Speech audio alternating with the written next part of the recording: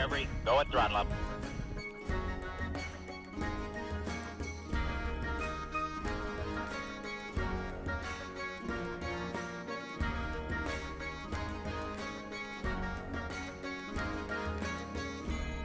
Discovery, go at throttle up.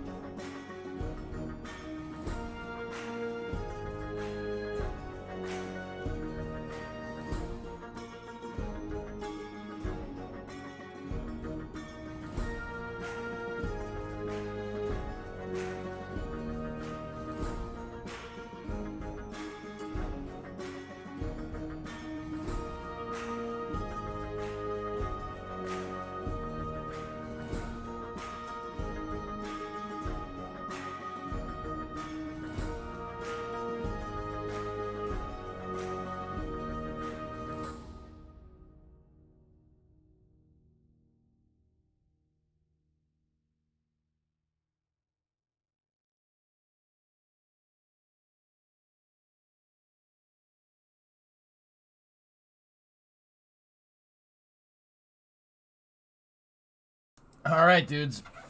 Hey, yeah. It's been a weird day. How's everybody doing in here? Hopefully well.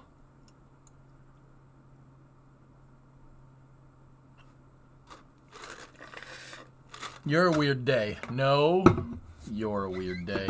Got him. Goats. Goat him. So when do you announce your 10 million... Ooh, ice cubes in my water? Ice cubes in my water? Anyway, what? $10 million deal. $10 million deal for what? I only got worth $10 million. I don't know. Maybe that would be nice. Bud Light's gonna sponsor me? Nah.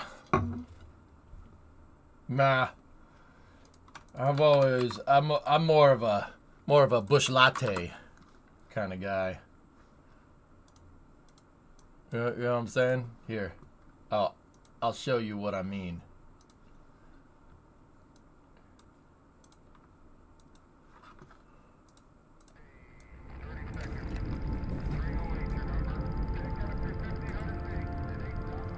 These days, it seems like everybody thinks they can be an astronaut. As someone who has actually been one, I'm here to ask you to not. See, when I was up there looking back down on Earth, all I could really think about was, damn, I really miss beer. Physics makes it so we can't drink beer in space. The zero gravity prevents carbonation from rising, turning beer into a foamy mess. Houston, that sounds like a problem. So Busch Light hired me, retired astronaut Doug Hurley, to help beer share a case against space. Because we can't drink this up there, so let's preserve what we have down here in the great name of beer. For every case of Busch Light sold this April, they'll donate to One Tree Planet to help save our Earth so we can save our beer.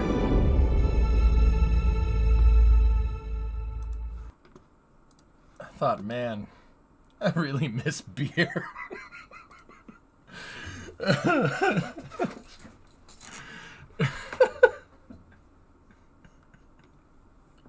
So good, man.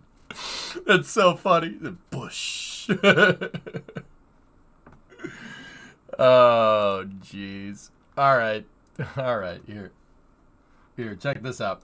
So we got word from SpaceX just now.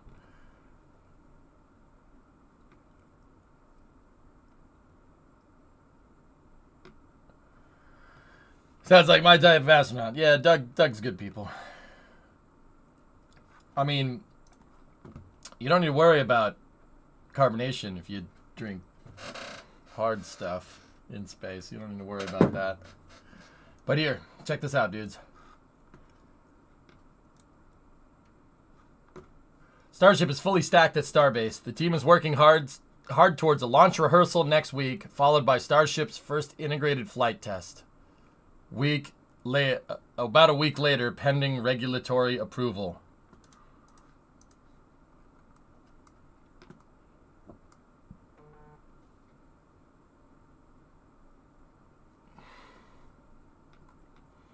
Yes, raw style, pretty much. It's pretty, yeah, that's VB, yeah.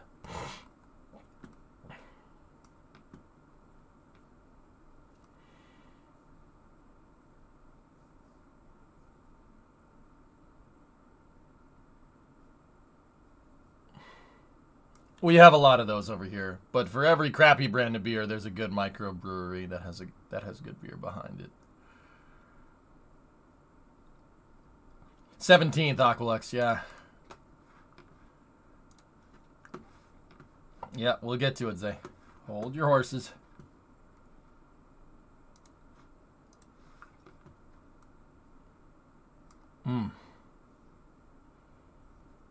Interesting that one doesn't have...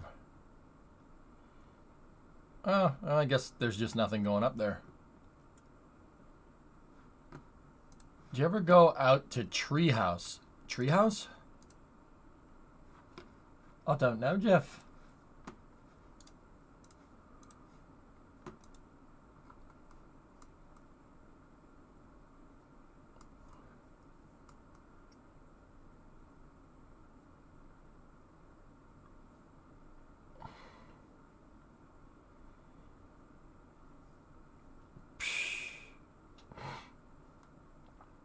What an absolute unit.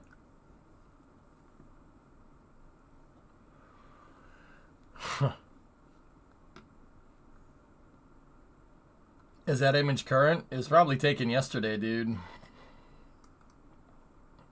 Yikes.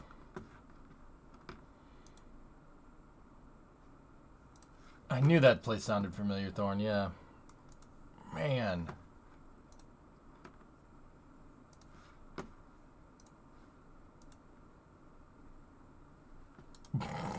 All right.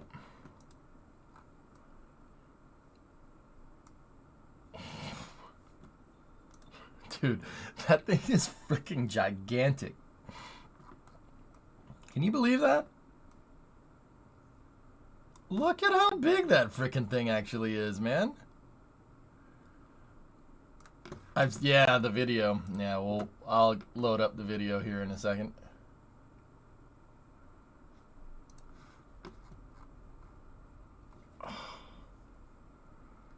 It's been a minute since I've kind of sat here and looked at Ship 2-4. That's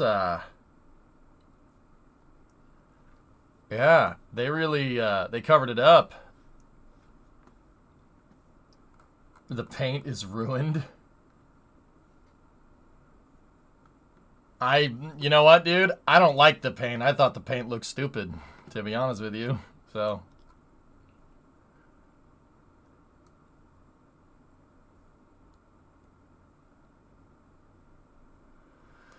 yeah, pretty much, bro, Handy, yeah.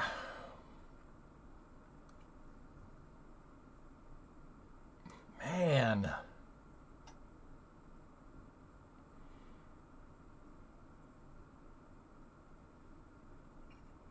What an absolute unit, dude.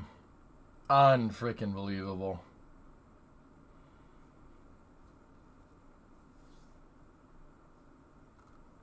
Will they still paint it white? I don't think it needs to be painted, some space.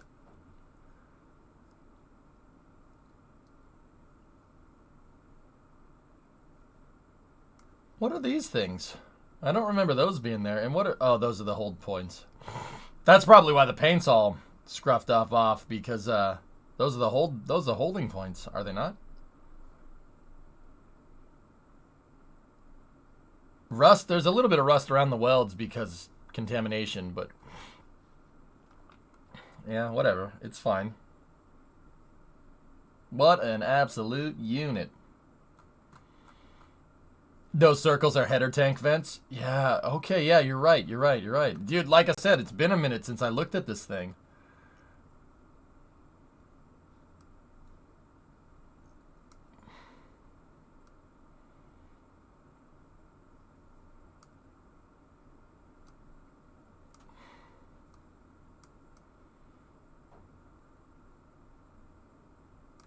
How far did you get along with the truck? The rear end's back together, but yeah, the camera's not. The camera is not in the right spot. I put it back on the shelf. If you look at the rear end, Clayton, it's all back. I gotta put the drums. I gotta put the drums back in, but I'm waiting on the e-brake cable. I bought it from that company. They haven't shipped it yet because their processing is supply lines or COVID or whatever. You think the tiles will hold up? Not with stuff like that right there, 95. See that little thing? That's no good. Not if the backside of it has see they're not. This is not good for hypersonic flow. Even a little offset tile like that is really going to change the heating around.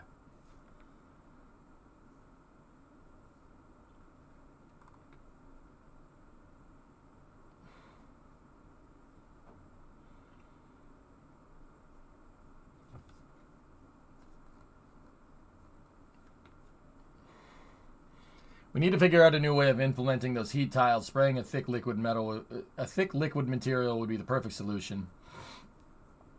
It would be renewed after every flight, and you could apply it using robots, which could take less time. Even less if multiple spray robots were to be used, or since the flaps are not used until the landing time.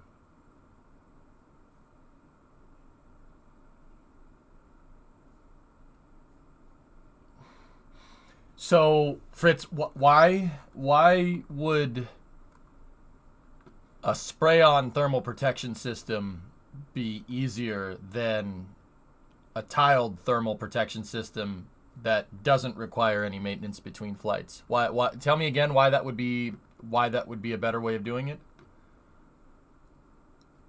Hey, Crobe. 17th right now. Tiles may fail.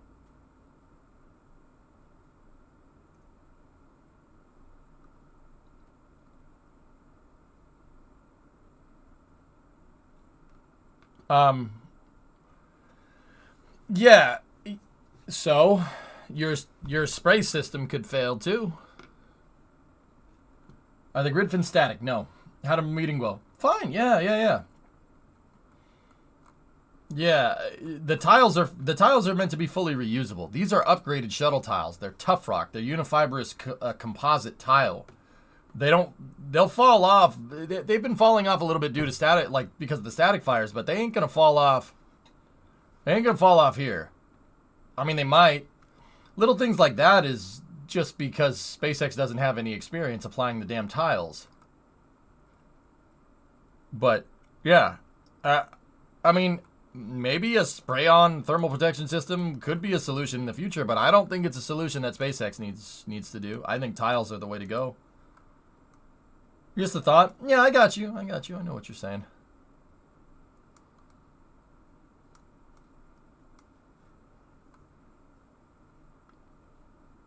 This thing's gonna be freaking nuts.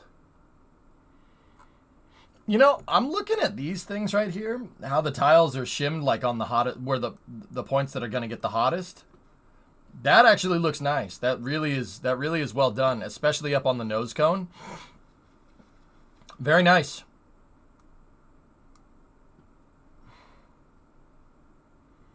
But see on the wing leading edge right there? See that? How the tiles are uneven? The uneven tiles are going to cause non-uniform heating. This was an experiment on the space shuttle that they tried one time.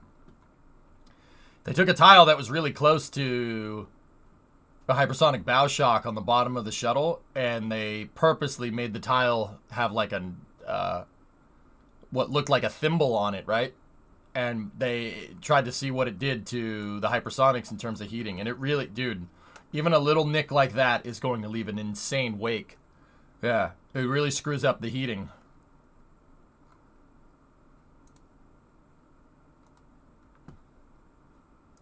But either way, these pictures coming from SpaceX are amazing. And speaking of that, let's see what Elon posted. Take a look.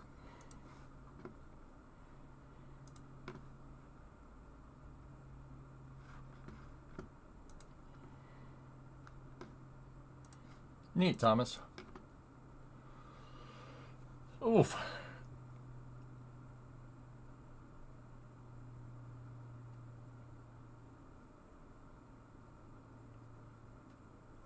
That's unbelievable that this thing actually exists.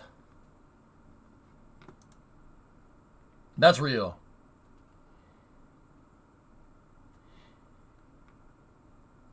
"17th, Tessa. I think they were trying for the 10th, but they weren't ready in time. Which is why we got like mixed signals.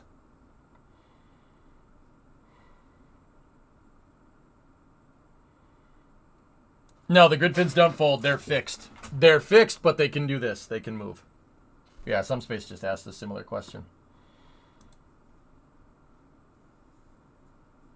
They don't have regulatory approval yet, Jim, but they're close.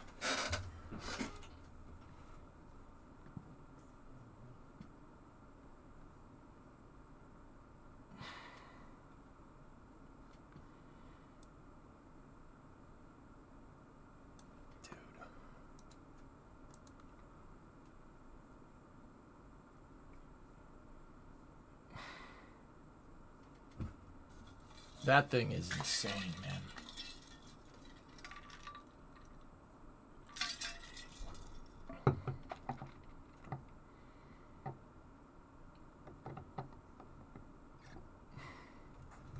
Hey, Will, what's going on, man?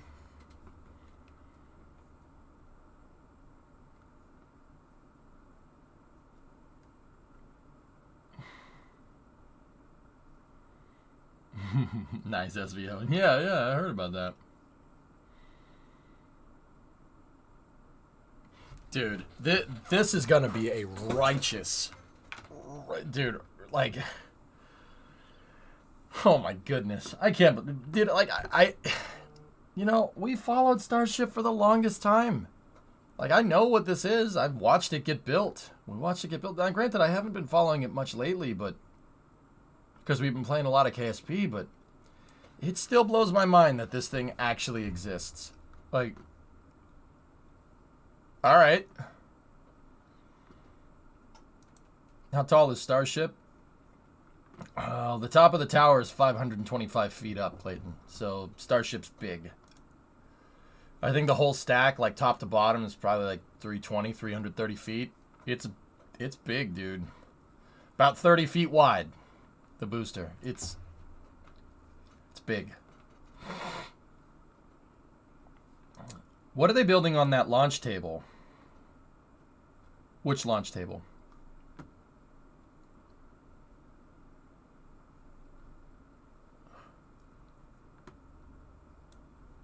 There's some scaffolding there from doing the work on the pad. I like how they started putting a lot of protection systems on the bottom of the tower, because it's going to get warm right in this area here. Starship is a little bit taller than a fully stacked Saturn V. But you got to remember, like, Starship... The interesting thing about Starship is that... Okay, you want some scale here? Take a look. All right, so Skylab. You guys know Skylab, right? So Sea-Ship 24 right there, and then Skylab, the thing that the Saturn V launched, the first American space station, right? So Skylab has a couple of different components to it, right? It has the dry workshop, and then you have the airlock, the multiple docking adapter, and then the Apollo telescope mount. You see from the airlock module back, you see that? This piece? So the dry workshop part of Starship, or part of Skylab, see that? That can fit in this thing's payload bay. Fully inside of the payload bay. The payload bay on Starship goes from right here up to about basically the front of the wings. Skylab could comfortably fit inside of that thing easily. And not only could it comfortably fit inside of it, it could bring it up there and then bring it back down. Do they have any water systems? They have a pad deluge system that was installed relatively recently. I mean, the thing is an absolute monster.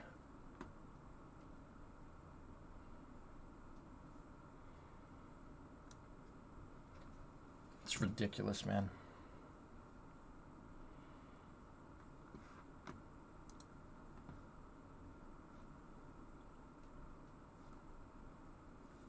Yeah.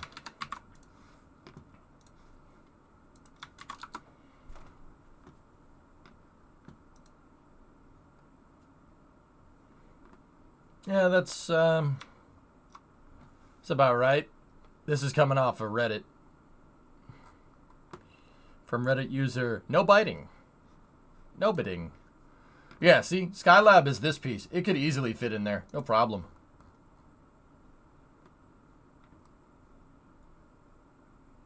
Why did they set back the launch?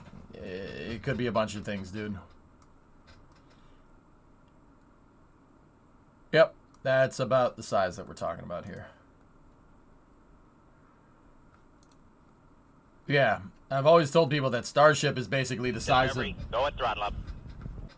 Starship is basically the size of the UI, 69 months. Nice. It's basically the size of the shuttle's external tank, for the most part. It's about the same size. It's freaking huge, man. Yeah, the shuttle is quite small. Yep. Yeah, the cars and the cranes at the bottom. Yep. How about the people standing on the OLM? Oh, actually, I can't tell. Are those I can't even tell if those are people or not.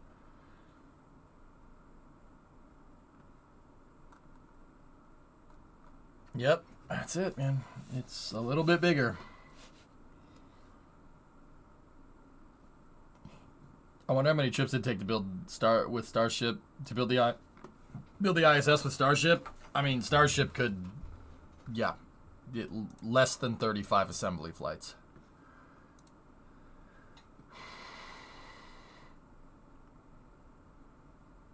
Discovery. Saturn did have a wider core diameter. Saturn V was 10 meter wide. Big. Very big. That's 33 feet. 33 feet core diameter. It's quite large. I wouldn't even try to build something like the ISS, dude. If I was going to do something like that, I would build modules like Skylab and then just take a bunch of Skylabs and dock them all together. It would end up looking kind of like Mir, like the Soviet Mir space station, but with Skylabs. Yeah. Yeah, it'd be awesome.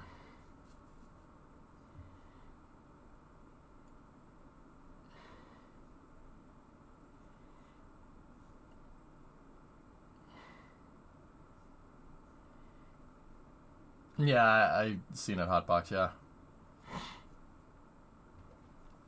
Like I said, this whole thing can almost fit inside Starship's payload bay. If it didn't have the Apollo telescope mount in the airlock, the docking adapter in the airlock, this part can fit easily inside. And man, how ridiculous would that actually be? But like, the thing is, dude, you could do a modular Skylab station, but Starship could carry a robotic arm. If it had shuttle style payload bay doors, you could put a robotic arm in there. You could put an RMS in it. Why couldn't you? Have it work just like the shuttle. It's totally doable. Why not?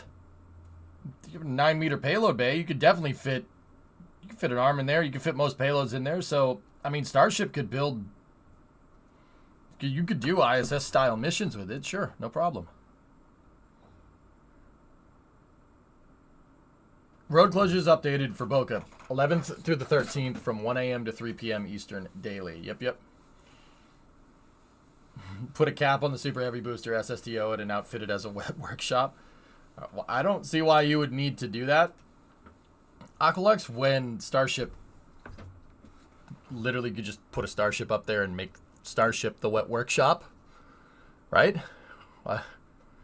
Just put a Starship up there with no wings and make the fuel tank. So I have the payload bay doors open in the front, right? And the payload bay doors have a docking ring, right? And like a telescopic docking module that sticks out, and then wet workshop that whole thing. It's not a bad idea. No, you don't even need to do that with Super Heavy. Because Super Heavy has more internal volume. Enjoy your more complicated mission, I guess? Like, I don't know. Do you think we'll get an update on HLS after the test flight? No, probably not. Hey, Diagonalizer. Tier 2, 21-month resub. Thank you. Crazy, man. Crazy. All right. Well, I titled the stream as working on the landers today, dudes, but yeah. Meetings. Any plans to bring back Hubble? Polaris Dawn is going to go to it, Clayton. I don't know what they're going to do with it, but yeah.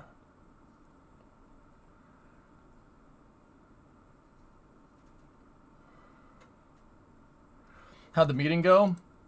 Yeah, it went okay. It went okay. Yeah. Can't say who it was with or anything, but we'll see where it takes us.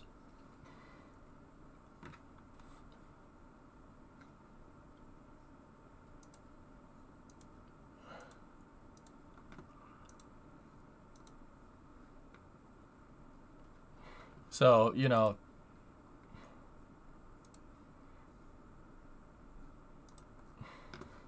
So I retweeted this.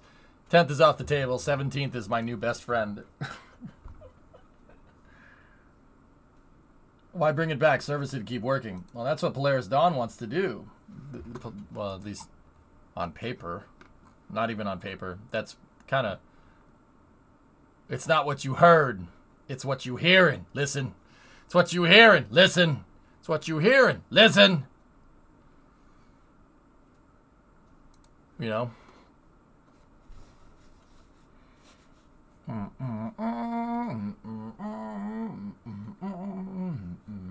NASA? Maybe.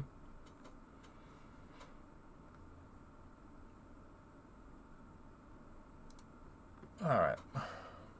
So, yeah, that's what's going on. Let's get Kerbal 2 loaded up, and we'll try to work on that lander. How's the truck? It's okay, Zonic. I'm kind of waiting on parts. Yeah, waiting on parts. That e-brake not doing its job really kind of sucked. There's still plans to push Hubble's over to extend its life, or has that gone to the wayside? Once again, Polaris Dawn is supposedly going to do that. Supposedly. It's a Hubble servicing mission with Dragon.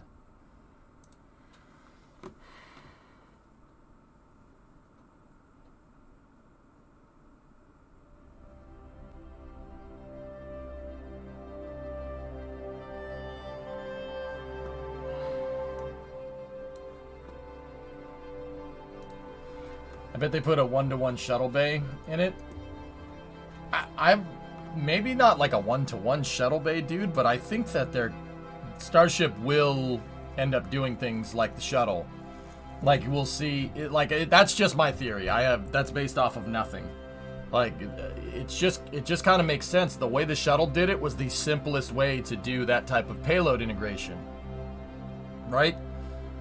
So I wouldn't be surprised if we see payload bay doors, like sideways payload bay doors in a robotic arm. And I've been saying this for years. I don't think we're going to see an exact replica of the shuttle's payload bay, but what I do think we're going to see is a 9-meter version of something similar to the shuttle's payload bay. Hey, Wicked, what's going on? And I'll even go so far as to say that there might be a version of Starship that has a crew compartment up at the front by the header tanks, and then payload bay behind it, similar to the shuttle. It would be like if you took the shuttle in the external tank and made it one thing. So you put like 3 main engines, external tank, payload bay, shuttle. I wouldn't be surprised if we saw something like that. You're a payload bay. I'm not, though.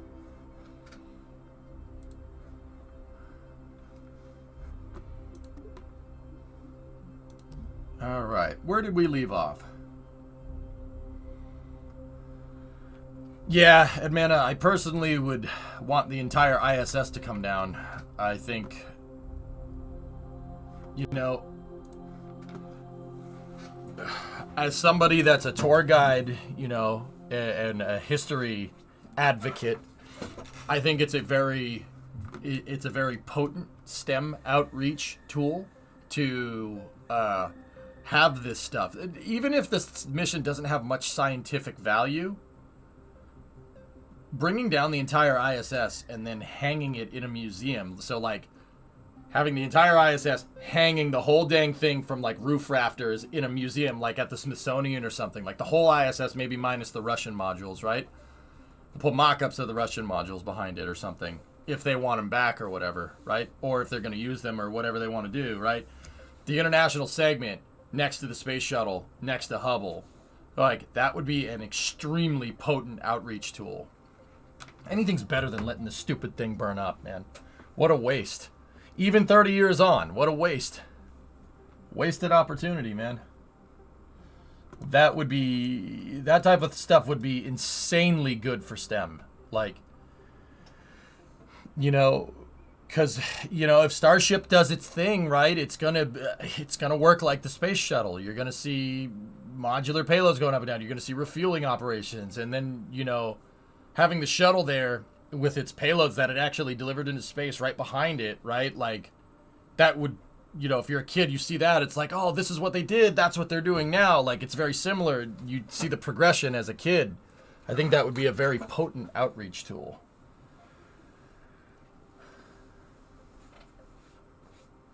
No, Clayton, but that's cool. You think we need a crew version of Starship to secure those kinds of return payloads in space? Yes, 95. I think we will see a Starship with a crew compartment and a payload bay behind it. Literally like the shuttle. Now, why do I think that?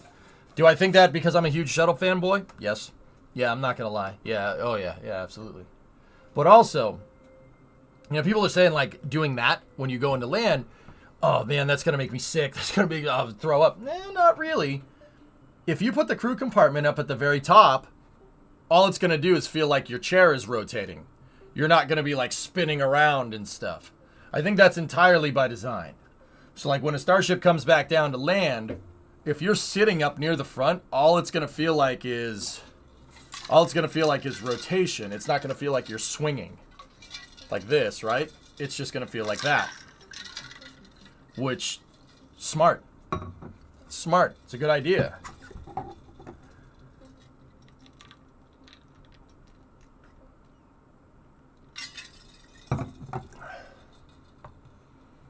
I mean, there could be adapters, Aqualux. That would be great. And building a shuttle payload adapters inside of Starship's payload bay could pave the way to bringing those modules back down.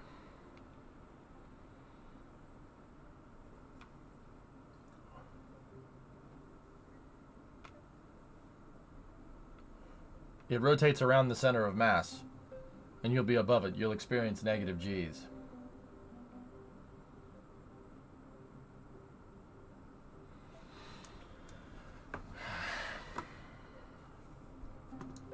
Yeah, I guess. I mean,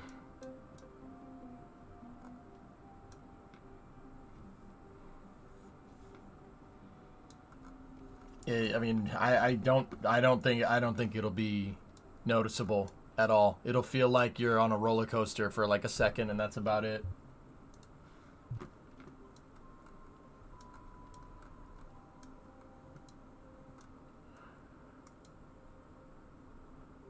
All right. So, the lander, this thing. We were having fun with this thing. I'm about to just use the regular landing legs. The Kraken Tech landing legs are great, but I don't think the game is ready for it yet. Because whenever we try to do this,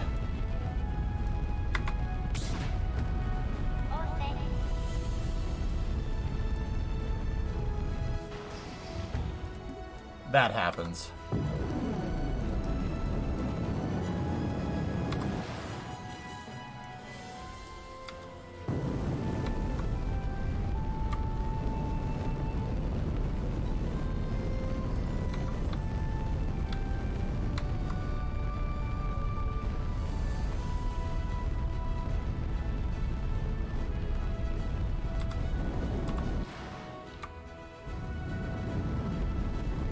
Discovery, go at throttle up.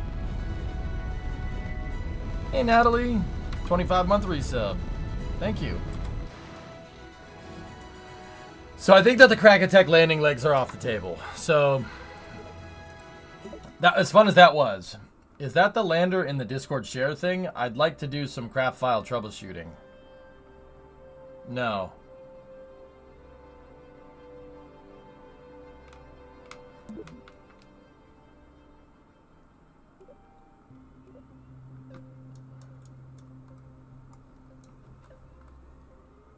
Alright, so let's save this. Actually, hold on. We can just load up. That's big out there. Big out there. Let's go back over here. I was asking if you put it there. No, I haven't. I haven't, dude. I haven't. Alright, so as much as I love them, we're going to get rid of them. Get rid of the legs. Get rid of those tanks. And I do believe we have a pretty nice little lander here. What's its total delta V? 64. What's the TWR on this thing? 5.57. That's quite high. We don't need any of that either. That's quite high for what it is. Now, let me see where it gets us with... There are some modifications that I want to make to this thing.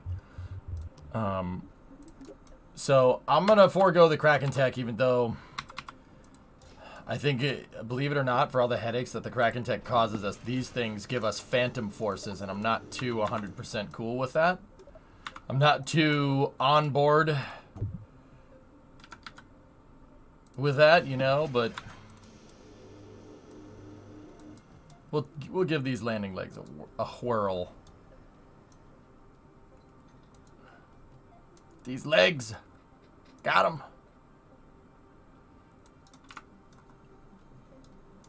And if we're going to be that high up off the ground, I hated how the gimbal on this thing was all screwed up like that. There we go. Yeah. Very nice. That's very nice. Wow, the Twitch app on my TV has significant delay. Wow, the Twitch app on my TV has significant delay. Wow, the Twitch app on my TV has significant delay.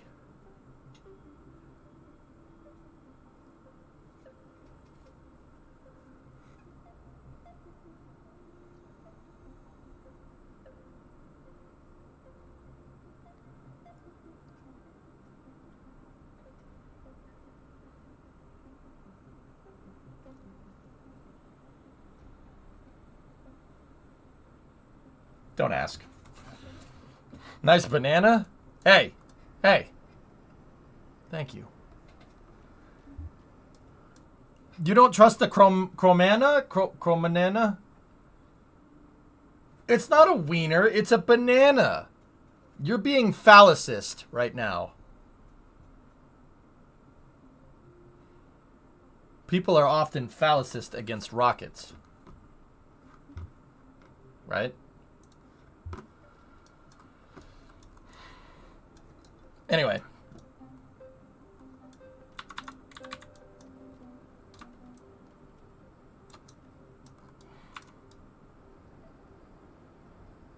So we're working on the lander here, and we have the landing leg design.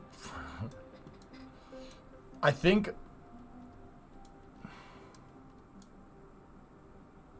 phallicist fallacy, indeed. I think I want more delta V. Nope, not that. No. Oh. Not that much delta V. Maybe a little bit.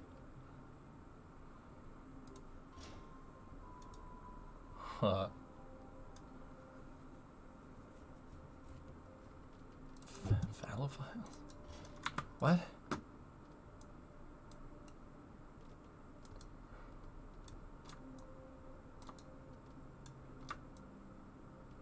Ah.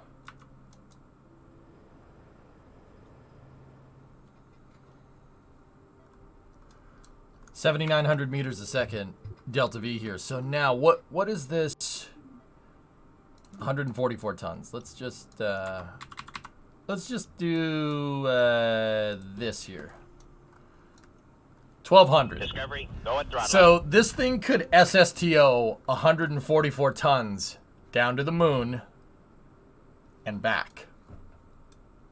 Okay. Okay.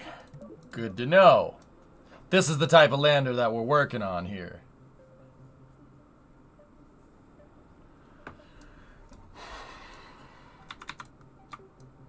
Now, okay, so say we do start landing payloads down on the moon. How are we going to... Oh. Oh. That looks gross.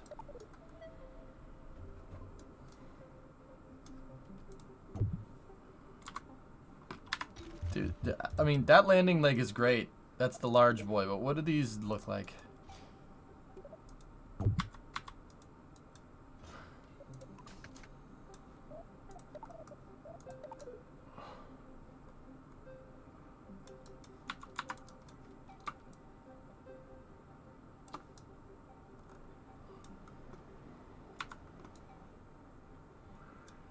The landing leg phantom forces happen either way, and Aqualex, oftentimes when the landing legs deploy, they start rolling your vehicle out of control, or pitching the vehicle out of control, or generally doing nonsense stuff. Yeah, I don't need that when I'm going to land.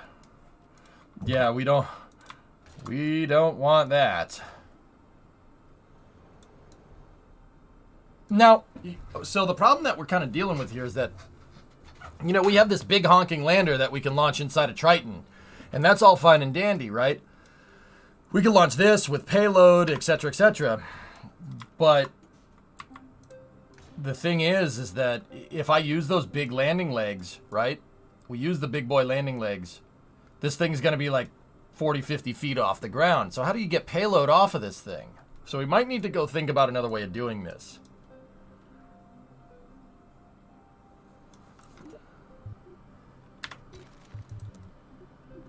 What's the thing's TWR on the moon? About 0.6.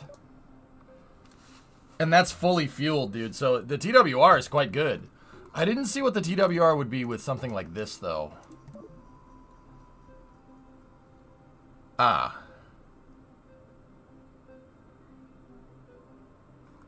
Yeah, I don't think it could do 100 tons down to the moon. It has the Delta V, but it does not have the TWR. Saddlebag payloads in between the tanks. Well, okay, so yeah. You're kind of thinking what I'm thinking with Altair. Same idea. So Altair was the 10-meter lander from the Constellation program. It would have been quite large. It has an ascent and descent module, if I'm remembering right. Hey, Pacey, 46-month resub. That's 144 tons. Yeah, that's what I meant. So you can see that I'm kind of setting it up. I'm kind of setting it up to work similar to Altair in this regard. I really wanted to do those Kraken Tech landing legs, but yeah, I mean, they don't work. The docking hierarchy is all screwed up. Oh, mama.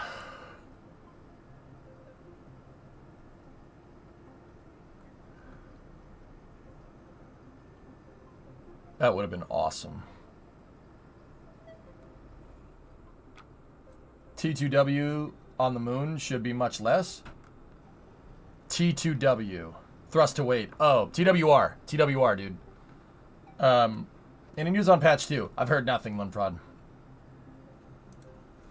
I thought that said K-Mag for a second. Where?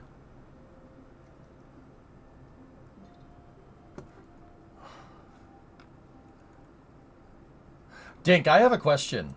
We were talking about F1 yesterday, and you said Sainz drove into Alonso, etc., etc. That's why you got the 5-second penalty. I have a question. Why didn't Gasly get a penalty, or Logan Sargent get a penalty? Why did only Sainz get a penalty?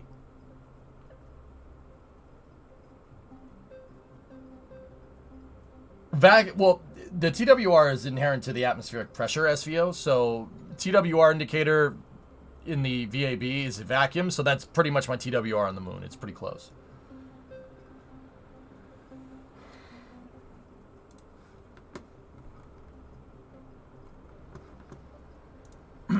I mean, serious, that's not really the answer I'm looking for, but also... Discovery, go at throttle up. Brandster? What is this?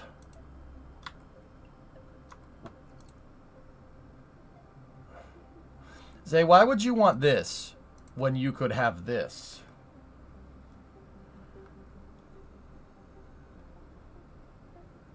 Look at it. You ever stared at it? Marveled at its beauty? I don't, I just think it's funny. Oh, okay, cool. So, Discovery, SVO, this is for the good. Oh my gosh.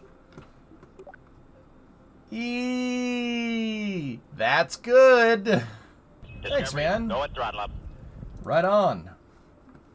Large Altair, big Chungus lander, big Chungus lander. So, Aqualux, you know what would be cool, right? We have great Delta V right here. This is really good. And say we have 72 tons on top, right? What's our...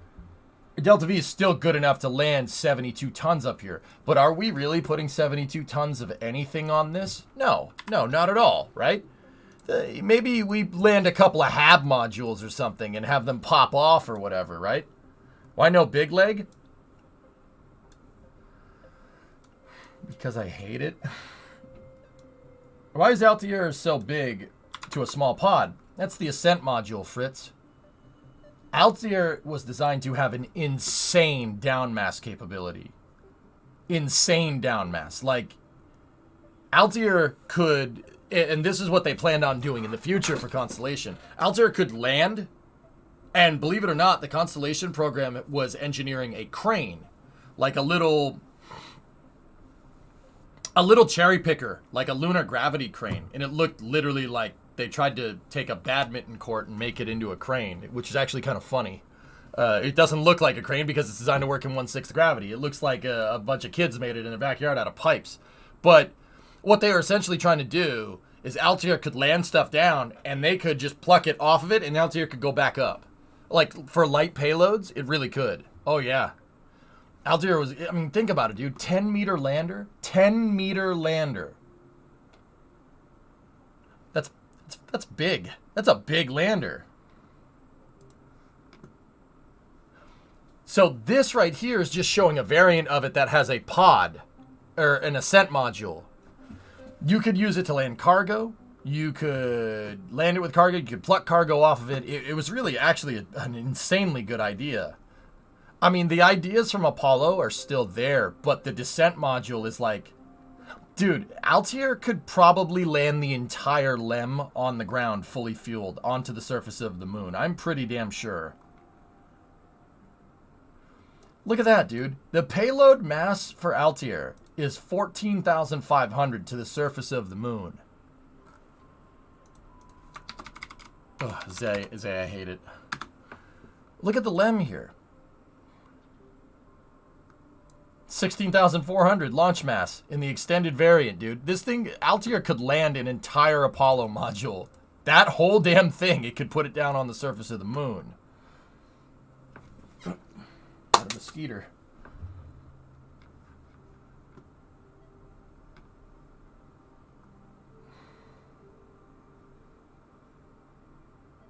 Play to keep Gasly from getting a race ban. Yep. I know since the race didn't finish under racing conditions, that penalty should have been a grid plot for the next race. Yeah, okay, cool. We're in agreement on that. I mean, they don't need to kick Ferrari when they're down, but they really do kind of end up doing that, don't they? Oh, Zay, oh.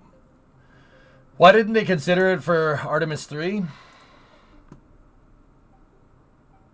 SLS can't launch that. SLS can't launch that thing. It's way too big. Sucks, huh? You would have needed Ares 5 to do it. But yeah, here, check it out, dude. They were gonna land like entire ISS modules down on the surface. There's the cargo variant. Leg day today? Yeah. Jupiter could? No, it couldn't. No. Yeah, that would have been a job for your boy. Ares 5.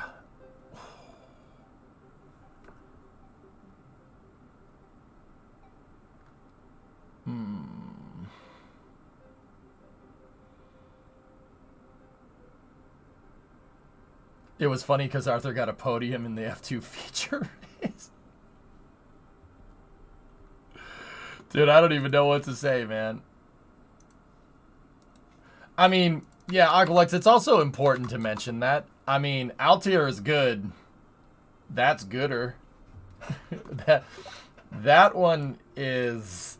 That's bigger than Altair. That could... Starship HLS could probably land Altair down onto the surface. In fact, let's just go Matryoshka lunar landers. Starship with Altair on board, with a LEM on board Altair as its payload, Starship could probably land both of those down onto the surface. Yeah. Yeah.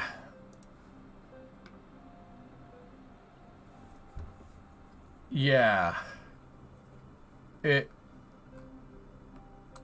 Little sus. Little sus for a return lander back to the moon, but how do you get up in that thing? Elevator. You know the window washing baskets that they have? The window washing baskets that they use on skyscrapers? Or you... That.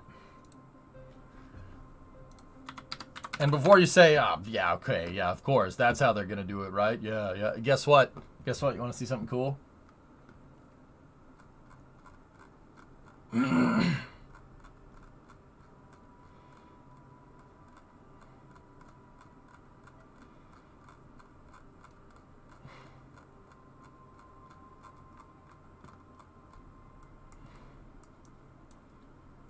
What do you think that is? Huh. I wonder how big the diameter of that circle is.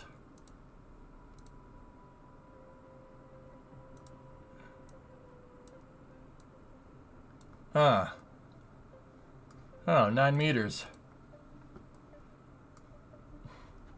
I wonder what that is. I wonder what that is. Where did that thing come from?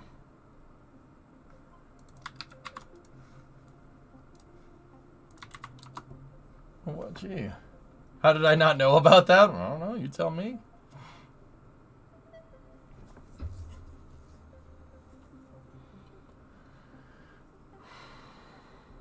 They put it in a parking lot. That's the entrance to the Boring Company prototype tunnel, by the way.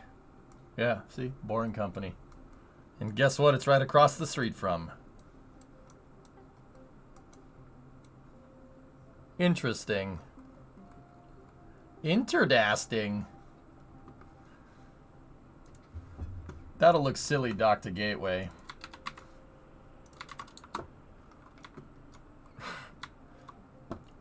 Yeah. Yes, it will. Yeah.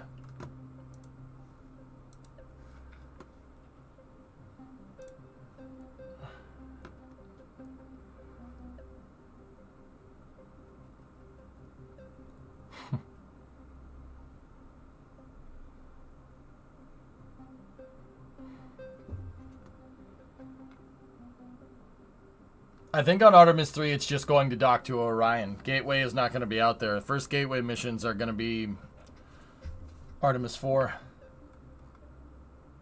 Yep. There it is.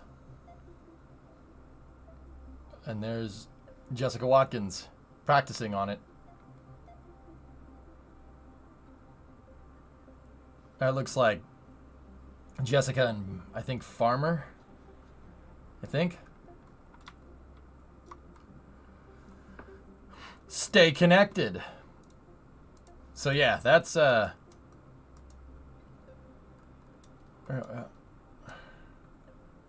Starship is the captain when docked to the Gateway. So yeah, I mean, I kind of like, just going back to this lander, I kind of like the cluster set of smaller landing legs, but also I don't mind this either. I just think those landing legs are awfully big. I mean, it kind of would be cool to do something like this. And what I was,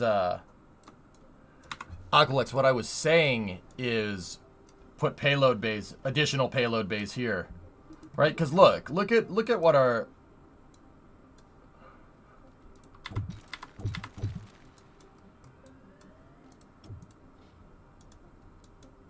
.3 TWR for the moon is fine. That's okay. And we have 3,300 delta V. So we could put rovers on the side of this thing and still have enough delta V to make it down easily. We could put 4 18-ton rovers, or we could do a bunch of deployable HAB modules, right? Or we could, you know, have the rover on the side. And, you know, we go to build a lunar base and pop the rover off. Actually, the rover would, I don't know how we'd get that to deploy. Maybe the rover could use Kraken tech, right? So maybe we have the rover like this, and we use a one-time use Kraken tech that doesn't dock, right? And then, you know, you have this right here, and then it kind of just falls off to the side. And then it just slips out. It'll slip out of the Kraken tech hinge or something.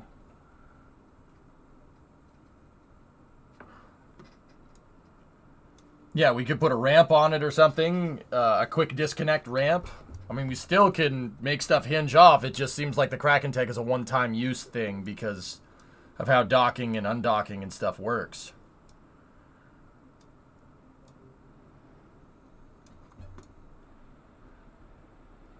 I'm still kind of wondering how we're going to get payload off the top of this, though. Like, how would we move the payload off the top? We could, I mean, we could do a deployable freaking ramp.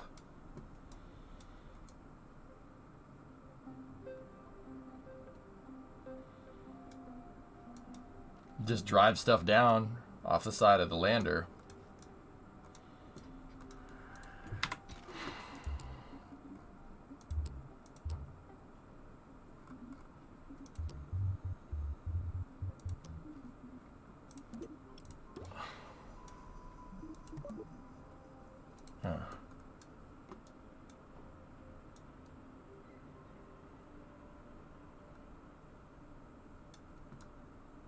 Yeah.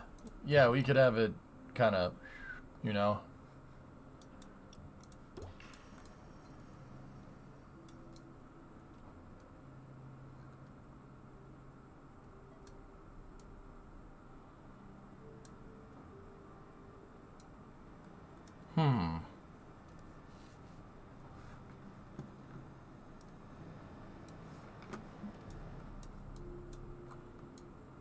Yeah, I kind of don't mind that.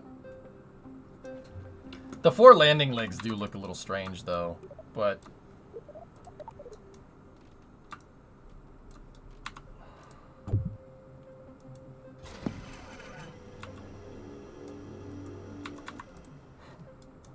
What a noise. Like, how cool would it be? We have... Yeah, something like that with the nozzles sticking out.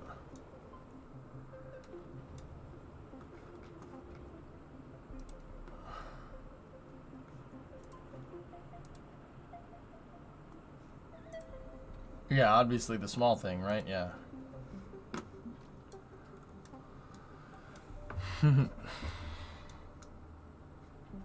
Okay, let's take a look. Let's start cladding up the lander and see what we can see. So how big are some of these panels? Let's get the biggest.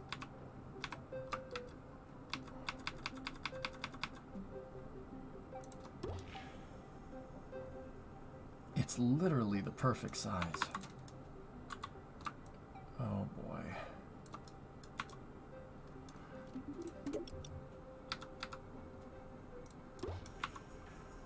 Oh man, it's so close. Ah! That's so close to being correct. No! No! What if we...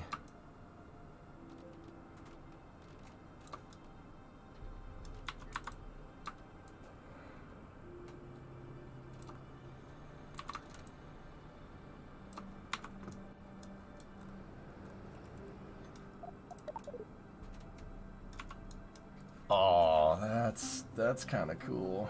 Can you use the quick save click load trick to strut the standard landing legs? I don't think you can attach struts to them.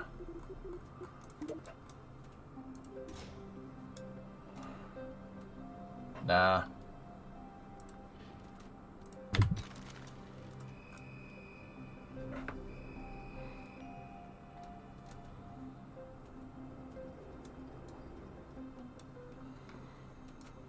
Nazarick, that's kind of what we were thinking, dude. Yeah.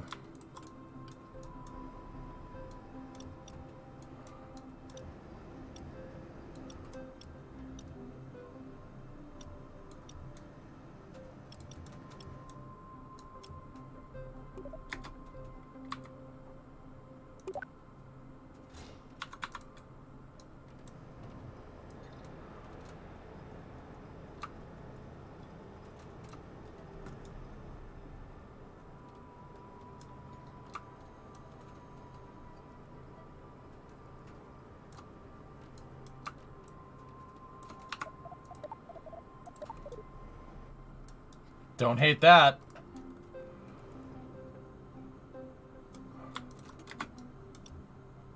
Alright, let's play here for a second. What happens when we do this? Right? And then...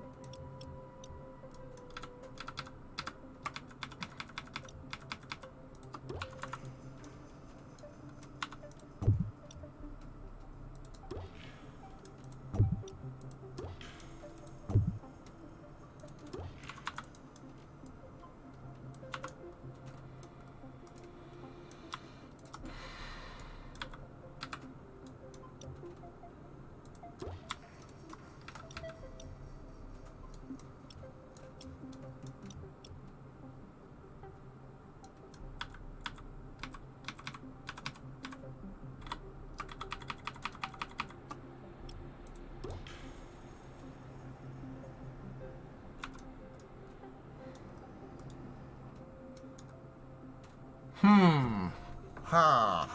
How do we fit it? How do we fill up the rest of that shape? M.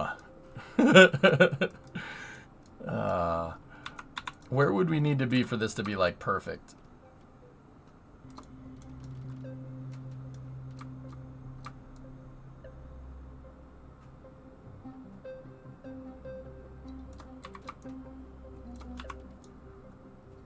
Ah.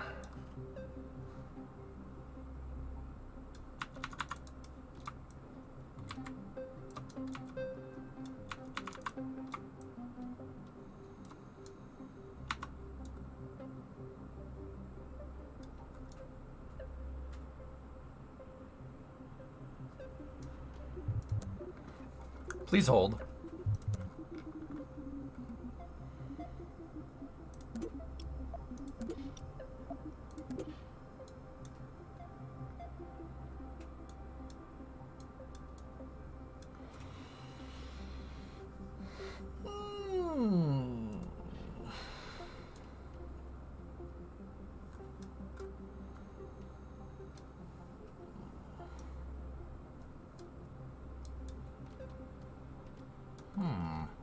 Huh.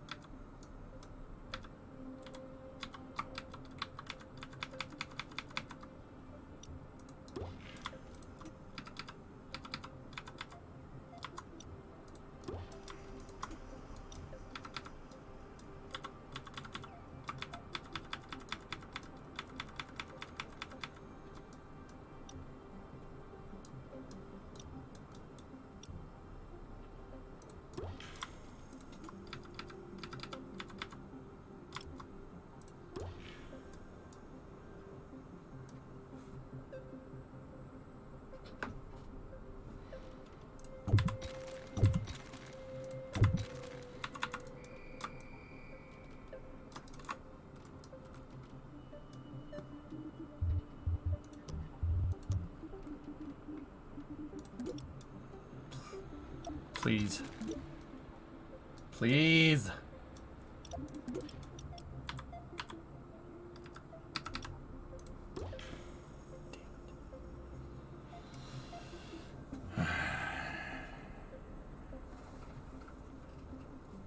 Who are you and what have you done with EJ? I wanted to look good for the meeting today, man. Leave me alone.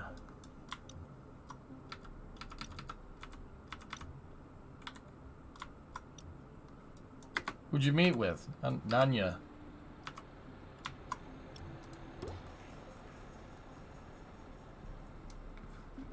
What's that, Neely? Ah! Tren. Very nice. Looks good, man. She cute.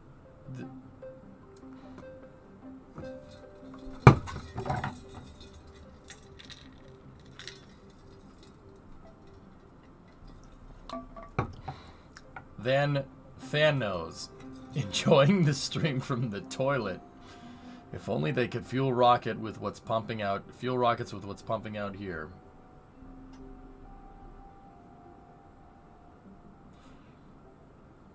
You know, a lot of modern rockets use methane, right?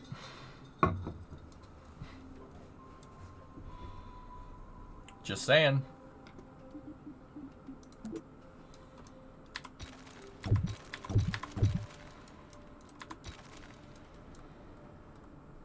Just putting it out there.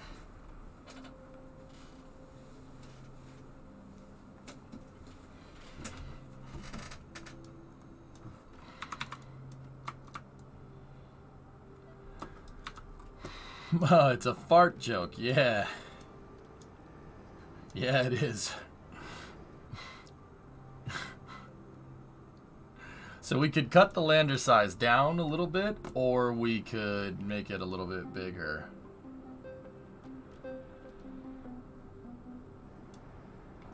I'm not 100% sure.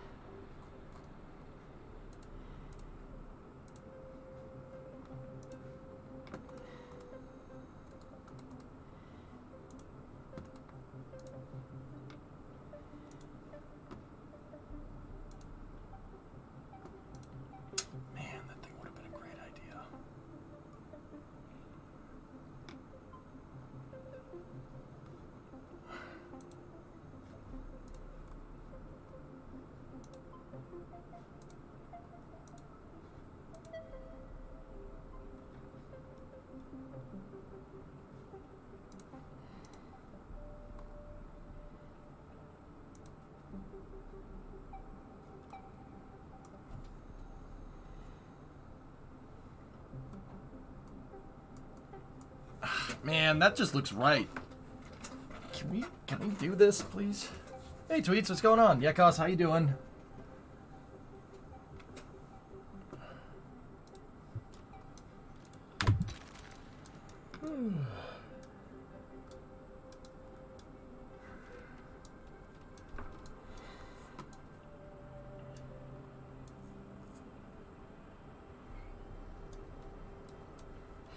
$95. I don't know what it is, man. I've just been tired all the time, man. Just all the time. Like the last 2 weeks, I'm just tired. Just tired all the time. I don't know what it is, dude. I think maybe it's this whole, you know, winter's getting kind of old at this point. Maybe not for you, but I just wanted to listen to something ambient while reading a book. You chose me. Thank you.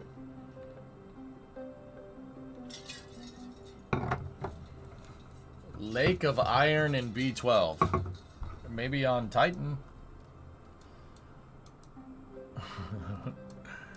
Yeah. It's 66 here. It's actually not bad. Not bad. In fact, you know what? I might open the door. I might open the door.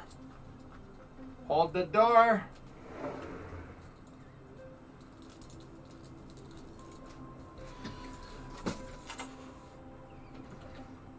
It was cold yesterday. It was cold yesterday, Jim, but it's yeah, 66 today. It's nice.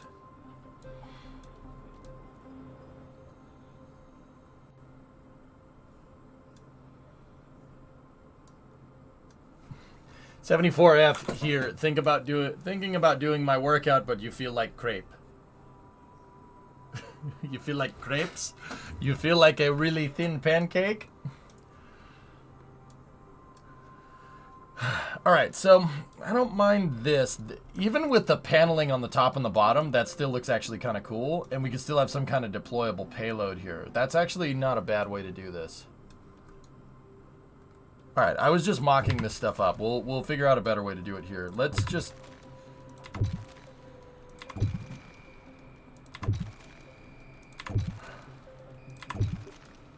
Let's clear out here for a moment and start building out the structure of this thing. I like where this is going. I like where it's going so much that I'm going to delete it. All right, I don't mind the 375 ring. Oh no, that's 5 meter. I don't want that. All right. So what I'll do is we'll go down into structure. Nope. Nope. Yep. All right, there we go. We start with this. And then copy it.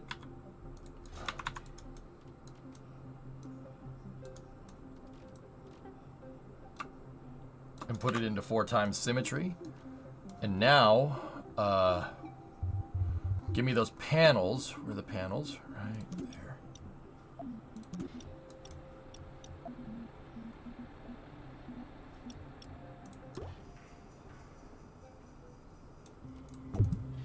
I made a horrible mistake.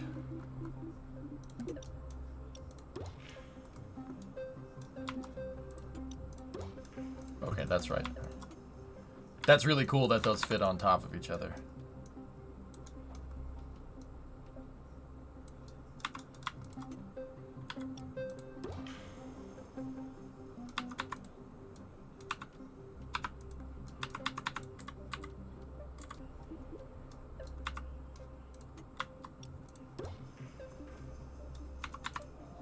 Nice. Hey, nice.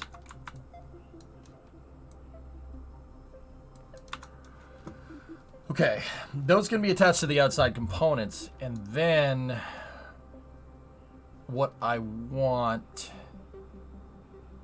How are we going to get this to fit all together? Nice!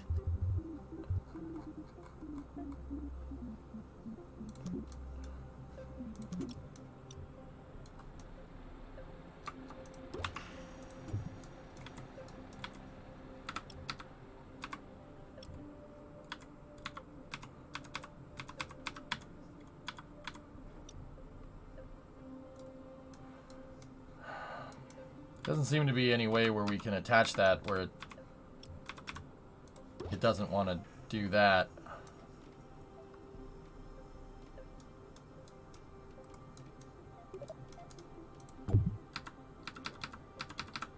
Make sure it's attached on the correct node.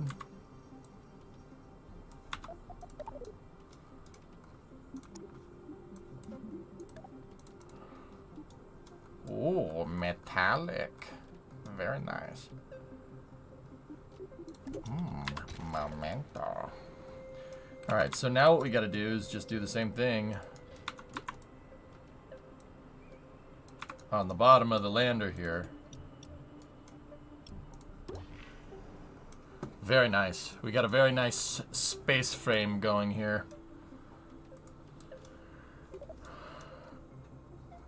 Actually, you know, on this one, I might end up making the triangles go in the other direction. Just for structure. For structural purposes.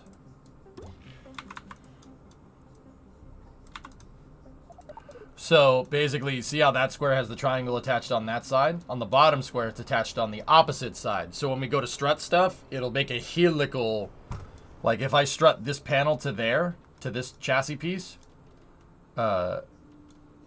this one will be connected to that panel, and that one up here, see what I'm talking about? It'll create an overlap of struts that'll end up looking kind of like a helix, and this thing will be very strong. Make very strong. Make very strong. Okay?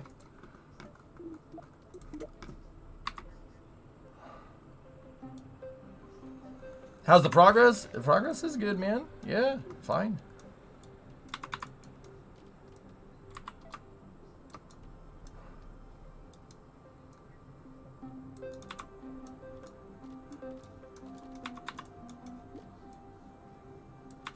Cool. All right, so now let's put those hydrogen tanks in. Because we have... Oh, man, that's kind of clipping. Damn. All right.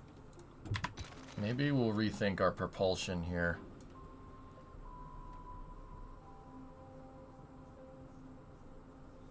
Curly fry. Yeah, that's right, Titan. Yeah, you got it, man. You got it.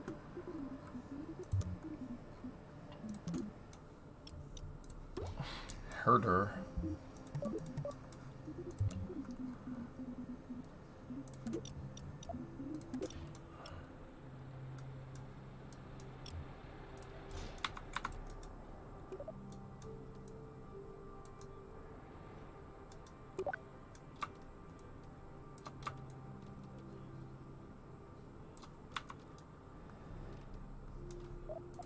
That looks nice. But we have nothing for TWR. That's not really that good of a landing motor.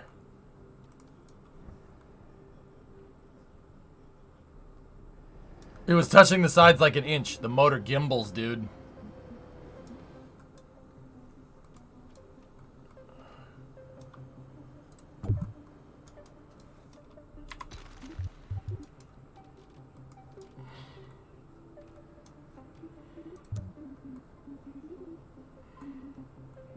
Alright, let me try something stupid.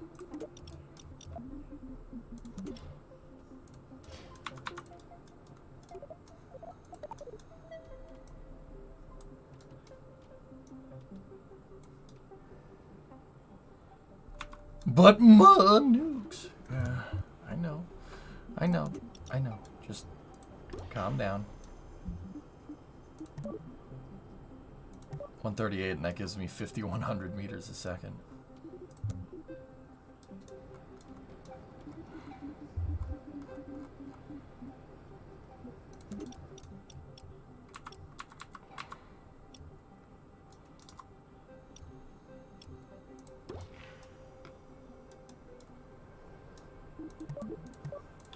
It's the TWR that's the problem.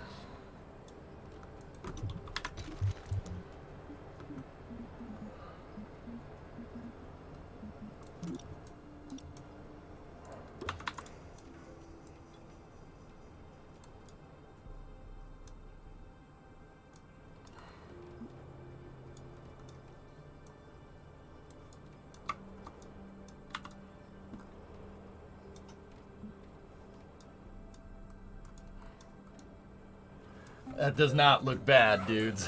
That really, really doesn't look bad. What if we, hang on, what if we...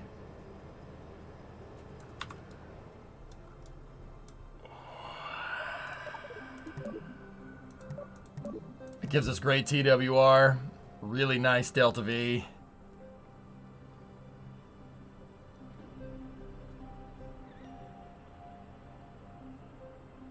Maybe they were using Flurbos for their temperature. Fight those. It's just super heavy.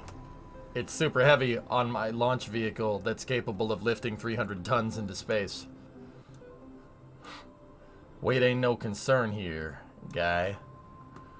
Damn. How many legs you thinking? I don't know.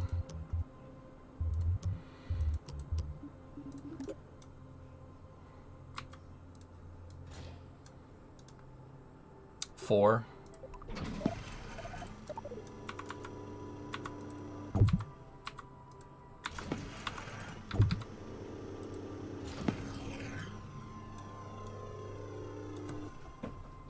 Is the roof. That's not bad, man. So, what happens if we... And I'll use hydrogen tanks for our mass here. What happens with 20 tons of payload here?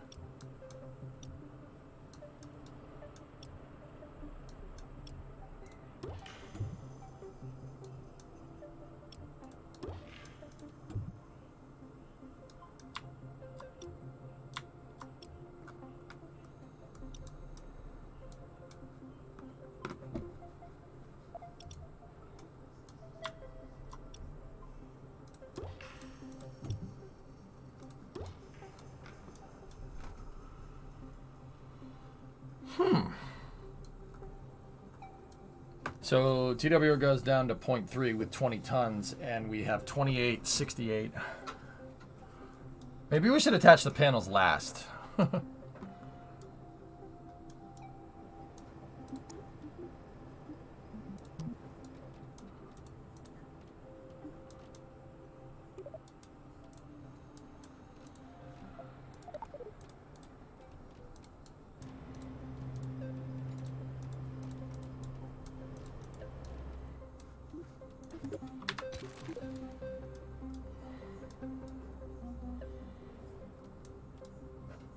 It's not bad, dudes. It's not bad.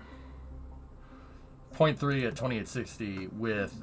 That's with 22 tons. What about 50 tons? Let's just see what the ball... Discovery, go at throttle up. It could land that. It could land that on the moon. And you know what the messed up... You know what the even more messed up part of this thing is? Triton could put that in space. Hey, Ish. What's going on, man? 32 months. Can you see how much weight the legs can carry safely? Yeah, that would probably be a prudent test.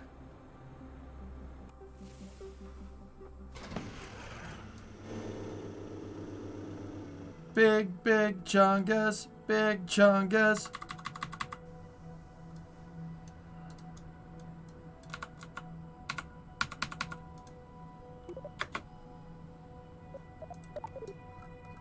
Large, large chungus, large chungus.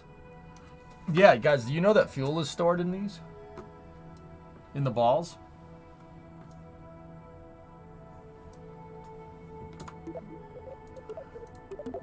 Just been busy with work. Glad to see KSP2 turning out all right. Yeah, man, it's good to see you.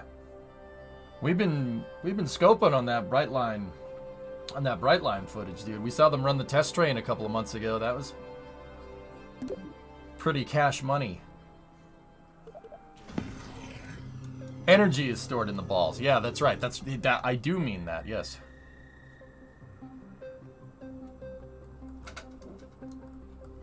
All right. So the Methalox version is not bad. That's cool, Ish. Right on. Hey, Razzie, what's going on?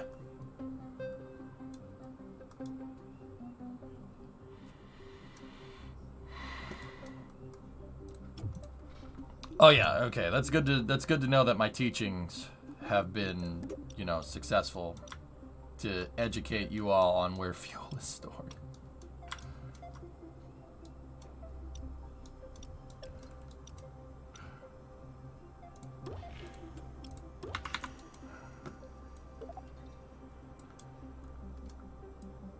Fuel, Jungus, fuel, Jungus.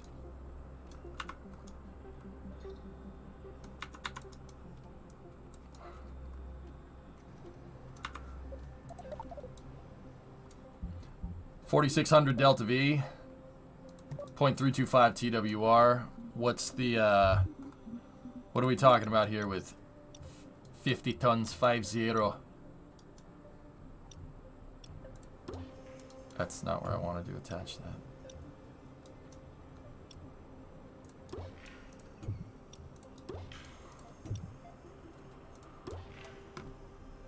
$22.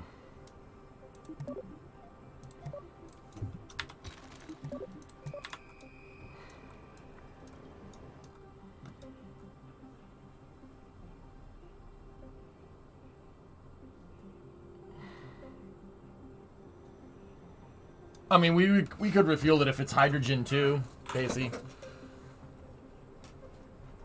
I like the hydrogen, but I wish we had some kind of... Well, you know what I wish we had? A Hydrolox engine. The nuclear engines are great, but the swerve just looks funny to me in here. I don't... It doesn't look... It looks very hinky, you know? Looks very hinky. You guys know hinky?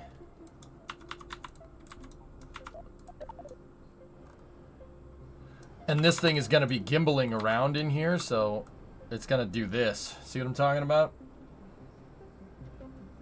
That's going to look awfully silly. Like, we'd have to mount that thing down there if we wanted it to look right, and that means that the legs got to go down here, and that still doesn't give us a lot of clearance.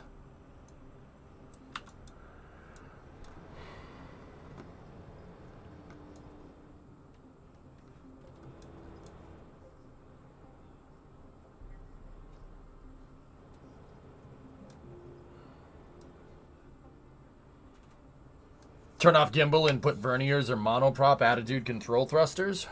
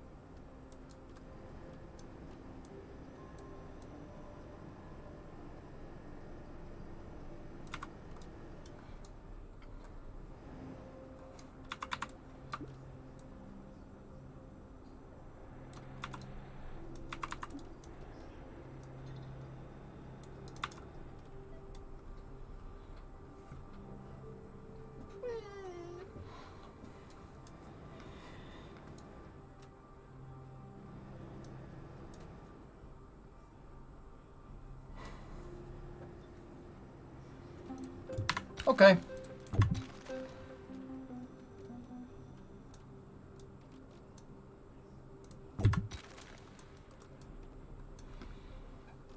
Okay. You sold me.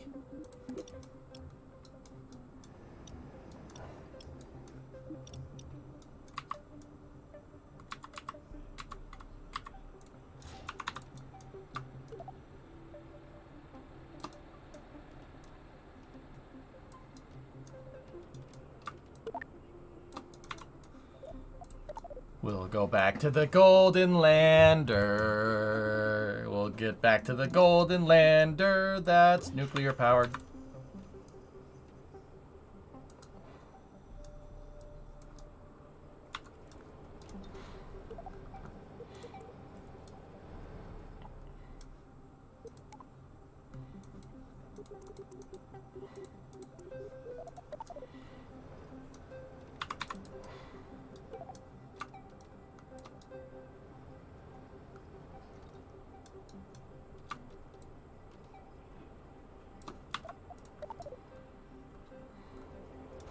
Can you rotate the engines 45 degrees to reduce the clip?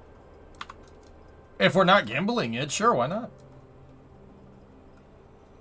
Yeah, I like it. Got a nice ring to it.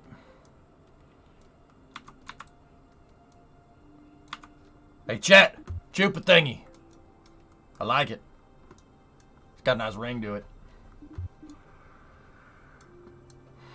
Now, what we could do is make this thing work like the actual Altair lander and...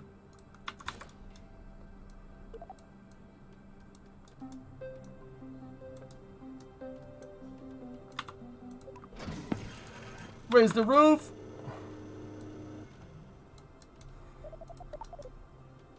Ooh. I don't hate that. But then we don't have any side payload bays. But flip side of that argument,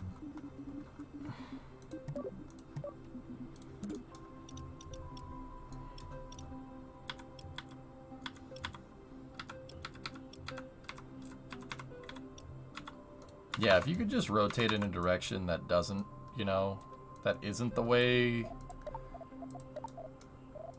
you know, that doesn't make this look weird, that'd be great.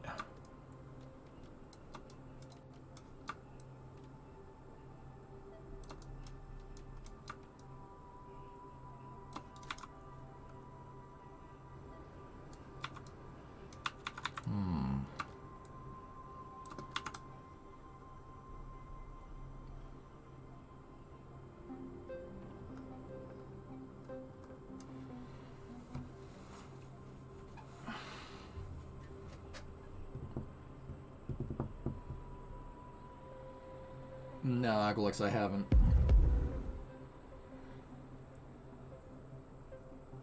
Marciano. 420.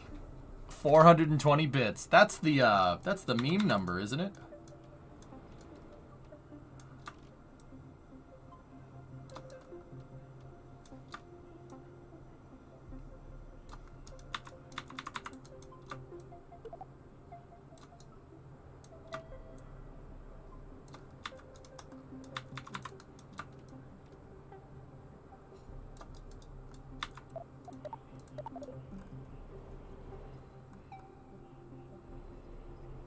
Not bad. All we need is a catapult on top. Yeah, I still am trying to figure out how we're going to solve the, you know, get the payload off the top problem. Yeah. Another curious idea that we could do is if we went with a Methylox design, it could be a one-time use lander, and then we could just make it a HAB module or something.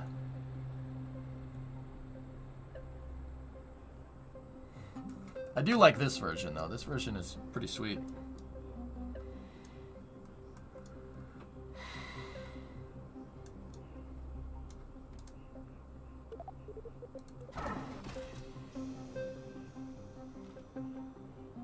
Ooh, those look terrible when they're folded up like that. How far inward can we really go with these tanks?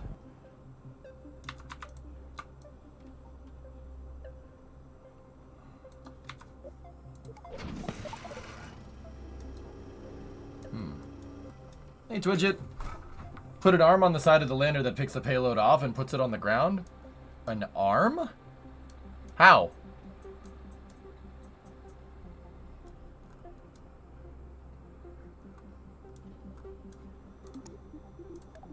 What, were we talking like Kraken Tech or something?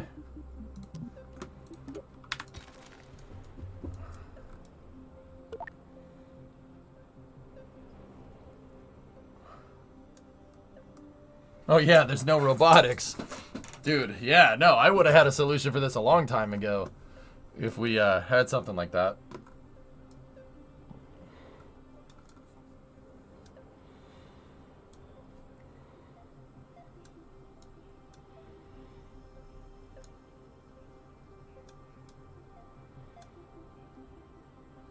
I like the side payload bay design, guys, to be honest with you.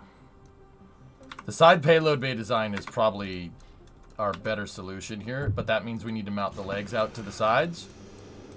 And we do take a hit on Delta V here. But now we could put, like, stuff in here and it could fold out off the sides, so...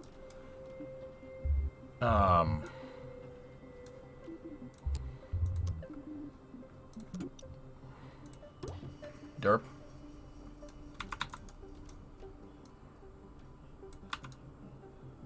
Derp.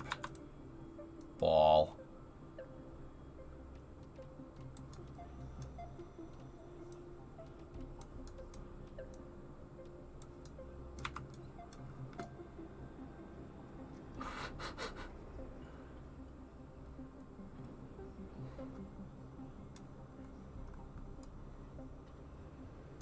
Wait, he's got a point. You could do an arm that once docked leans out to drop the payload. How is it going to lean?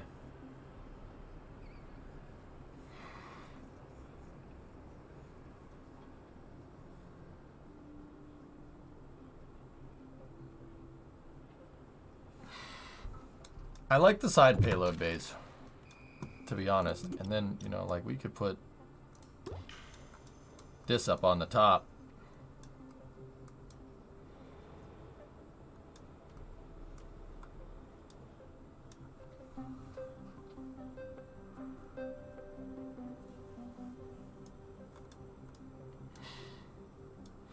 A sky crane could do it, guys. Remember the sky crane that we made? We could just pluck stuff off of the landers. That would be kind of a good idea. I never realized how big it was until you placed the crew cabin. This is a big lander. Yeah, see? Yeah. Oh, it's big. Yeah. She thick. Damn, boy.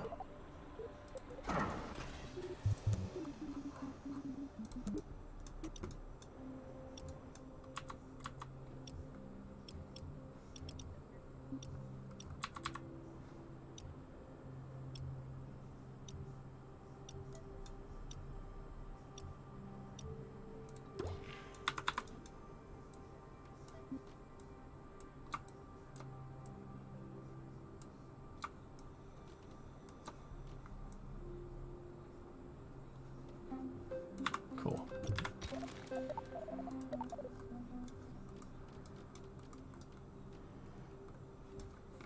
Okay. I think we got a good running design here.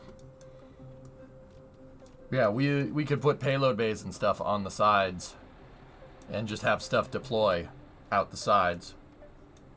One thing that we do need, though...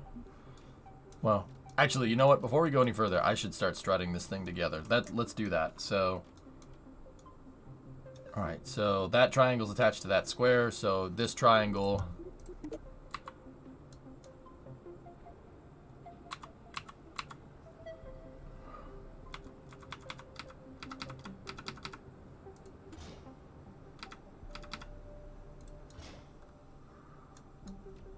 That triangle going to there is what we want.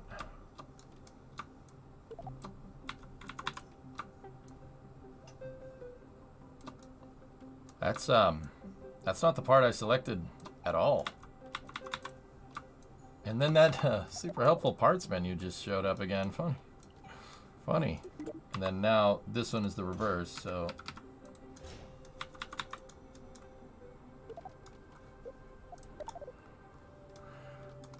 So I'm trying to rotate my view, and you have to do that by holding right click. And every time I rotate and hold right click to do that, the parts menu decides to pop up.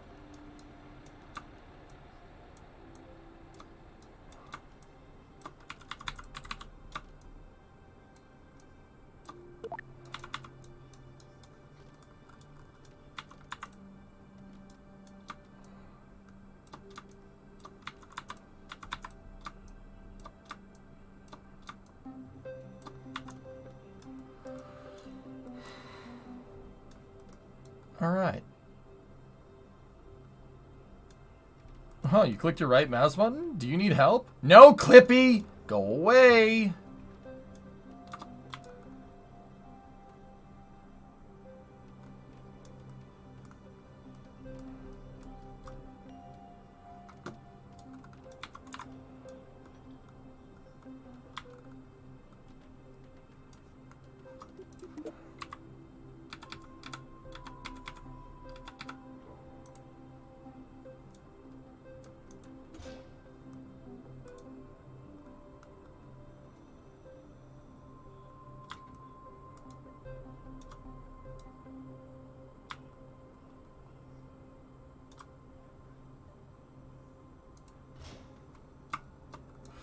So that's strutting this piece down here back to the root part, effectively grandparent strutting. We're clamping this part right here, but I gotta...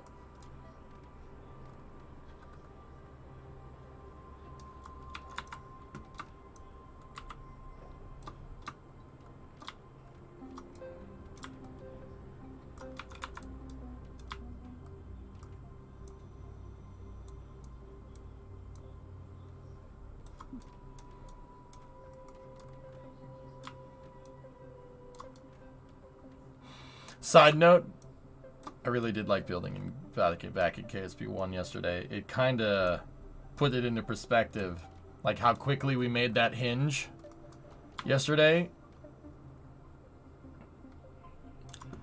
I mean, we made that hinge super freaking quick, and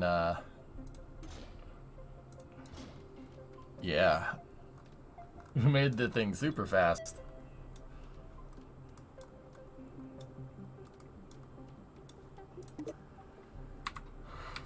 And it does still take me a second to do stuff in here.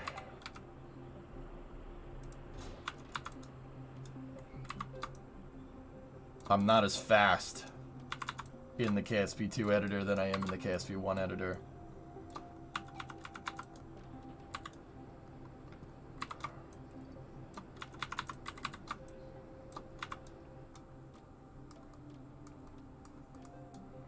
Nothing will go over my head. I am too fast. I will catch it.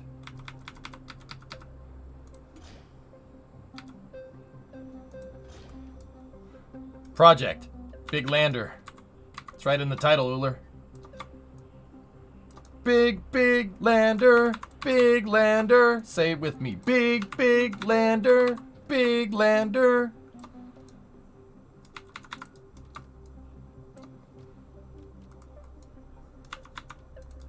You just ask. Yeah, I know. I know you did. That's why I answered you. That's why I answered you, man. Because you asked.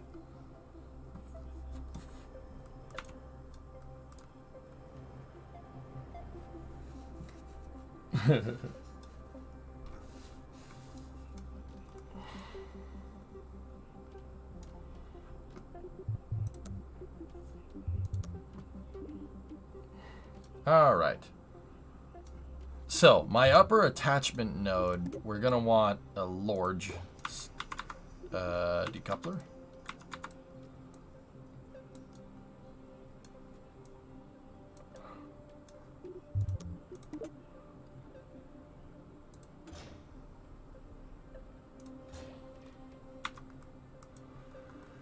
Large Chungus. Large Chungus. Oh my, what a big lander you have. Hey, thank you.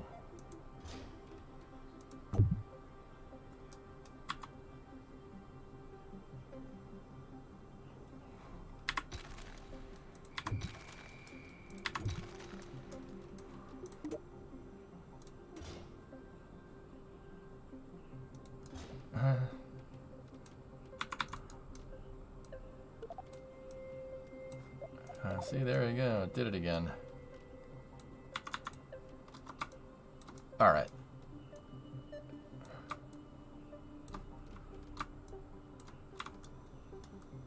So now that that's there, what I'm going to do is put a nose cone on the top of the attachment node, and then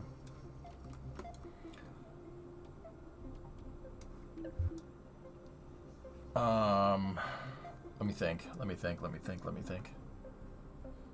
Have you ever tried making a lander like Spirit and Opportunity rovers that just bounce around? Fen, we don't. And hey, dude, I saw your message that you sent about followers. I got rid of that.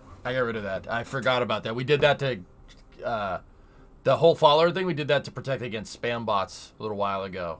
Yeah, my mods let me know. So thanks for that. You can't make stuff bounce, dude. There's no bouncy balls. There's no inflatables. I mean, we do have an inflatable heat shield, but it doesn't bounce. Kerbal doesn't have soft body physics like Beam, so compression and warping under, like, so something like bouncing, like where, you know, like if you have like a basketball and you try to squeeze it or something and it, you know, you squeeze it and it gets bigger in the other direction. Kerbal doesn't do that. It doesn't understand that very well because it's using rigid bodies. It's not using soft bodies. So if it was like Beam Dude, oh, I would have made something bounce. That would have been hilarious. Hope the migraine's better. It's gone. Yeah, it's gone.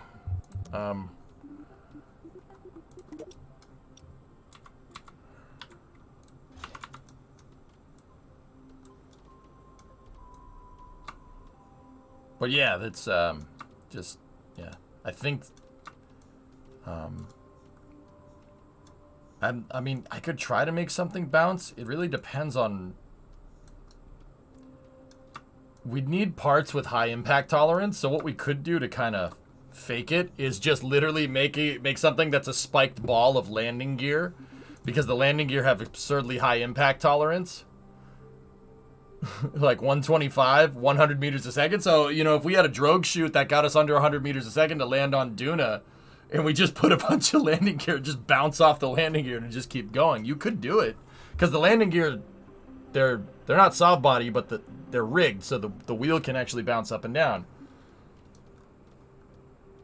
No worries, thanks for removing it. Yeah, all good, man. Well, thanks for letting me know. Dude, I honestly completely forgot that we did that. Yep. I'm like, oh. That spam bot thing was not recent. You know what I mean? It was not recent, so, oops. Whoopsie-doo.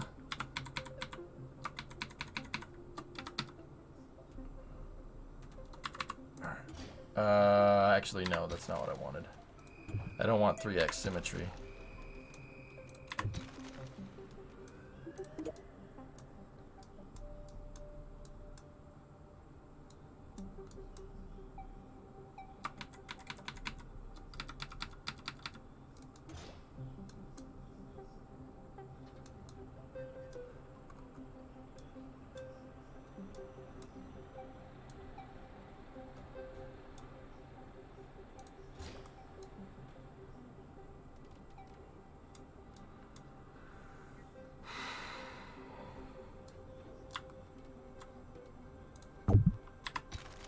Nope.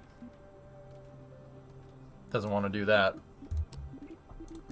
Alright, well, we'll go down in here and do the next best thing.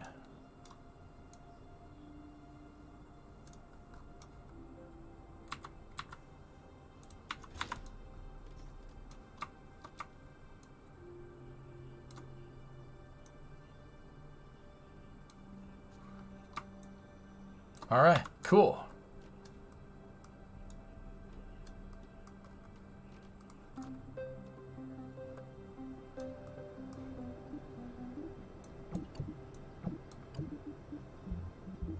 Well, now, we won't have the TWR to take off here.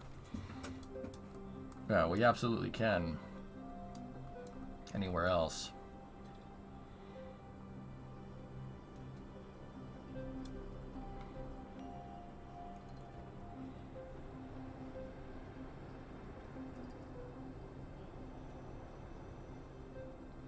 Was hoping we'd see a new KSP build this week. It seems to be every 3 weeks, Josh, from the pattern. They seem to be doing 3-week sprints, for what it's worth.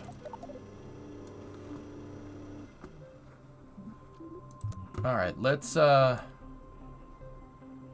was gonna say let's see how she flies, but we don't have any gimbal control here.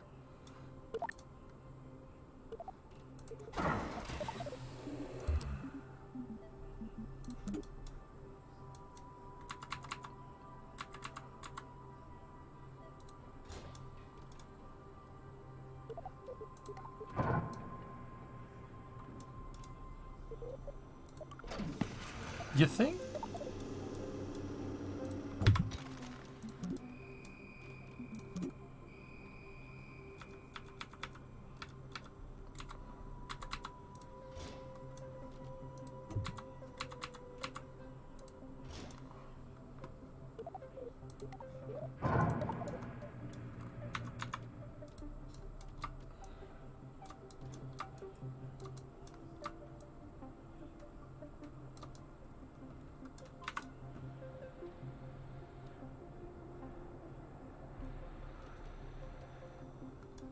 Think it would work? Can we freeze the rotation on these panels, or do they automatically do that? Ah, they automatically move. How cool would it be? Just the solar panel. Just make the solar panel a ramp. That would be so stupid. No, EJ, no, that is so not right. All right, I'll put fuel cells in. I'll put fuel cells in instead. Discovery, go at throttle. Hey, Creeper, what's going on, man? 46 months.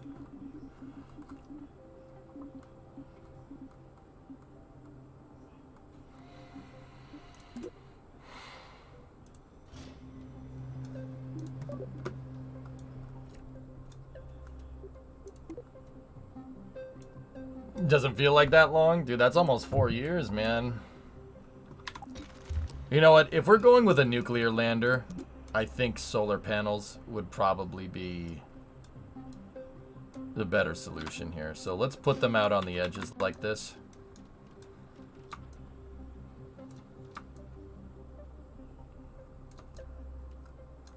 And then actually what I want to do is just rotate them a wee bit.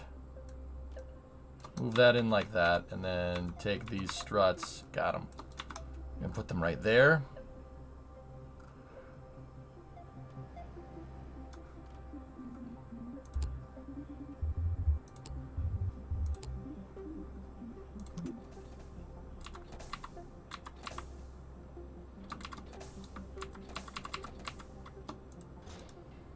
How long is that ladder? Oh. That's the longest one. How much is the Kellis? Hold on. Oh. Well. Okay.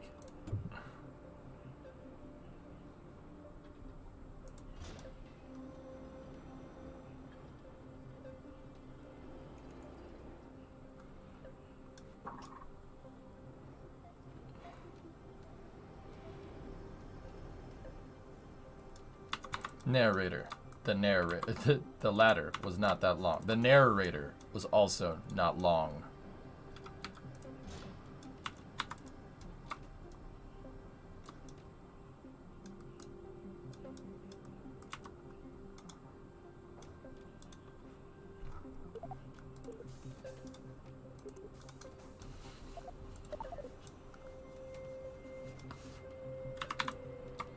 My mom is very long. Thank you very much. Wait. What are my values?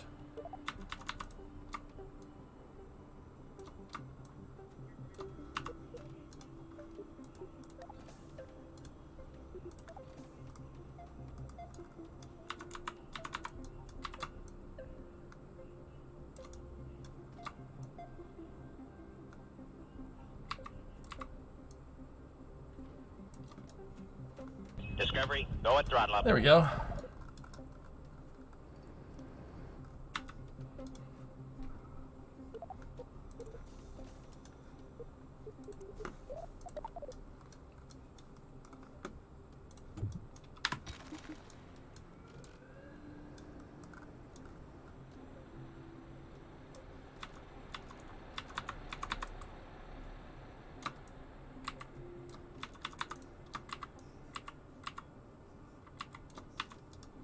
I just want to make it look like it's attached to the bar right there.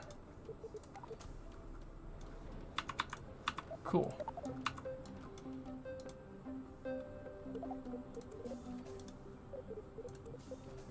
Sweet. Hey, Stejan. I'm soon going to begin my new job as a maintenance tech in a battery factory. Cool, man. That's really neat.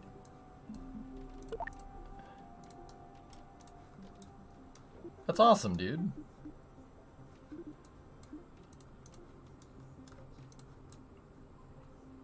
That's very skedded. Batteries are a pretty cool time. No, that's freaking sick, dude. You know, is it something that you want to do, Stejan? Because if if it is, then dude, you got it made in the shade. Putting a light underneath each landing leg. Guten Morgen, wie geht's?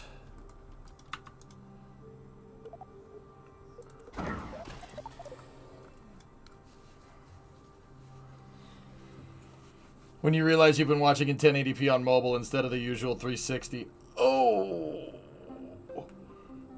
Ooh. That's not good. That's not good at all. All right, what should we throw on here for our test payload? Oh, yeah. Good afternoon. How are you? I sent you a Discord message earlier. I've been very busy all morning, so I missed it.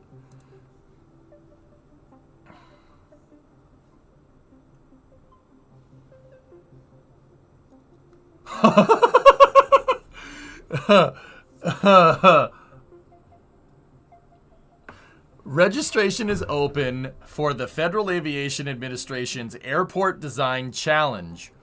Join this once-in-a-lifetime experience to work with aviation experts to design a virtual airport in Minecraft.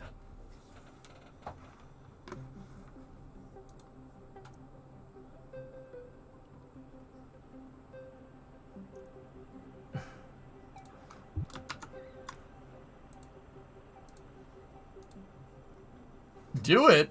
What do you mean, do it? We already did it! We already did that. we already did that.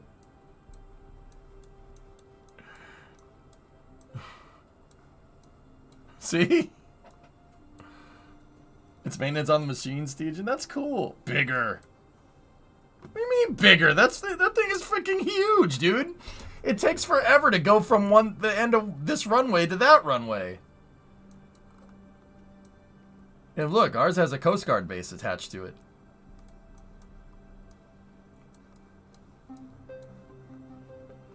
Isn't that cool? And then I got my helicopter depot over there.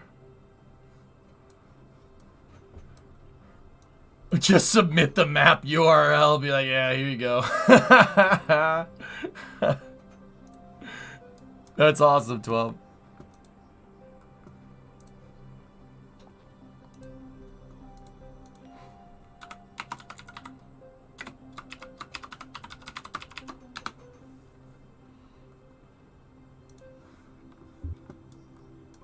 That's awesome, dude.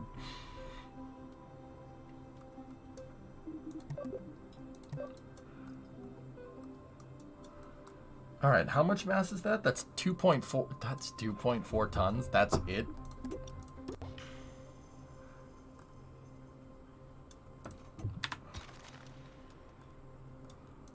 All right, hang on a second here. Hang on a second here, guys. Thought you might like that. It's pretty funny, dude. Yeah. Large chungus, large chungus. There's our payload. You know what we're gonna call it? The bird cage.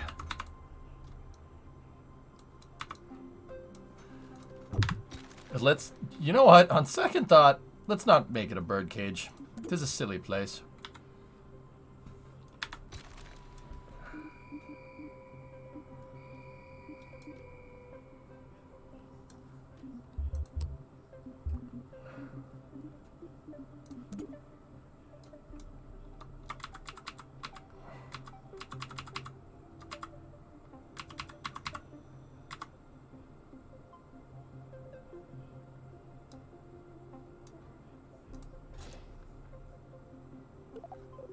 Large chungai, large chungai.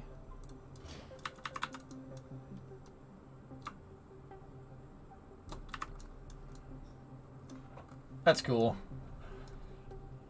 That's very chungus of you. But see, this type of design would really only work if we were landing near the south pole of the moon, to be honest with you. This would only work in polar, or else we're not going to get that much sunlight.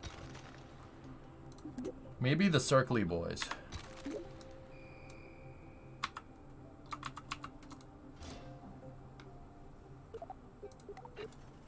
Ooh. Is that Dynetics Alidos Company's lander? No. No, mine doesn't look like a hot dog with a freaking aluminum bun around it. No.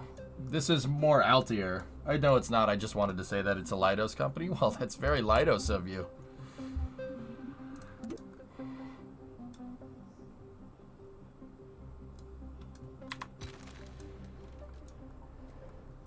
That's very Leidos of you. You must be a Leidos fan. You must be a Leidos fan of Leidos companies.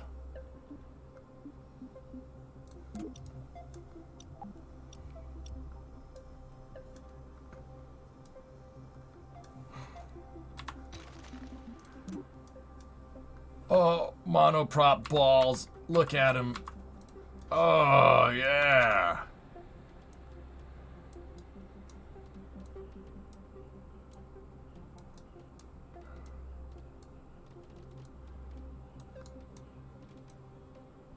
Oh, yeah. Look at it. It's great. That's the design's finished. Grab Shark, a Leidos streamer. Yeah.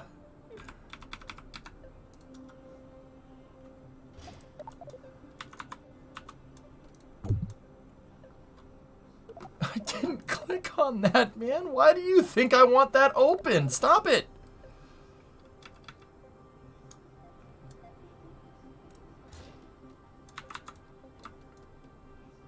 Widos. Not Lidos. Widos. Somebody... everyone asks why dose, not what dose or how dose.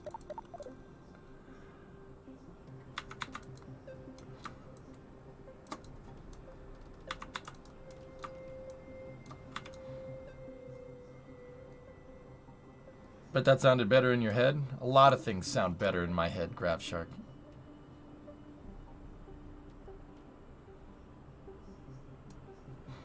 You know what I mean.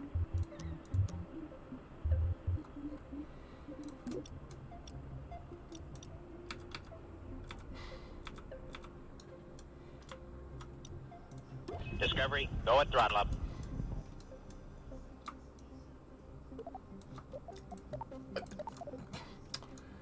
Yeah.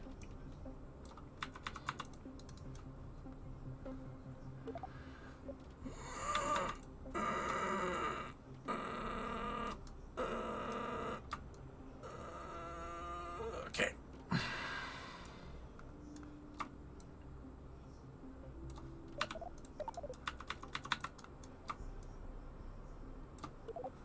Oh, just brought up that part manager again.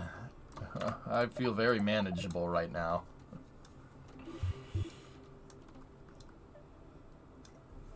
Why not just use one big ball like NORAD? Well, that's not very rad. It's not very rad of them if you did. You ideally want two balls. I'm sorry. This isn't. I haven't had sleep in a long time. Don't mind me. Leave me alone.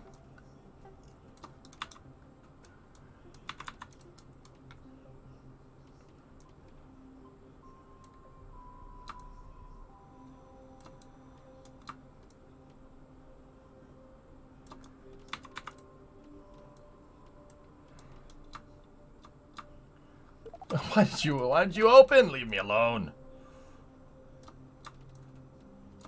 There we go. Discovery, go at throttle up. Doesn't this look nice? And you will be the ruler of a living god. Doesn't that sound nice? Hey, War Mongrel. What's going on, man? 15-month resub. Thank you.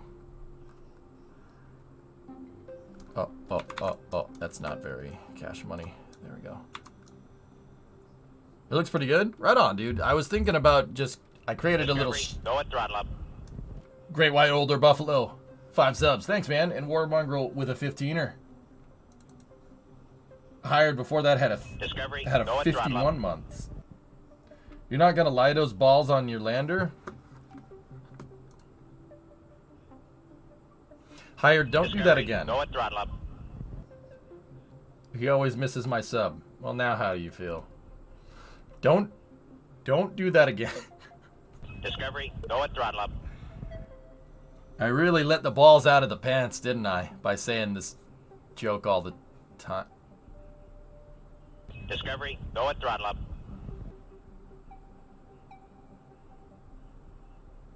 I'm gonna go make another cup of coffee. Is that cool? Can I go make another cup of coffee? It's been a long day, man. Wrong website. That's for kick. Kicking? I can kick.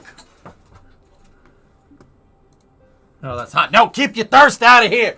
Get your dang thirst. Stop being so damn thirsty. Stop being so damn thirsty on the internet. What's wrong with you? Stop it. Y'all thirsty. No. Coffee. Whoosh, whoosh.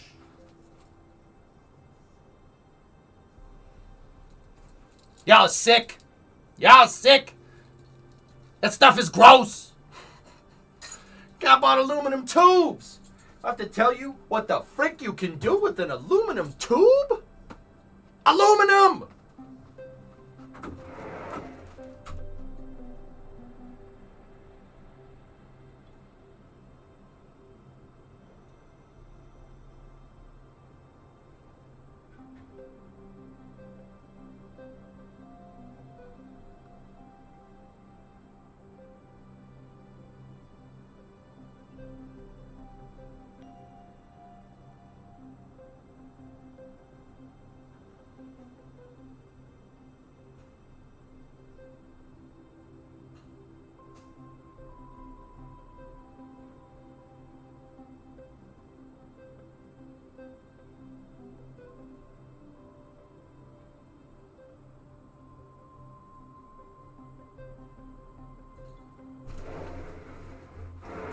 Hey guys, you sell hubcaps for a 72 Pinto hatchback?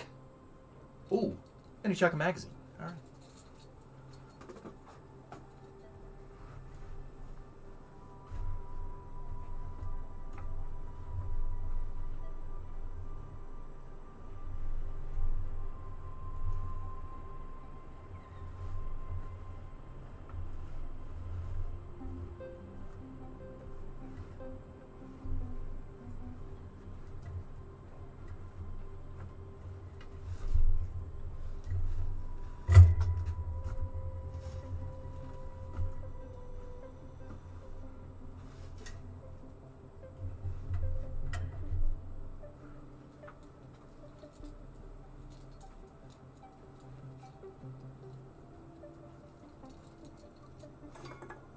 I need this.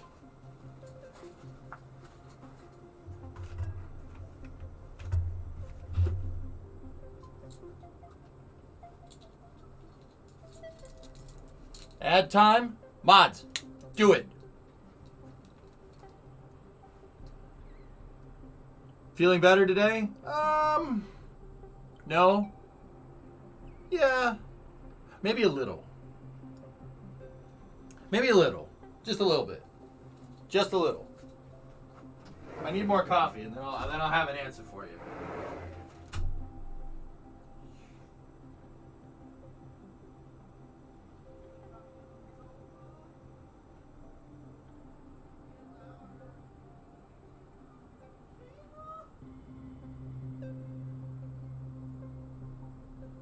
Wasn't me. Saw the marks on my shoulders. Wasn't me. Don't do the lies that I told her. Wasn't me.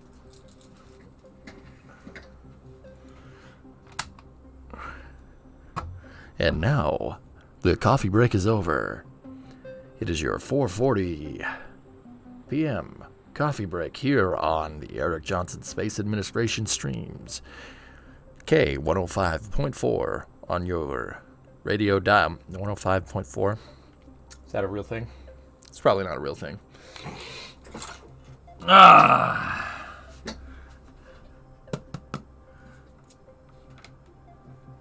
Hey, you looked at your wrist with no watch. What? Do the stream in that voice? No, I don't want to now.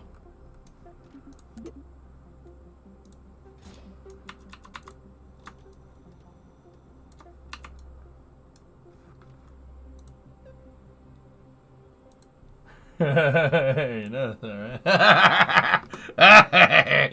Dish rag. Alright, anyway. So you're west of the Mississippi now?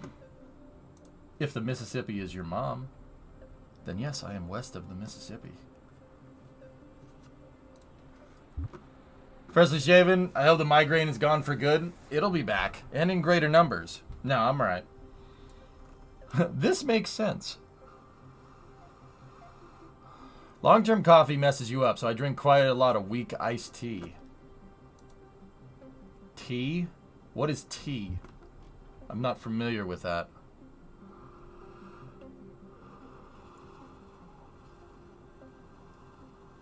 Tea is what my coffee. That's good. I like that.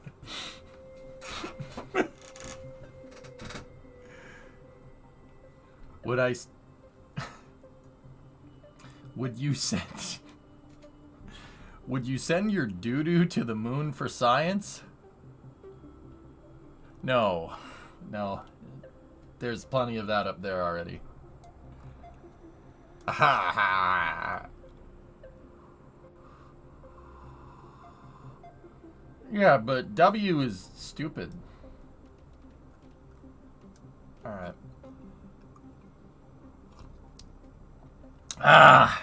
Alright, so our lander is almost finished. Guys, I'm a little bit... Okay, alright. Let's turn the crazy meter down and turn the science meter up. Okay. Alright, so I'm a little bit concerned here. We decided to go with a fixed swerve design, so the swerve doesn't move. So that means the RCS is going to be our only way of being able to maneuver this thing around. And I'm not sure that those thrusters are enough. They really don't... It's 1 kilonewton of thrust. They're not very powerful. We could go with a vernier solution if we wanted to do that. It would be okay, but I'd need to model the verniers pointing in all the different directions. And also, parts drift around, you know? I really think we should go with... We should, yeah. We have to use the vernier thrusters. You guys can just pretend these are NTO and MMH tanks. You know, for your science. But they need to be powerful if you plan ahead and go slow.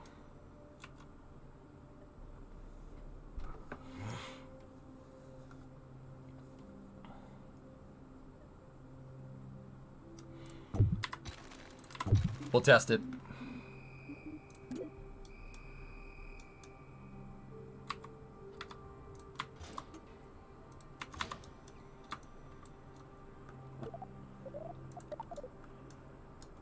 You say prepare for the worst case?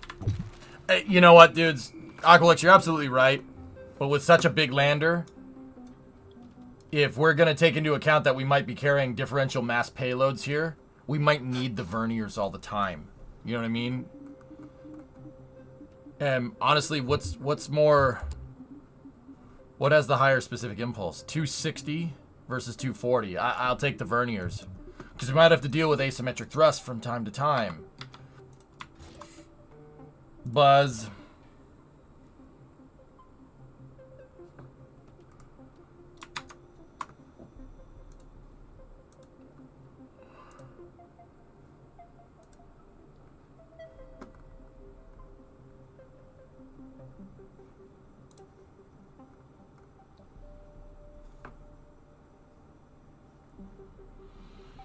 So what's a vernier?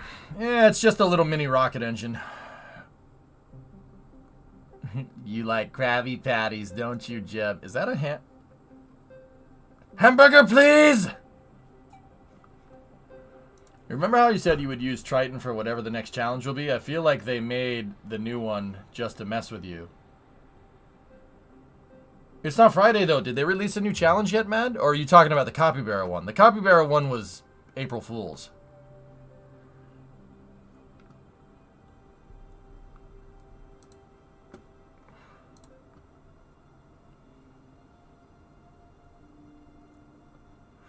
So, chat, I just refreshed the Twitter feed, just on a side note. There's a lot of aerospace engineers in my feed. I follow a lot of AEs.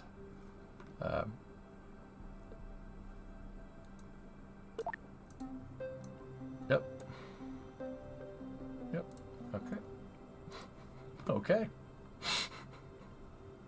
Okay. Thanks for that one. It's a nice picture of Uranus, though. I mean, for real.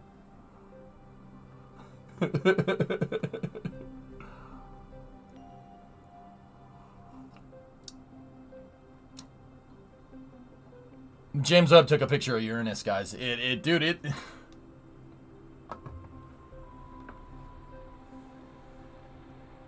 That's the picture of health. That's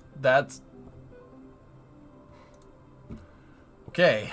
I'll go back to engineering my lander, oh snap. That's great. All right, so we want to go with verniers. So a little bit of a rundown on what a vernier thruster does. So RCS generally are vernier thrusters, right? So the RCS that you see on spacecraft, like the blocks right there, those things, and then on Orion, you know, see those guys? Those are verniers. So they're essentially a small rocket engine, okay? So let's look at, we can look at Dragon's RCS, for instance. So SpaceX Dragon, actually it's called a Draco thruster. So you want to see what a vernier looks like? SpaceX actually has there's some really nice pictures of them floating around here.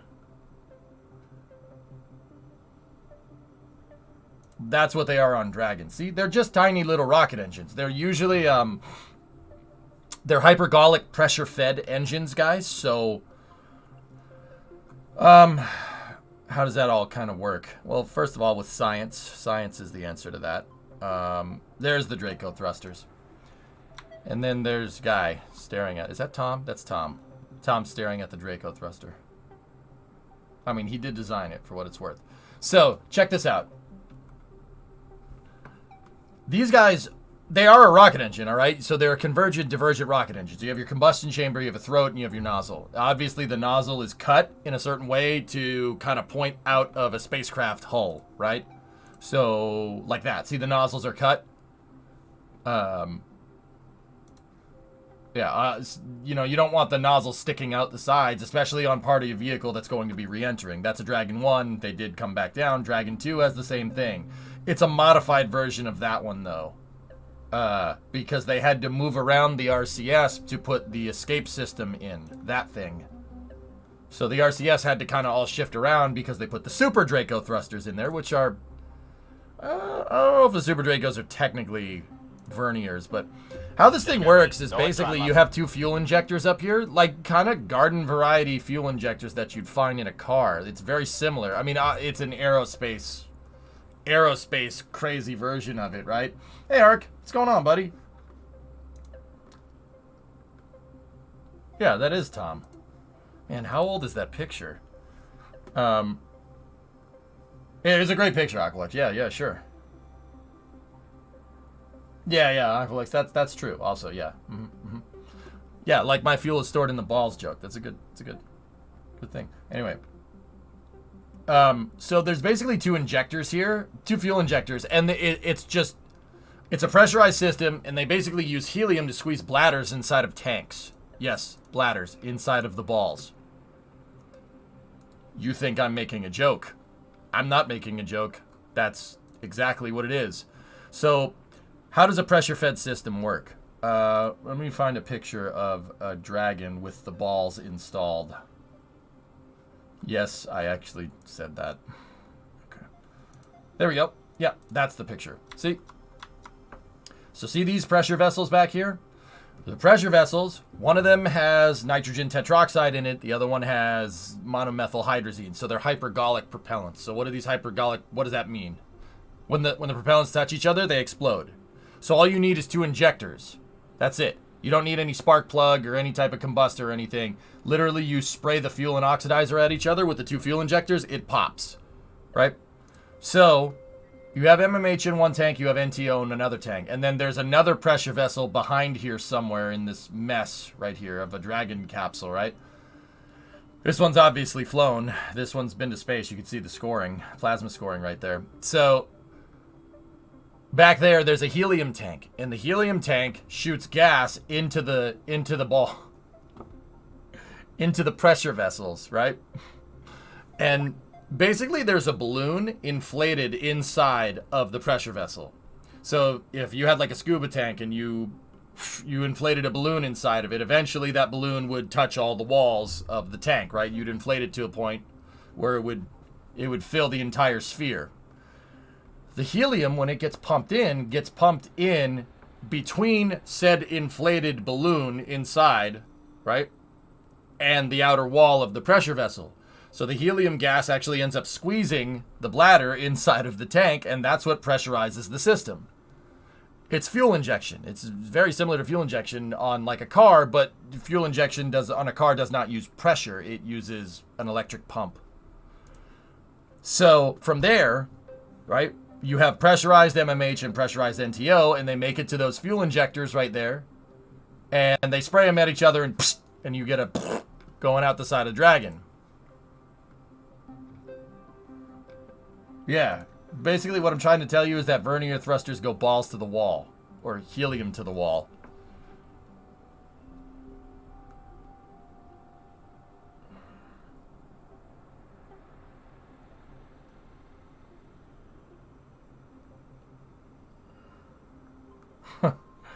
That'd be cool, Jackal, yeah.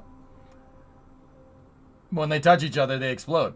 It's right, Titan. Hypergalls. Yeah, hypergolic propellants. Yeah, when they hit each other, they pop. You ever seen Die Hard 3? Basically that.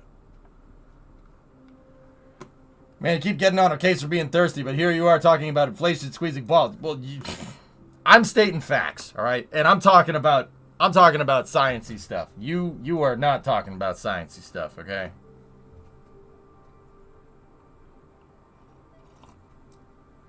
What are the nozzles made of? Could they be plastic? No, it's Inco or something.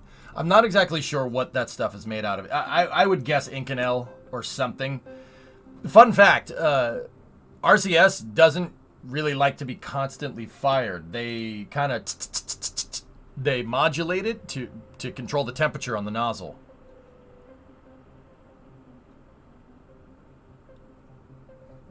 Or Fast and Furious, where the original, where they punch the nitrous. Nitrous isn't pressure fed like that, T-Man, but the nitrous tank is just pressurized. It doesn't have a bladder inside of it. It's just pressurized. And then when you hit the go fast button, it just shoots more oxidizer into the motor. Similar idea. It's a nitrous is pressurized, but there's no back pressurized system that like helium that squeezes the nitrous into the car. You could do that. It's more complicated, right? But yeah, you could do it.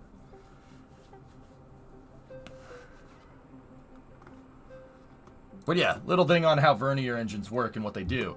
The space shuttle has engines like that. The RCS on the space shuttle are verniers. Dragon has that. Starliner has that. Orion has that. Soyuz does that.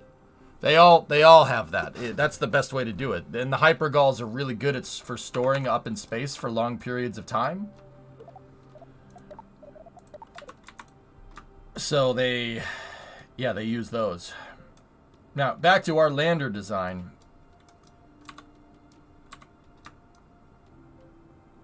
I'm thinking the verniers here might be the right move. And believe it or not, we might end up needing more methane tanks here.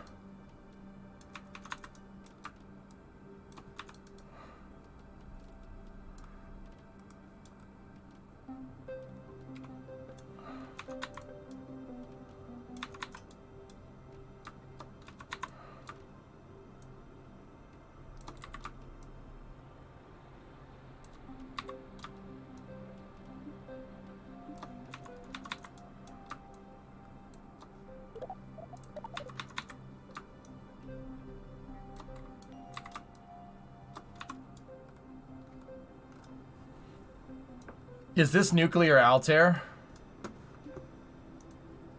Yeah. Yeah. Big Altair. Big Altair. Yeah, that's what it is. Mm-hmm.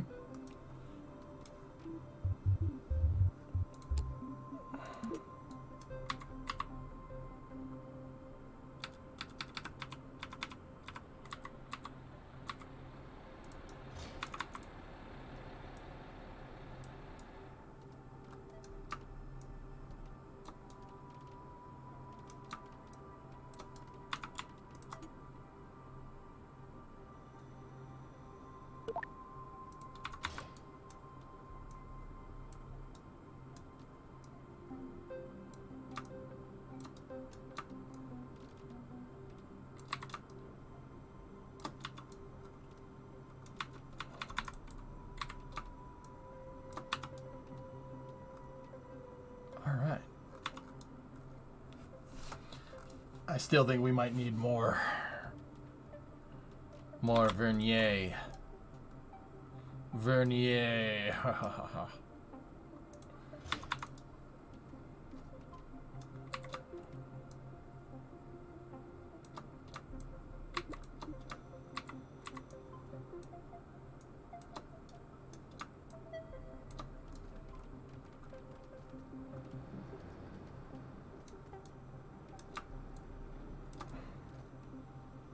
Put a third tank back there. It's a good looking out there. Thanks, Dev.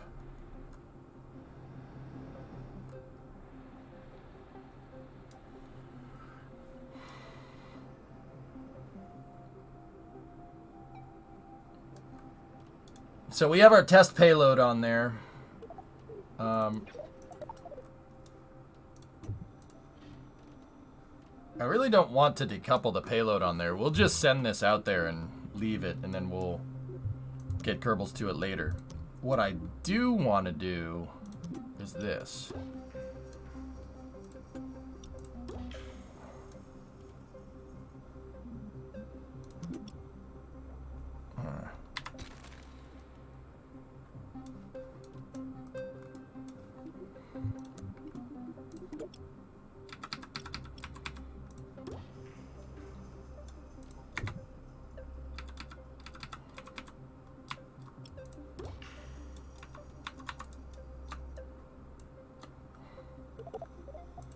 I want an airlock for the Kerbals.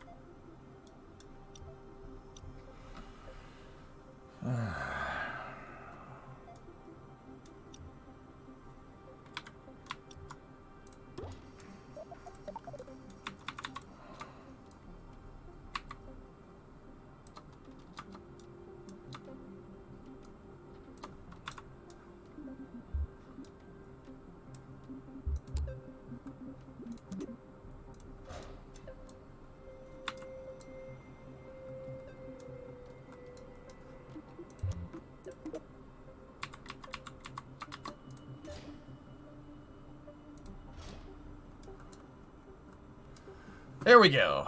All right.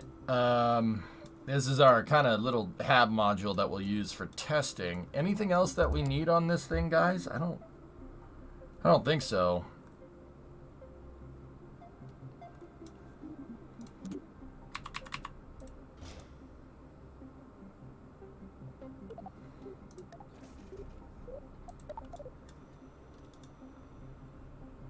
Word.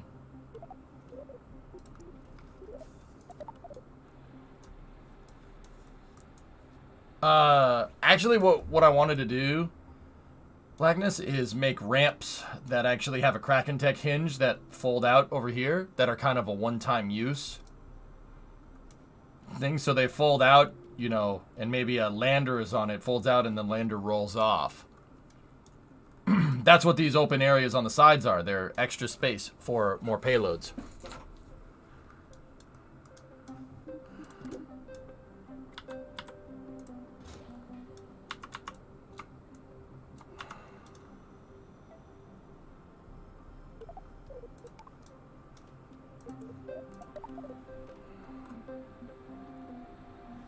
The solar panel ramps look good. Yeah, okay. Oh, we do need antennas. Yeah, absolutely.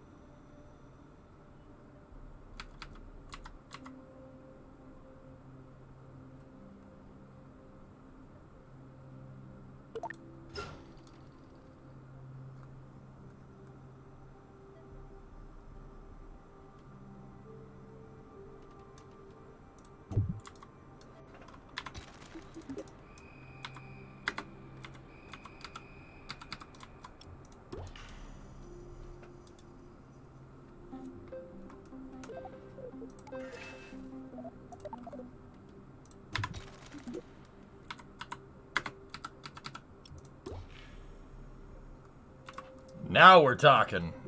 We do need to add the short band. Whatever you do, short band, don't touch anything.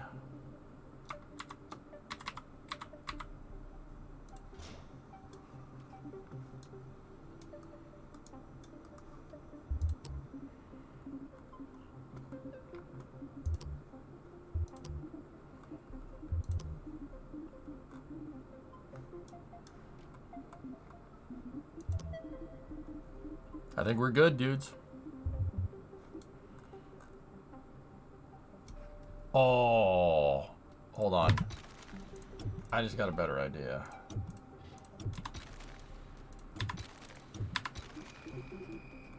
I just got a better idea.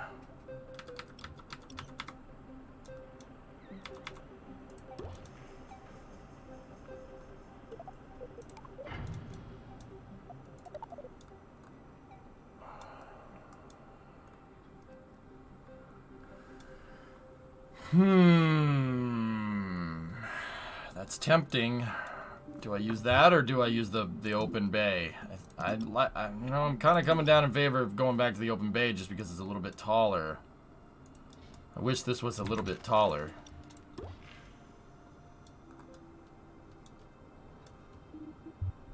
wish this was a little bit taller. I wish it would.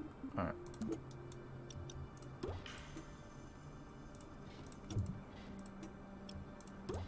What's the weight?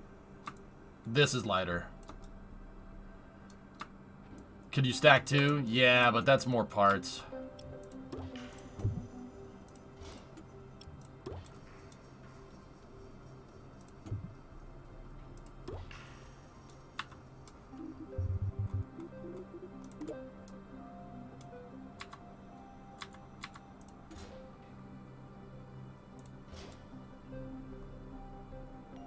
Yeah, I don't mind this. That's fine.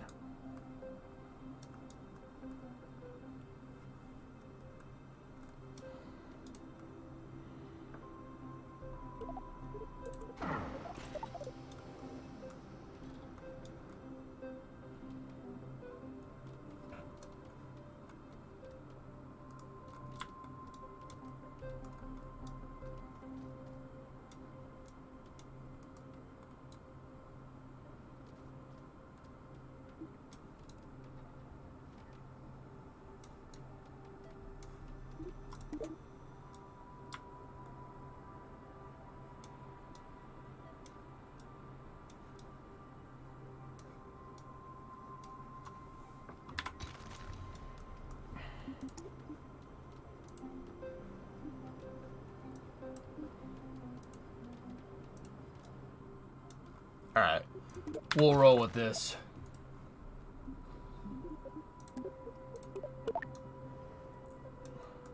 Nothing in the payload bays this time around. Is it true that the tides is the result of the moon moving away from Earth? No. The Earth's spinning is the reason why the Earth's spinning is the reason why the moon is moving away. It's because the Earth's gravitational pull is not uniform. And subsequently, the moon's gravitational pull also being not uniform is what causes tides. There's a reason why one side of the moon always faces towards Earth, Hunter. There's a reason why it's called tidally locked. It's because the moon's center of gravity is closer to Earth. That's why one side is always kind of pointed at us. Earth's spinning and Earth's non-uniform gravitational pull, plus the axial tilt and whatnot, that's what's pushing the moon away.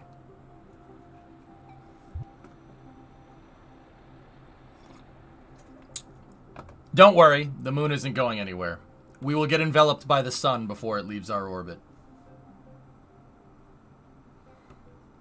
Yep. Cool story, dude. So, Mars, right? A near-Earth analog, kind of, in our solar system,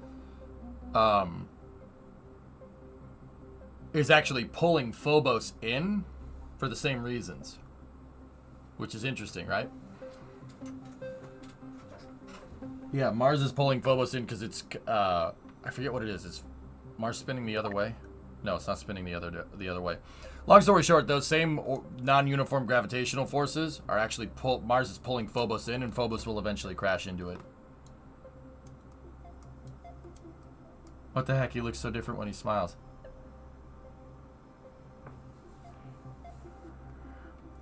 Something like that, Nighthound. Yeah.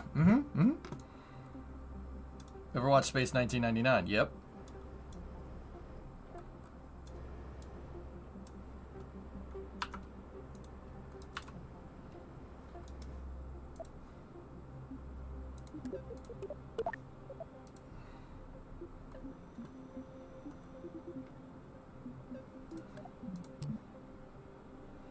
And here's what we're going to launch this thing on today.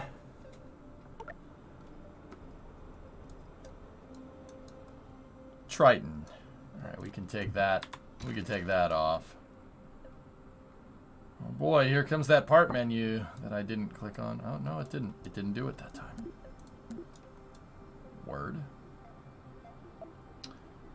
We need to load.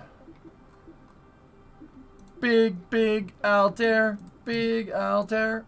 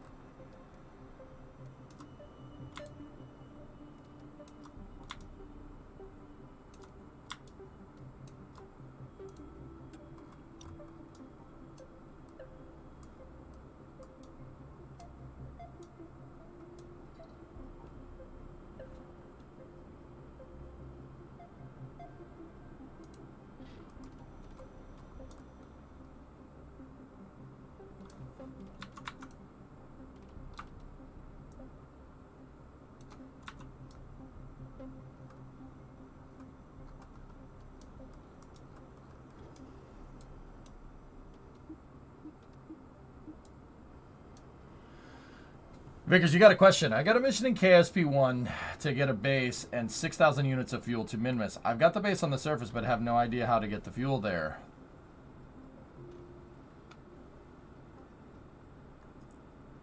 You were supposed to get the fuel there with the mission, I think, pal.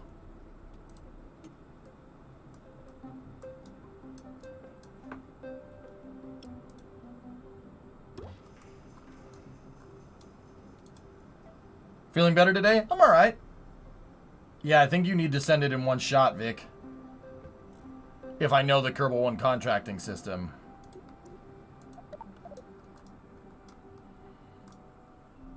Sorry, man. I hate to be the bearer of bad news like that.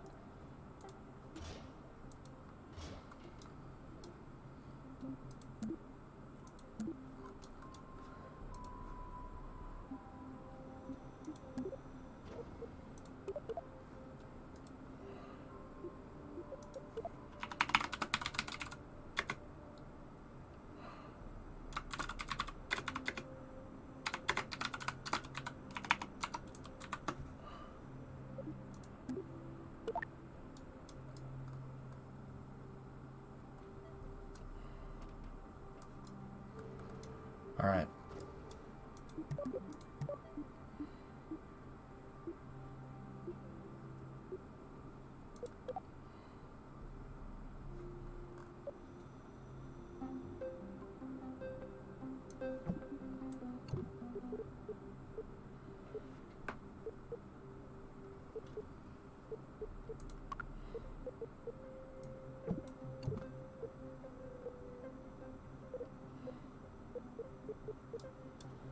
Okay. You guys ready for our lunar lander test? I forgot to put a docking port on that thing, didn't I?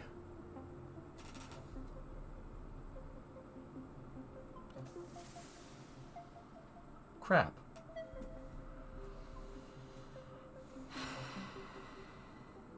Eh, whatever, it's the first test.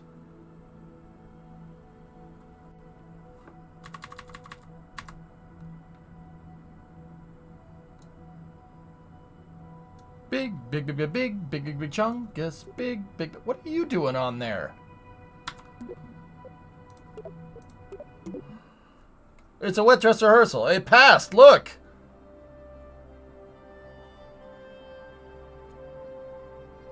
Bro, it passed. I know. It's so nice or something. Adam, you think you outdid yourself. I saw an explosion. It always does that. I don't ask questions. Yeah, we're rolling back to the VAB because we don't have our launch license from the Kerbal Aviation Administration. Hey, Tom. Tom.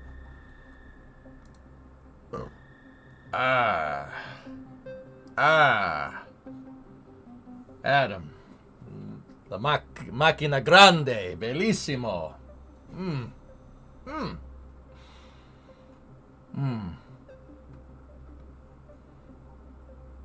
I like that. That's nice. Word. That looks great, dude. Yep. Fairing covering the capsule. Very nice. Very nice. Rocky, I'll check what you saw what you said in a second. Yep. Very good. Very good. Love that flag. Very nice. You even put the helium balls on there. Vernier thrusters. Yep. Yep. Separator motors. Yep. Yep. Ullage thrusters. The S2. S2 is looking good. Does it pull the interstage with it? Yes, it does. Ah. Don't hate that. Don't hate that. That's pretty nice. It's good, man. You did a good job. That's a good build. Very good. Okay, Rocky, what's up, dude? Hey, Jay in chat. So I'm designing the trajectory for a communication mission. Basically, the plan is to launch one satellite first, then the remaining 3 in the next window. The problem is, the orbit of the first satellite won't match the insertion of the next set due to the different launch window and orbital perturbations on the first satellite. What maneuver do I need to perform with the new satellites when they get there to get them aligned with the first satellite's orbit? Okay, Rocky, I have questions. We can help. All right. Works like a charm with action groups and everything. Feels good when you make it right. All right, Rocky, so you're designing a trajectory for a Mars communication mission. Where are you launching from? This is important. Where are you launching from? Where's the first satellite launching from? Where's the other 3 launching from?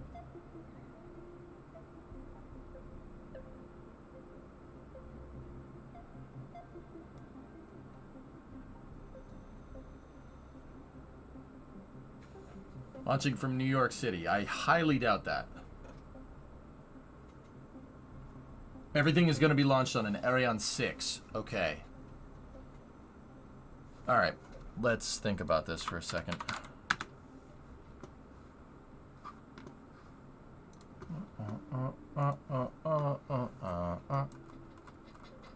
Let's go down to Kourou, French Guyana. Kourou. There it is.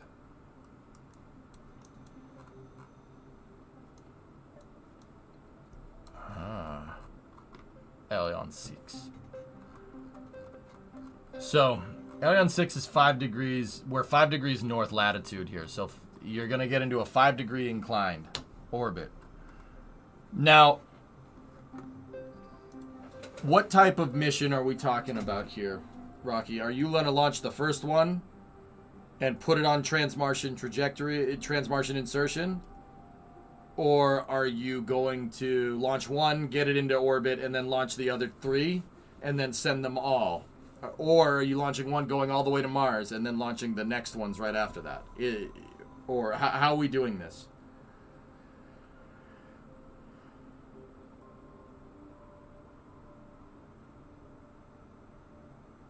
Talk to me, Goose.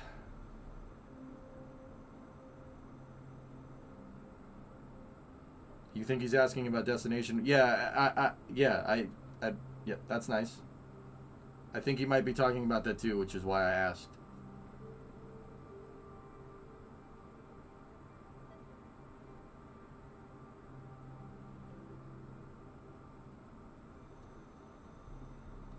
So 1 in 2024, going to Mars in a 70-degree orbit. Oh, the next 3 in 2026. Need to get into the same orbit so that the true anomaly is 90 degrees offset. Got it. Yeah. Ooh. Okay. All right.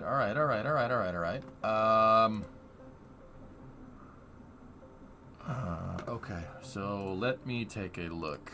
Let's go here. Earth.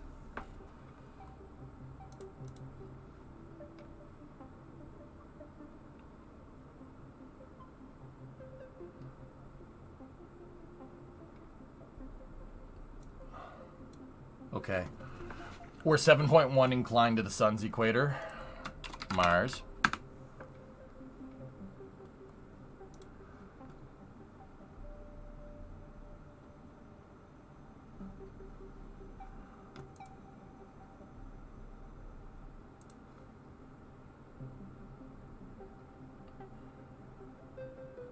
Yeah.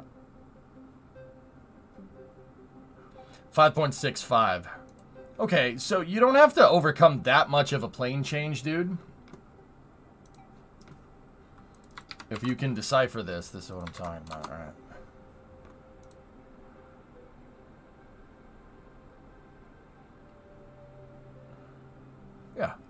Yeah, I see it. I see it. Yeah. The point where it switches from pink to green is around when the second set of satellites arrive.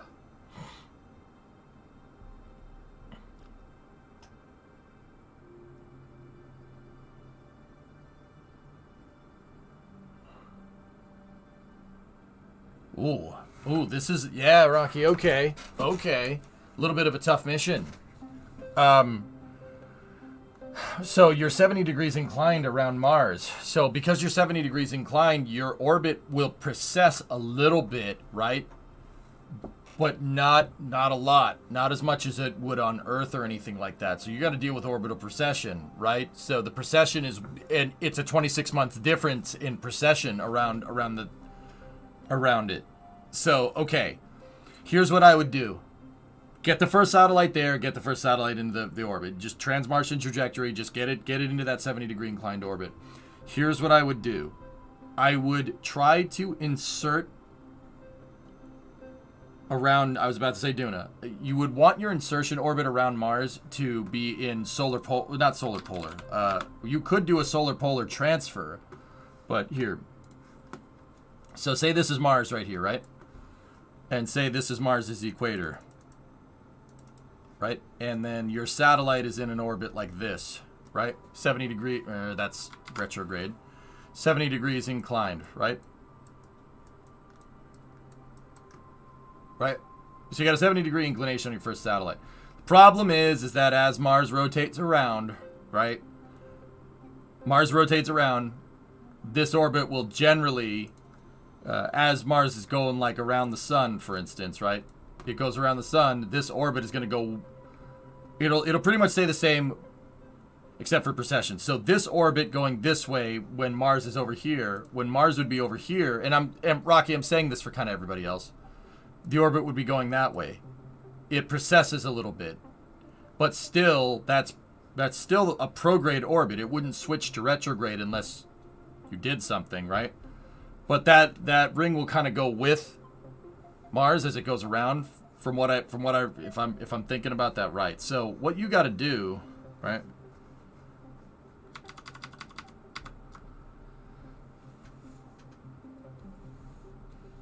Except for precession, Aqualux, but yeah. So here's what I would do. When you get those other 3 satellites there, I would try for a Duner. I would try for a Martian polar insertion. Okay, so you'd want to come in at a trajectory where you get your PE over the North Pole of Mars. Why? So now, actually, you would want to get, polar over the North Pole would be the kind of brute force way of doing this, but you'd want to circularize in a 90-degree inclination. If you could really nail it, Rocky, and get the trajectory right, you ideally would want your PE to be aligned with this. Now, keep in mind, you could also do this. You could go in over the South Pole and have your PE, have your argument of perigee on the orbital plane, on this plane right here, right? And your orbit would look like this, or it would look like that, right? And then if you circularize right there, right? Basically just capture Mars at that point. If you cap or aerobrake, you could do either one, and you get into a highly eccentric orbit, right? You can go all the way up to your ascending node up there, where your orbital planes cross paths, and then do a coplanar normal. Go and throttle up. Would it be coplanar normal? Yeah, or no, you could do anti-normal, and then you could easily change your inclination to line up, and then it's just phasing from there. It's just setting your AP and PE correct for your orbit. That's how I would do it.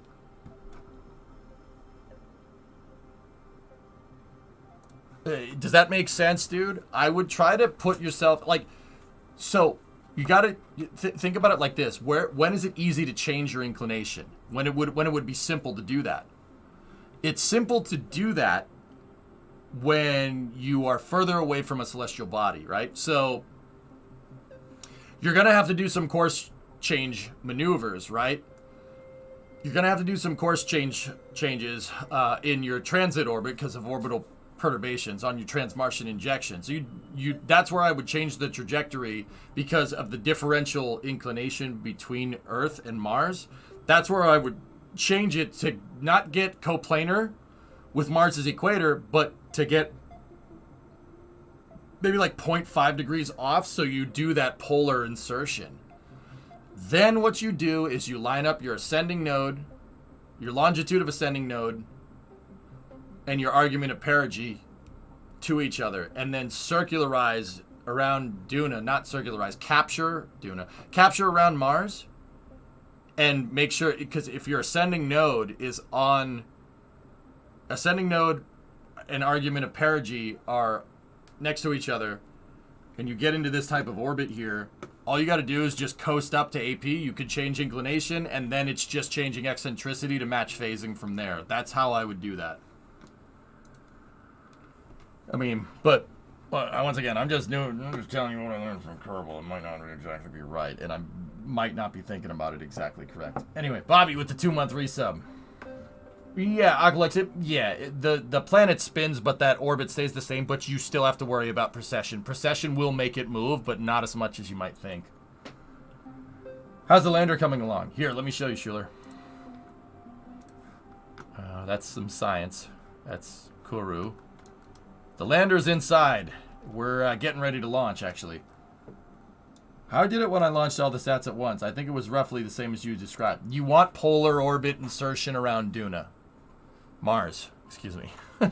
Sorry, too much Kerbal. You want polar orbit insertion, man. Polar orbit insertion will allow you to adjust it. But here's the thing. You can do polar orbit insertion, but what you really want to do is get your ascending node and argument of perigee aligned with the first satellite's orbit. That's super important.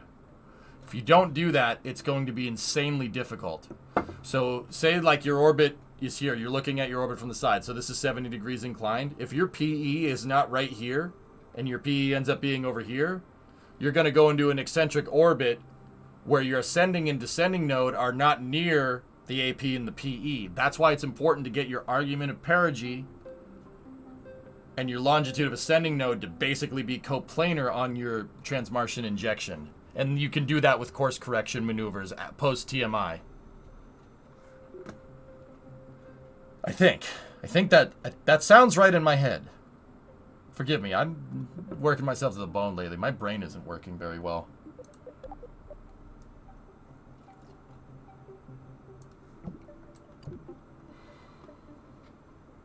Are you using Triton Heavy?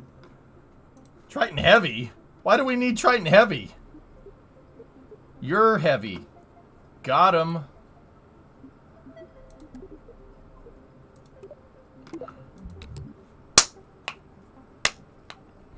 No, you. Yeah, guess what? Guess what, bro? Guess what? Guess what? Reverse Uno card. Oh!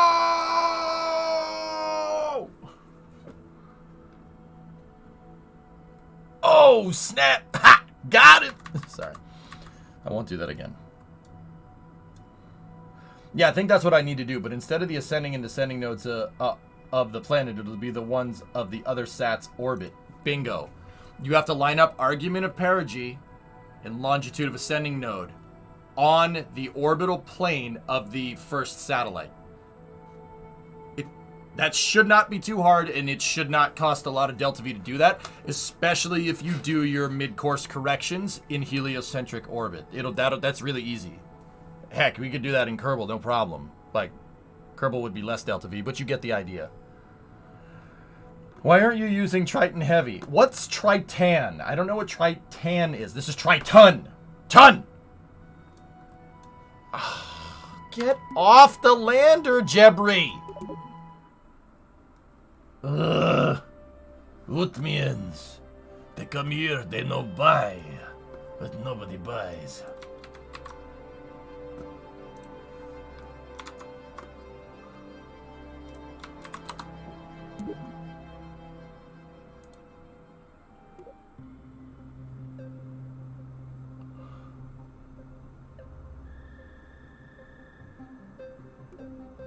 Cool, thanks for the help. It doesn't help now, but I think you would like this.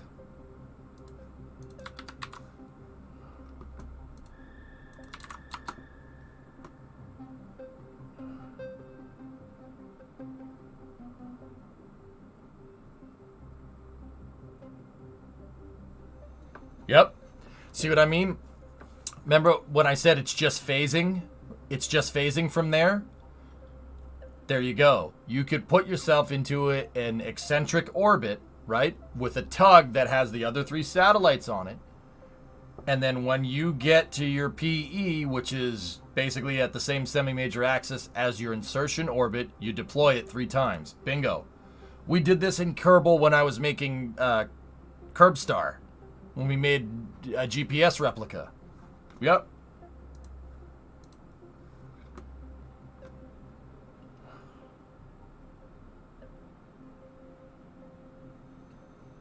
Kerbstar! Hip-hop. Oh, damn! Oh, damn! Kerbstar! Kerbstar! Kerbstar! Sorry. That's cool, man. Yeah, that's how you do it, dude. Very, very cool. That's the way I did it when it was all 4 in 1 launch. Much easier. Well, yeah, of course. Of course. But, once again, see this insertion? That's basically exactly what I drew. Do the same thing, but as long as your argument of perigee... So your perigee needs to be lined up with the orbital plane. If you make the perigee coplanar to the inclination, you can circularize, and then when you're up at AP, change your inclination, and then put yourself with the other 3 satellites in the tug into this eccentric orbit. Easy peasy from there. The on-orbit plane change won't even cost you that much because you're so far away from doing it when you do it. You basically just need to capture. But make sure that the PE is on the orbital plane of MCO1. That's very important. Yeah, I don't mind this, but also... No. No, I'm good.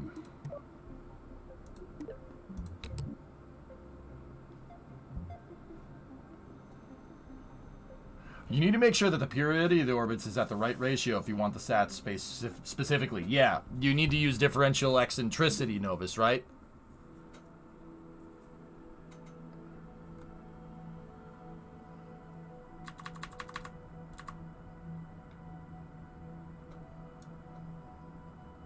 I mean, I guess it could work, T-Man. I don't know why you'd want that, but... Ready? Up top.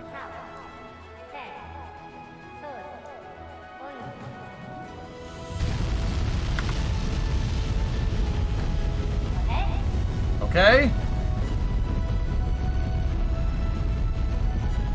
Big Altair. Big Altair.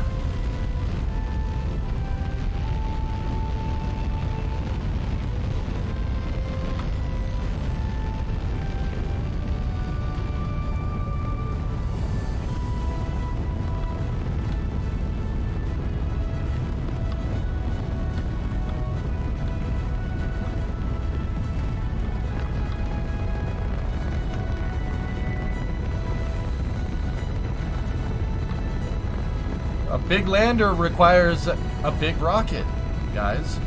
Obvi.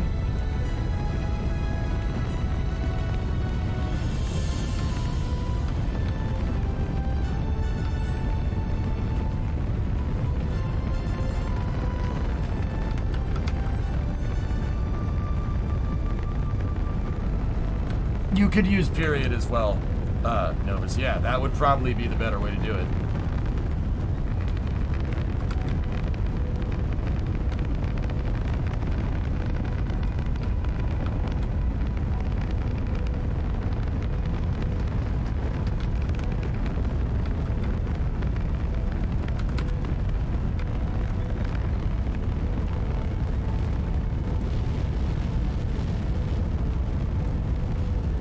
Cool to see this launch in real life. Schuler, this is basically Saturn Nova. If Saturn Nova and Falcon 9 had a pet. Or kid. Pet kid. You know what I'm trying to say. Pet goat. You son of a motherless goat. Son of a motherless goat.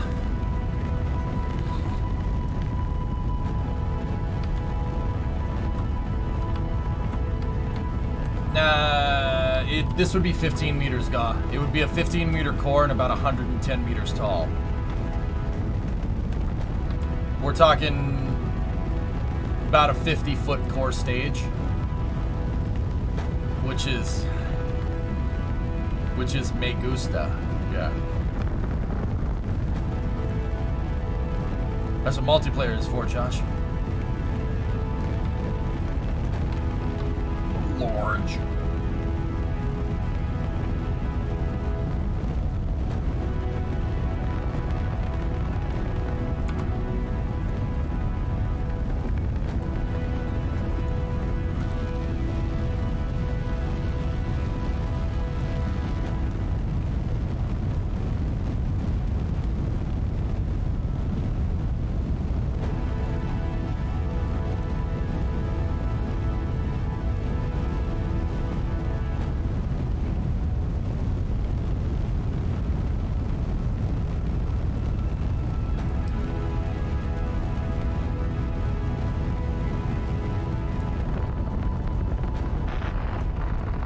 Hang on, guys, I'm turning up the rumble.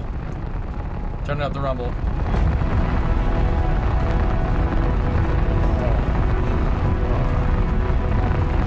That's nice.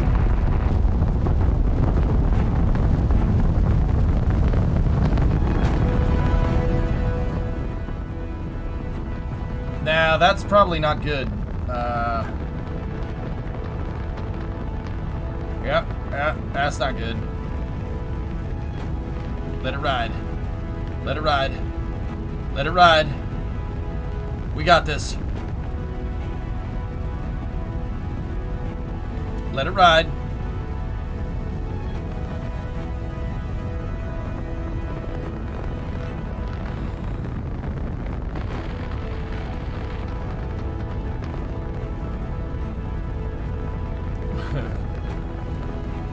Saved.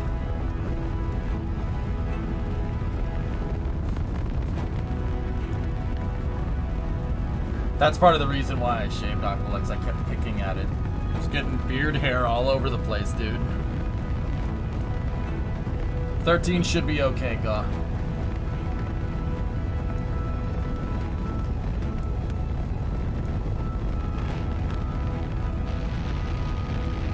Large Chungus.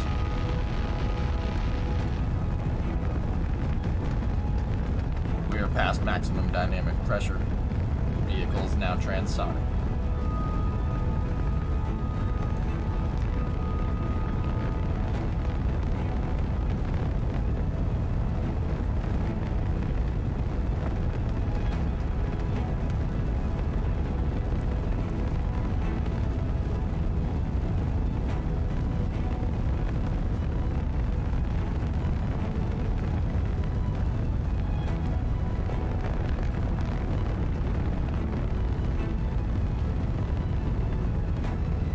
Come on, baby.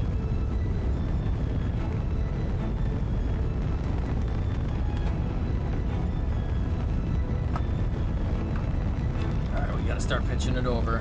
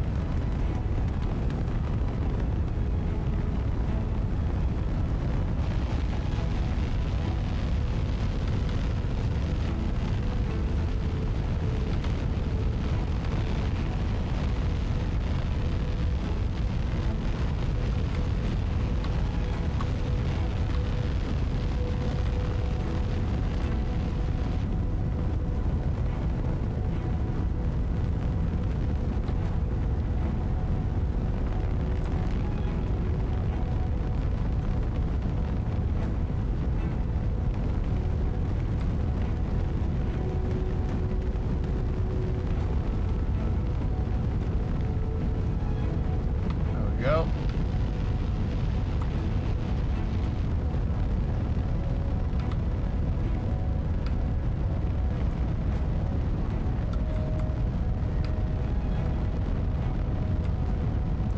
Switch it to orbit. Looking good. AP is 32. Shut off the aerodynamics there.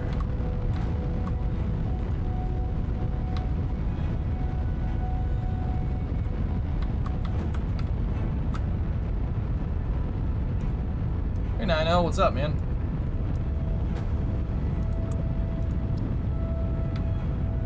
Huh. Nice.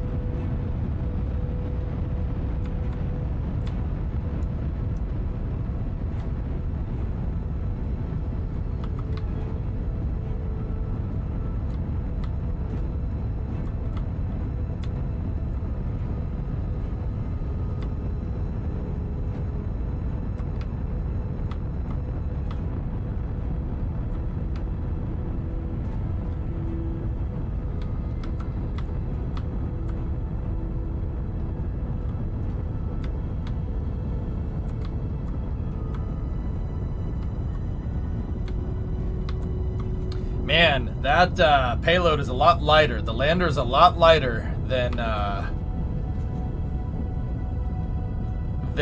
our test payload. So this thing was a little bit of a handful to get up there.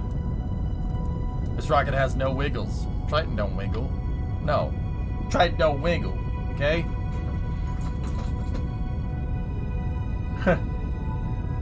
Tube.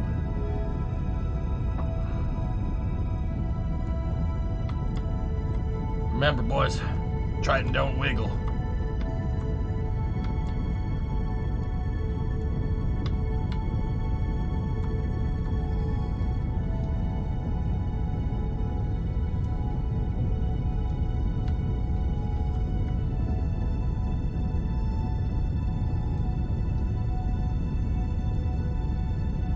Stand by for Miko.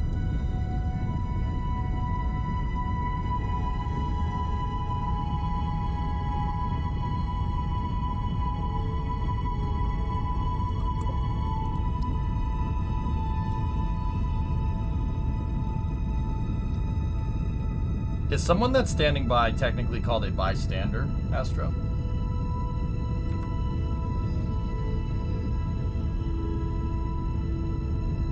I am indeed a bystander. Yeah, okay. Alright, cool. We have Miko. So the first stage almost SSTO'd our payload into space there. Yeah, take that for what it's worth.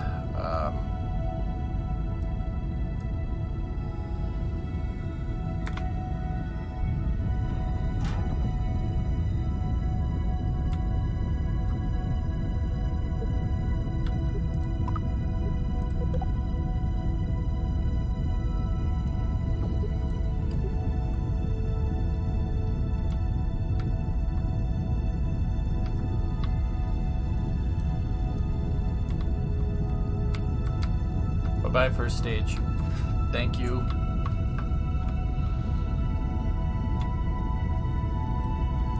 Yeah, it's because the lander is so much lighter than the 280-ton payload that we tested with. We tested with a 280-ton mass simulator.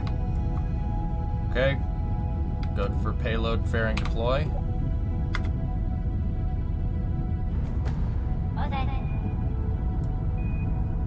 Oh no. Oh, it didn't do it. It didn't do it. We're good. We're good. We're good. We're good. We're good. You're good. You're good. Zico.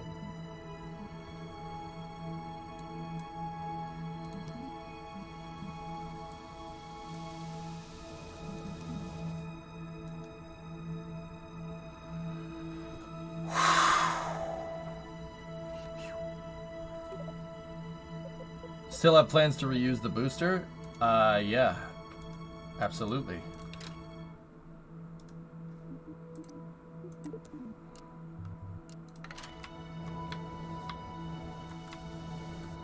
Actually, is it still alive? Hold on, let's take a look.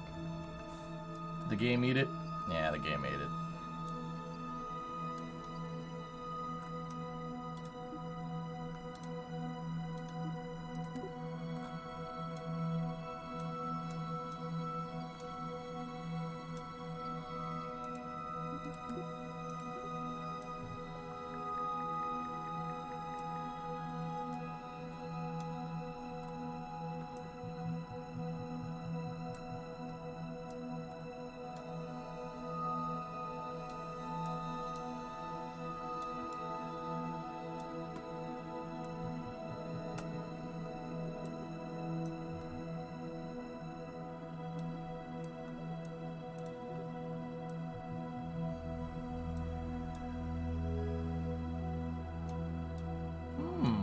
Resident lunar orbit, very nice.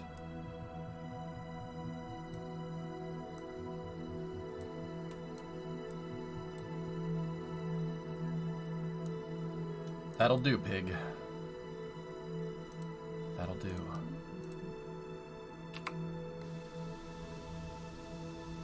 I wonder if a towed array of solar panels would be useful for long trips like this. A rollout solar array is kind of what you're describing, Sensei. So, yeah, I mean, it's not really that stupid of a thought, man, when you think about it. So, the ISS is testing what's called ROSA. So, they have modules up there called the IROSA, so the International Space Station Rollout Solar Array. And those rollout solar arrays are pretty much what you described. They roll it out like a carpet. Like, oh, we'll roll out the red carpet, where you just throw it and it rolls out. That's basically what they do. Yeah, so you're not that far off, dude.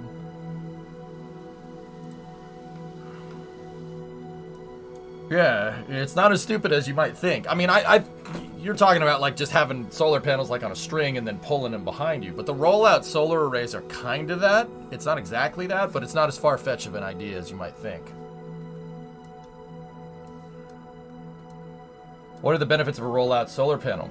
It's very small when you bring it up. It can be the rollout solars, though they can be rolled up, so it's a lot less space.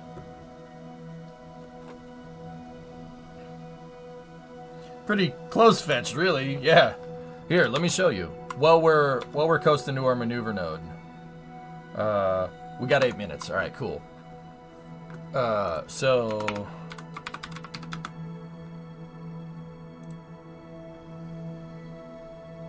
they put them right in front of the other solar panels. Fun fact, you see the rollout solar arrays on the ISS are actually quite small compared to the ones that were originally put on the International Space Station.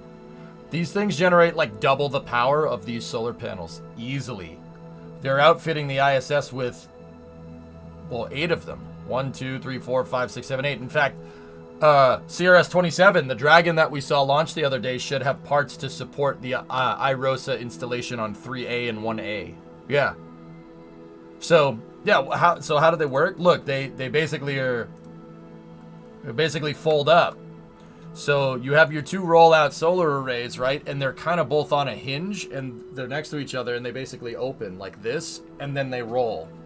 It's real, dude. So it's really compact, really easy to get them up there, and they generate insane amounts of power for their size. Look, they can fit in Dragon's trunk. That's how they send them up there. That's inside a Dragon.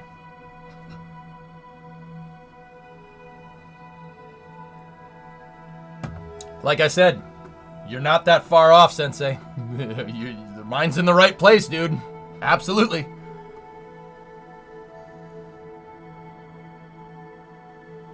Yeah, that's right, Aqualex. Fairings are the bottleneck. Cheers. Yeah, no problem, dude. So, yeah, not a stupid question at all. Yeah, they roll out the red carpet, man.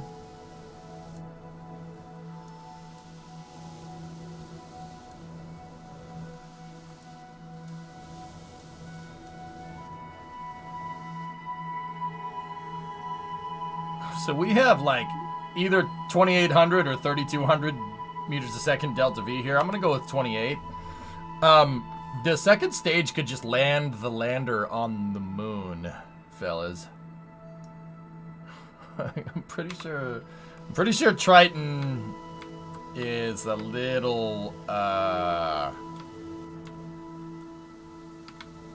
not overkill, but you know.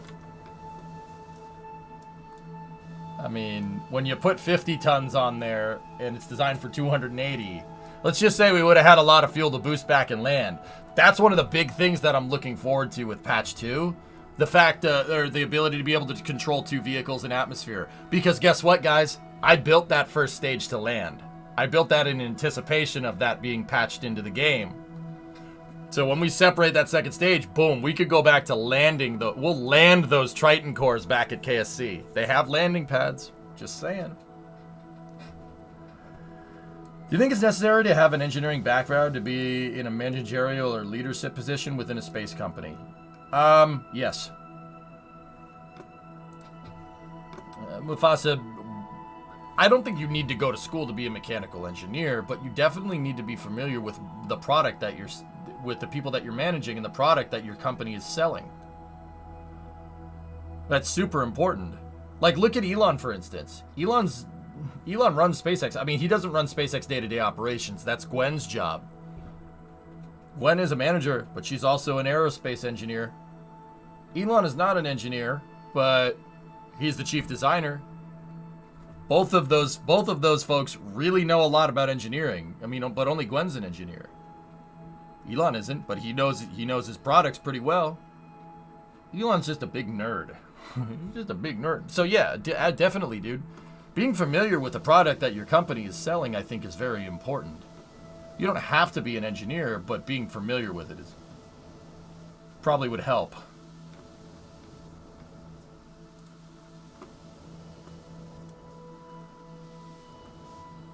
I agree with you 100% on that, Death.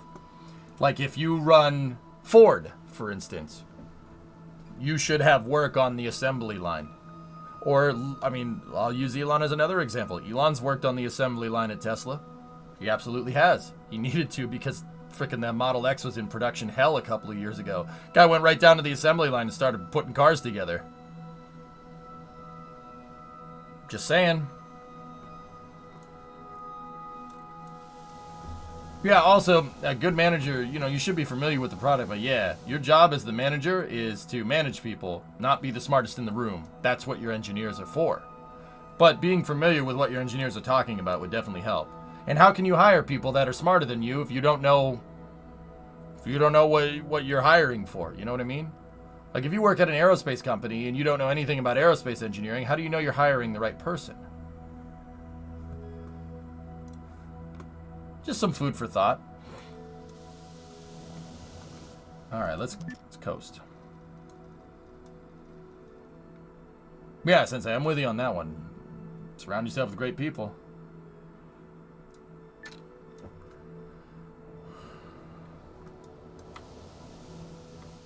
All right, here we go.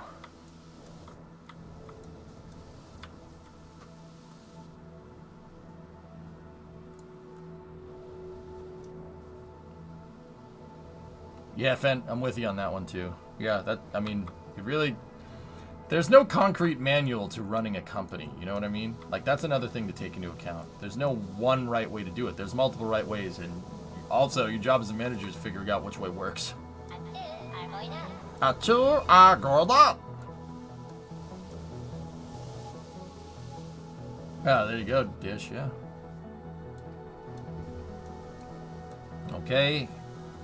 Altier 1 test, you are go for trans-lunar injection.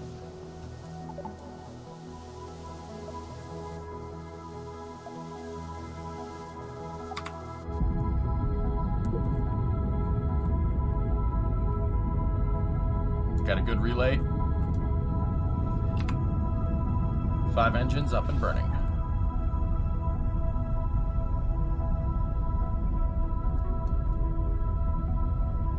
No problem, Aerodynamic.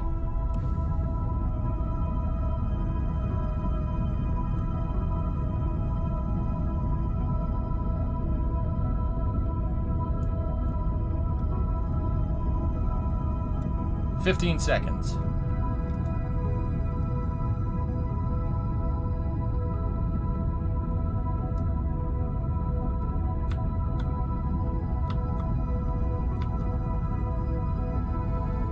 "10 seconds to Seco 2.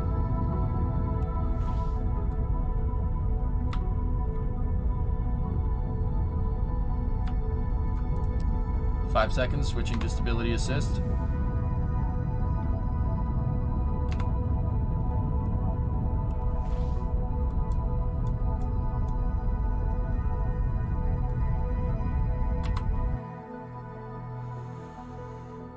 Whew. We are in retro.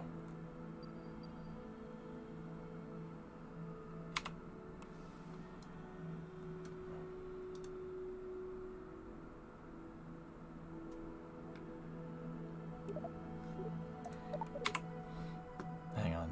We can free return the first stage. Ready? Or the second stage. Let's just give it a little bit of a push there.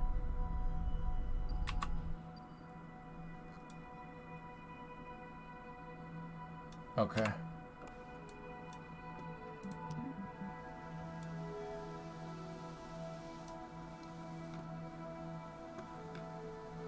Speaking of Burns, did you see the astronomer picture of the day? Yeah, relativity.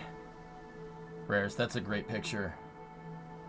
And what's this tweet? We got a new tweet from Elan. Starship is stacked and ready to launch next week, pending regulatory approval. Yeah, dude. We saw this, but... We saw this, but... Oh.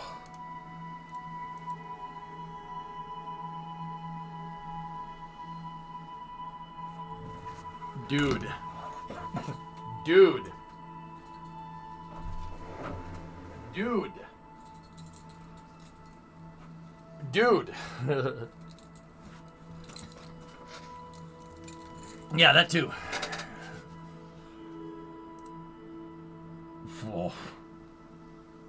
Woof. That is an absolute unit. That's nice, man. Look at that. Look at the size of that.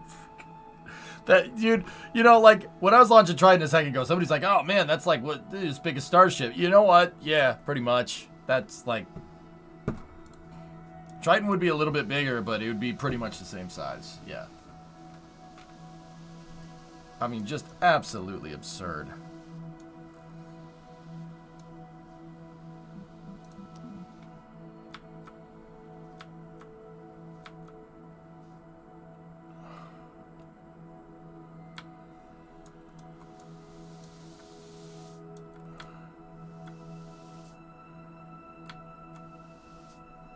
Yeah, repo, for sure.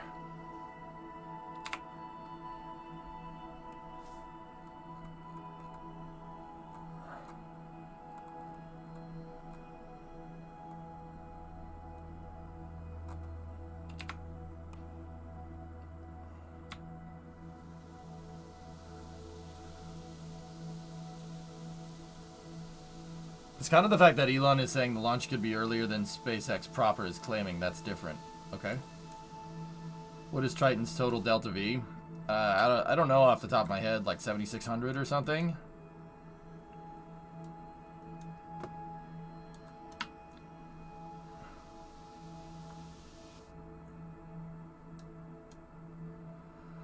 Okay. The stage is on a free return trajectory, but we need to change the deployment of this thing. I should have put a docking port on the front of this. I was not thinking.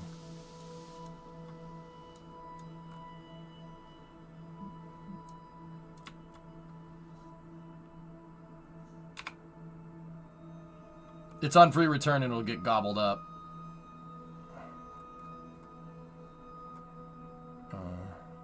Wait, why is P 75 now?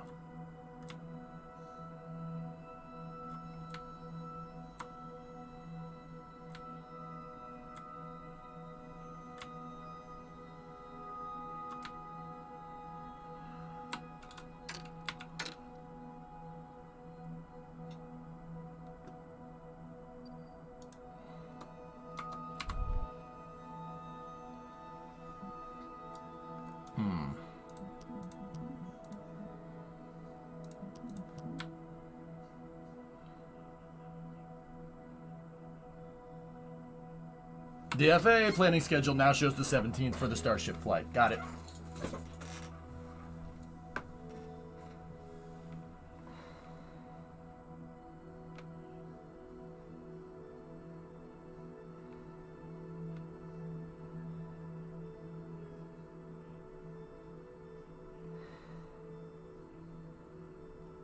Yeah, Mufasa, welcome to my life, dude. It's hard to plan for these launches. Yeah, and that's part of the reason why I just cover the launches from my office, dude. Because it can get very expensive if a rocket scrubs.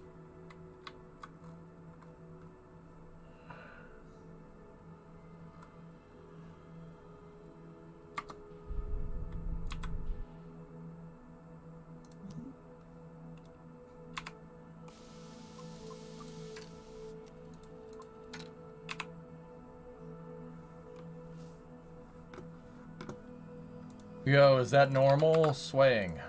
Okay, what's up?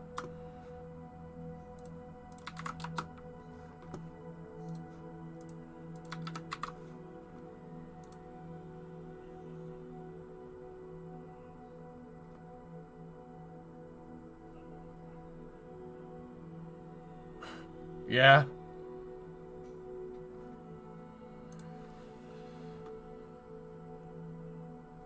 When the chopsticks release the load of the ship? Yeah, pretty much. Yeah, that happens. That's normal.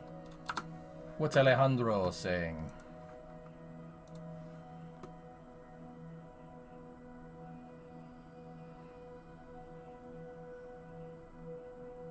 Unreal, dude. This kind of crept up on us quick, didn't it? Kind of crept up on us a little quick there, huh? People forget that everything's a spring. I mean, Aqualex, that happened when we were building launch pads. Every time I'd let the vehicle go, it would settle a little bit in Kerbal. We know that happens. The SSTOs, everything. It would settle a little bit. My big SSTO settled a little too much and then tipped over and blew up the entire pad. But, you know, whatever. A little bit of a miscalculation on the dynamics of fueling by me.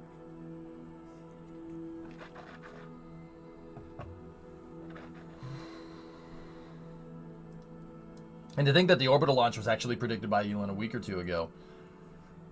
I think Elon is becoming keenly aware of Elon time, which is a little scary.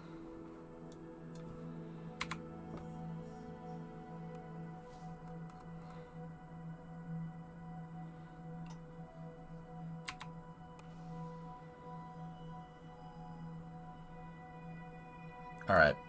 Let's go for payload deploy.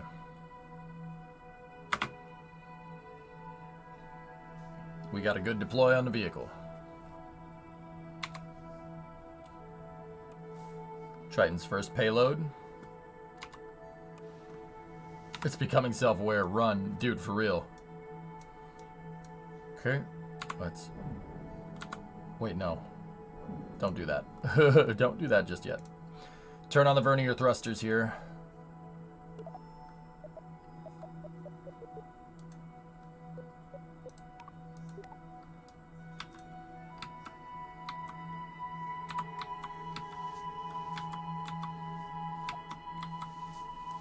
Cool.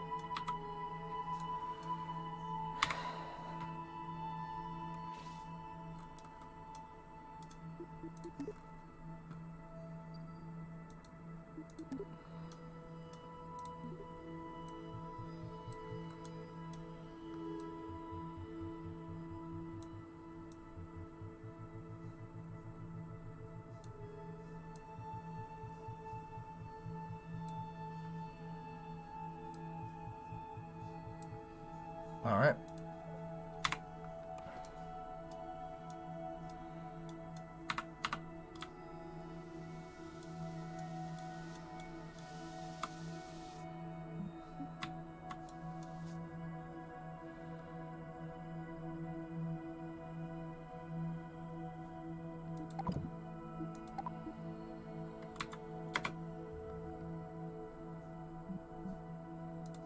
We've primed the nuclear engine. Swerve is online.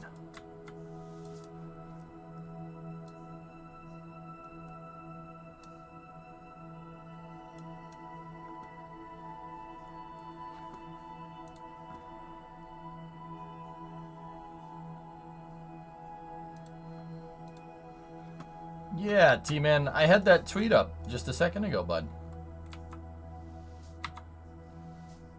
That tweet was linked, like, right before you linked the times, dude. I know. It's gonna be awesome, man.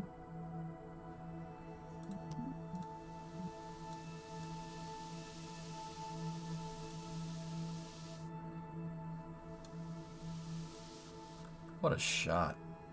Damn, dude.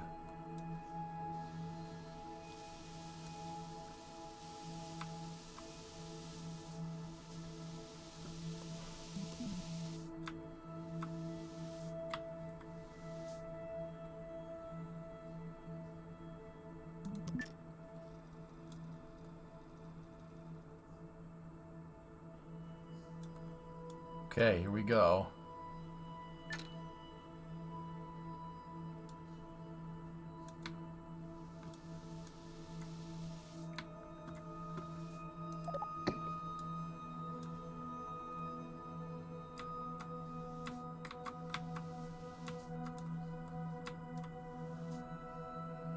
$20. This is just a mid-course correction burn here to make sure that we don't miss the moon.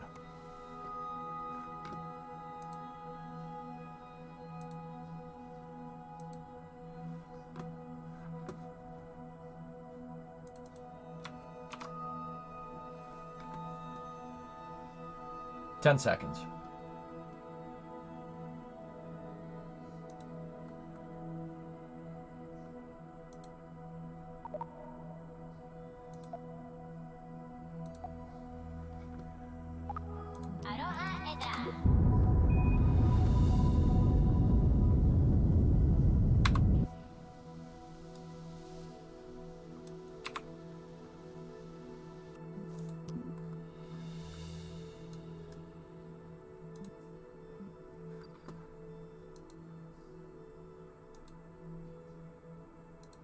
Discovery, go at throttle up. Hey, Barrelicious. 64-month resub. Thank you. Who's your pilot? We're flying this remote.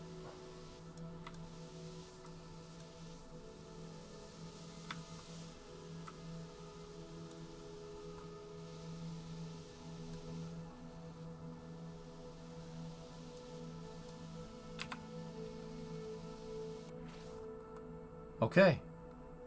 Let's...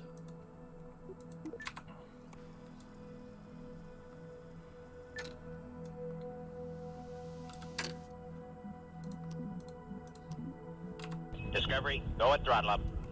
Lenny. Welcome to Mission Control. You go at throttle up. Thank you for the Prime sub.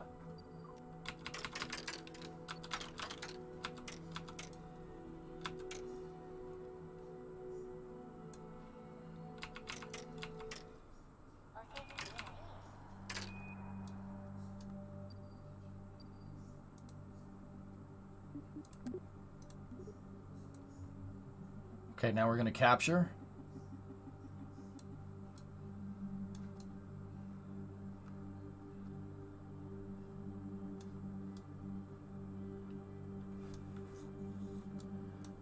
Okay, let's do this. There's the stage. The stage is over there. It's basically on free return. The stage is gonna fly back and crash into the, Kerbin. Hi, learning a new Kerbal. How did you make getting to the moon so easy? Tanichi, I have 15,000 hours in KSP1. I've been playing Kerbal for 10 years, so I got a little bit of experience, dude. That's why. Yeah. You know, when you get 15,000 hours in KSP, if you ever get to that point, then yeah, you'll make it look easy too. You do it so many times, dude. I've gone to the moon more times than I even remember. I just hope that someday somebody can say that in real life.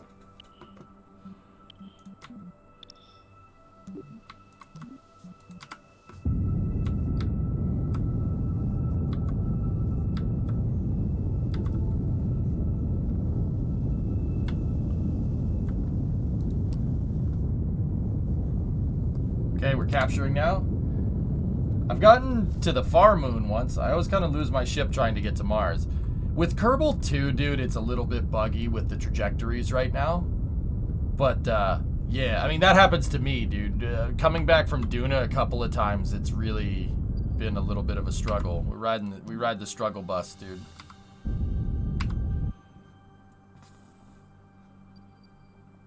But, yeah. The moon, so like doing transfers, dude, is all about setting up your orbit. You just want to set your orbit up. Like, I made sure that I was in an equatorial orbit because the moon basically follows Kerbin's equator. So if you launch into a perfect equatorial orbit around Kerbin, it's really easy to transfer to an equatorial orbit around the moon. Your setup is everything with how you do this.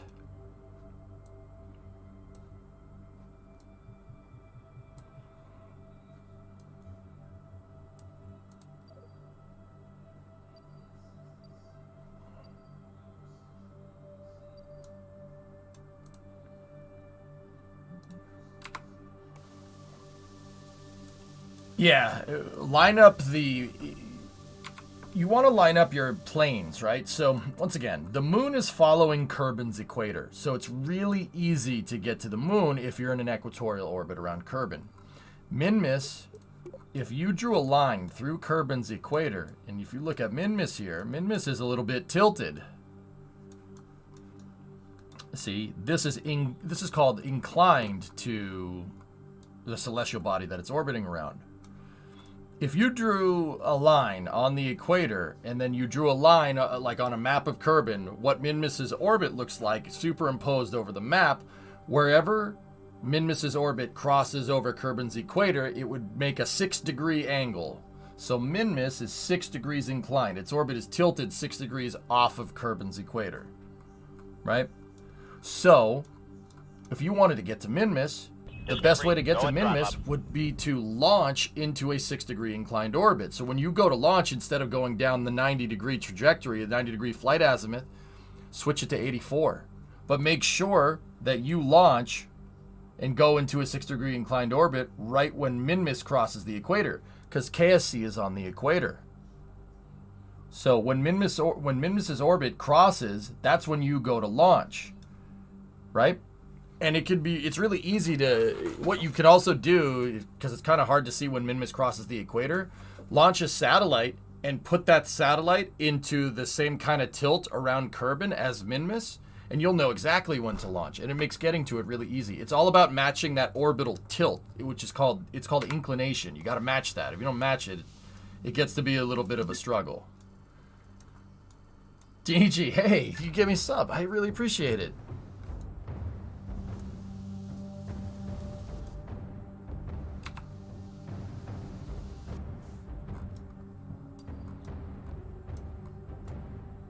You have 3 satellites by accident? Well, hey.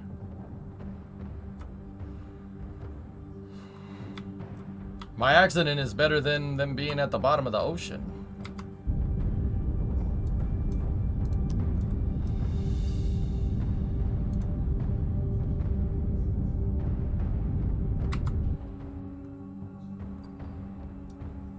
Okay. Wonder what that debris is down there.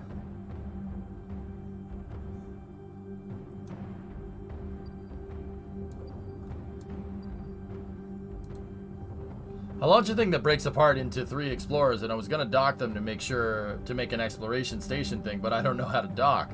Dude, okay, I got you. Yo, here, look. Exclamation point KSP2 tips. I have a tutorial on YouTube that you go check out. Teach you exactly how to do it. No problem. Docking is not that hard. Discovery, go at throttle up. Not a cat. Starship soon, TM. I know where I'll be when it goes. Yeah. Gonna be fun.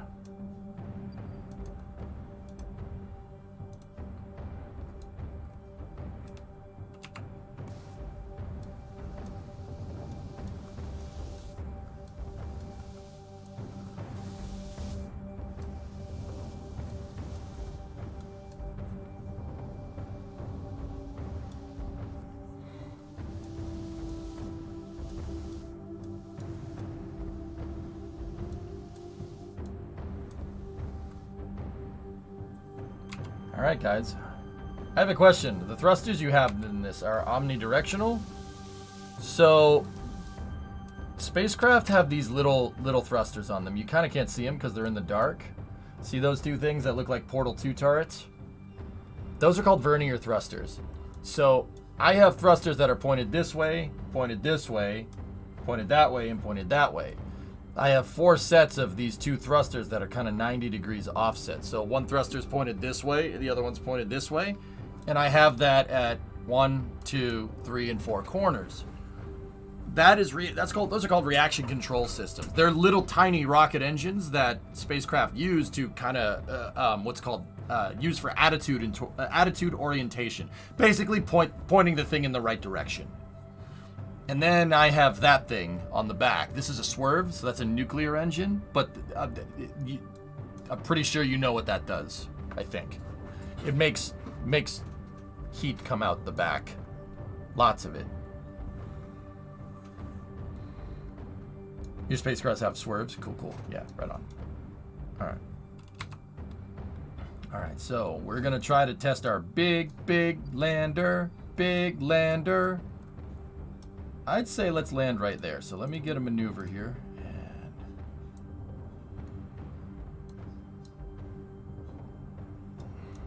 I want to land right in that valley right there.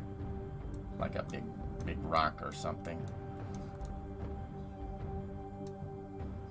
Alright, so this is the first test of this lander. We're going to see how it fares.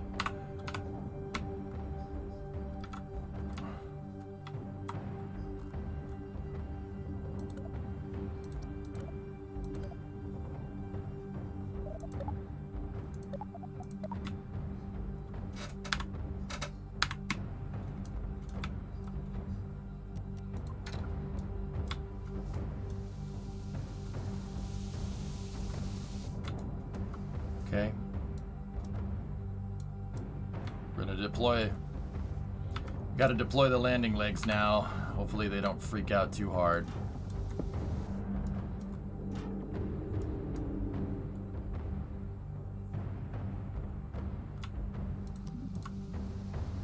Ten seconds to powered descent. Initiation. PDI 1.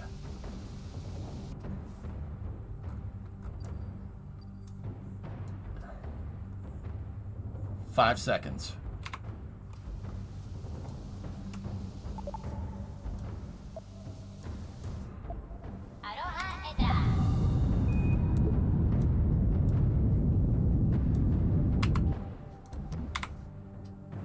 Okay, PDI 1 complete.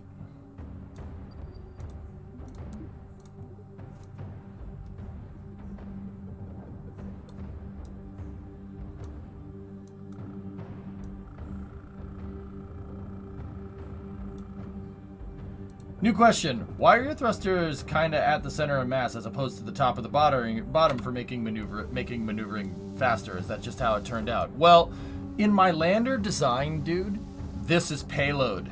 So I don't put thrusters on payload, right? So I got to put it on the lander somewhere because in the future, maybe we separate that payload down on the surface, right? Then if I put thrusters up there that get it to move really, really nicely, right? Then we got a little bit of a problem. So if you're just looking at the lander itself, right, the thrusters are actually as far forward as they can be, or as far up as they possibly can be. Yep.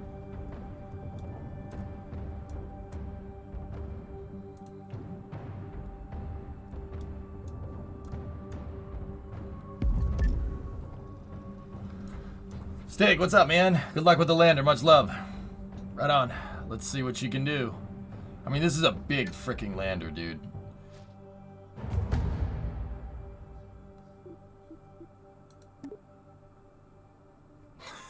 Thanks, game. Very cool.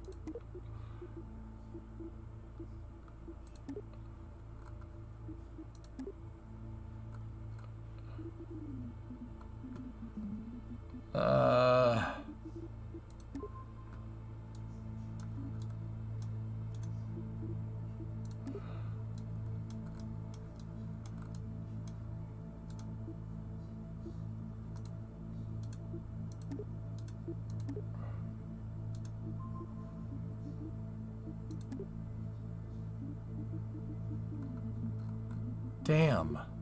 Wait. We might be able to get it. We might be able to get it. Default name 30. Focus.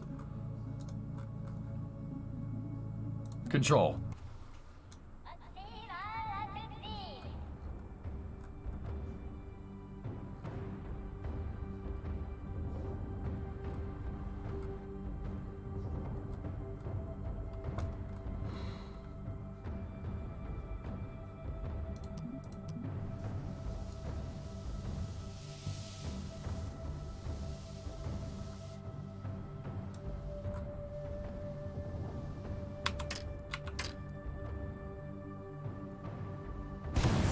Oh. The legs.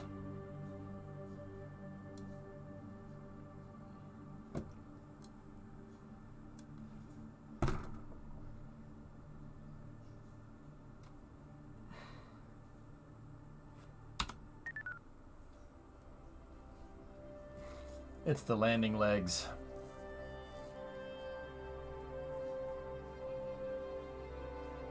Crap. Yeah. See, this is why I wanted to use those Kraken Tech landing legs, dudes. I wanted to make my own, but we couldn't get them to... Oh, we're all the way back here. Oh, this game just loves taking the wind out of my sails, man.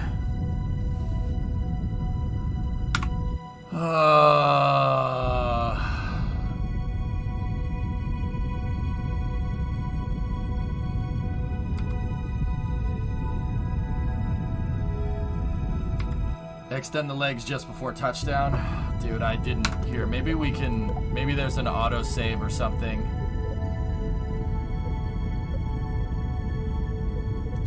That's the last auto-save that we had.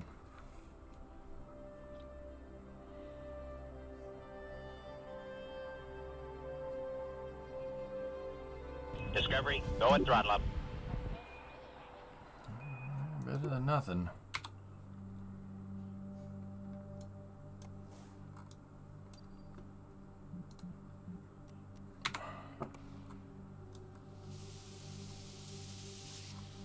Yeah, we're gonna have to wait. We're gonna have to wait until the last second to deploy this thing. Save this save. We will call this save Land Me Pulls. Done.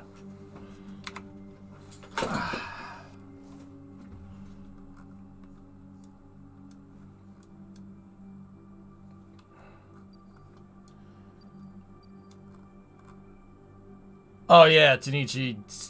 Even Nate, I know the creative director for KSP2. He was telling me, dude, save a lot. Save once, save often. That's what he keeps saying in the dev notes. And that's what he said. He's like, yeah, please just save a lot. I'm like, all right. Nothing wrong with saving a lot, dude. If NASA could do that in real life, I'm pretty sure they would.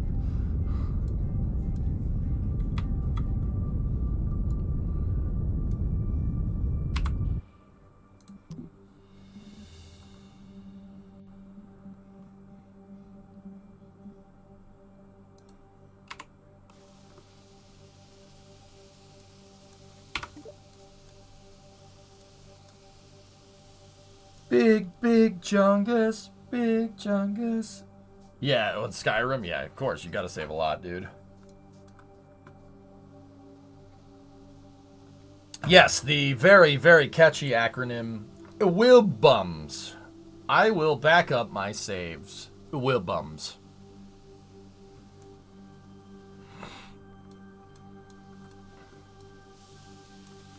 WILBUMS, always.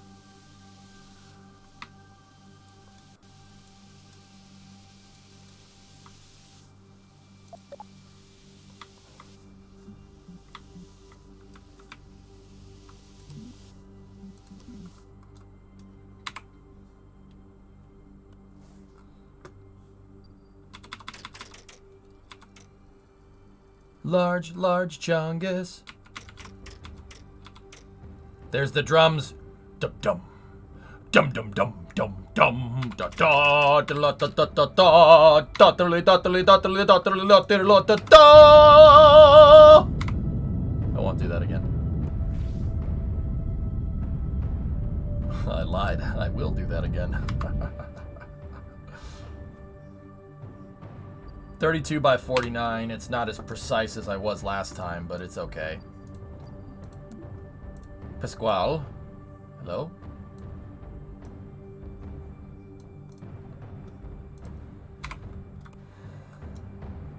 What do you do once you actually land on the surface? Could you build bases? Z-Money, there's going to be a base building mechanic in the game in the future. Right now, it's just enjoy the scenery, drive a rover around. But that's the thing about this is that if you notice, I have some wide open areas. We have 4 wide open payload bays on this lander. So in the future, I'll put rovers on there and we'll just put them on a decoupler so they fall out and they land on their wheels so we can go drive around. Or like, I don't know, maybe a ramp or something so I could drive stuff off the top of this thing? I don't know. Okay, powered descent initiation 1. Let's try this again.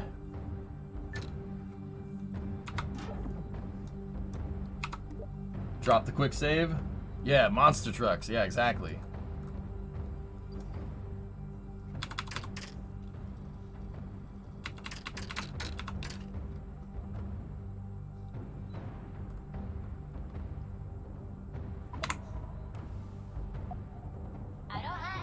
Aloha etat.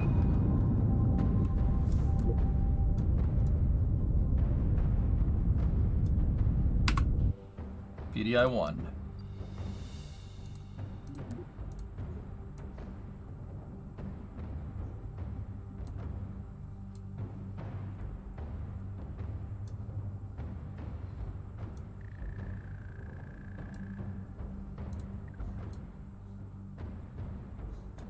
No, you know what? Yeah, it's fine. That'll be alright. Okay. PDI 2. No legs. Hi, Kerbal.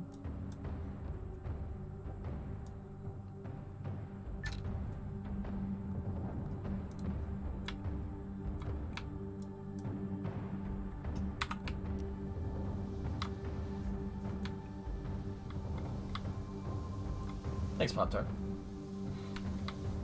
Need to look good for the meeting, you know what I'm saying? You know what I'm saying? Kind of looked in the mirror this morning and went, wow, I look homeless. Yeah, nah. Bearded EJ, only true EJ.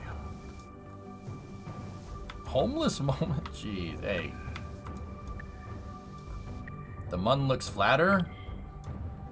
Erudite, how do you look at this and go, yes, flat?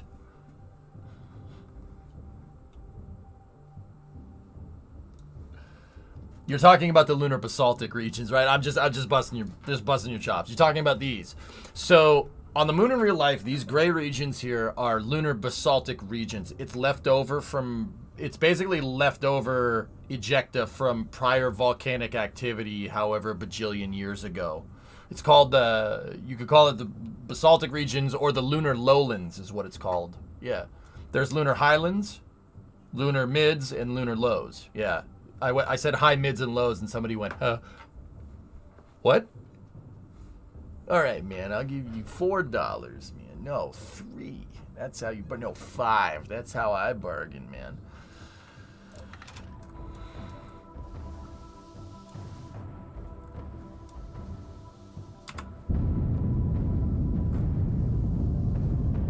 The lens is distorted.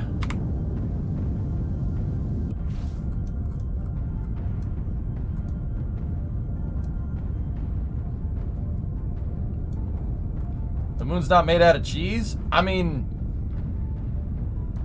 if you're brave enough, it's edible. Yes, if you're brave enough.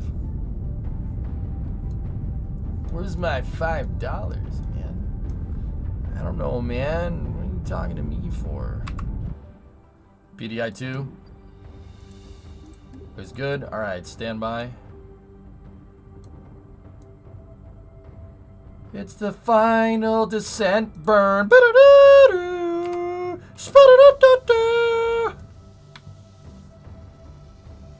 We're heading to moon. We're heading to Minmas. But still we stand tall. That's a lot of Delta V you got there, bud. Yeah, I know. This thing's kind of over-engineered there, guy. What is this, John? Doing a quick survey. If a rider puts the wrong address in the app and the Uber driver takes them to that address, who is in the wrong? Rider. Yeah, that's the rider's fault all day.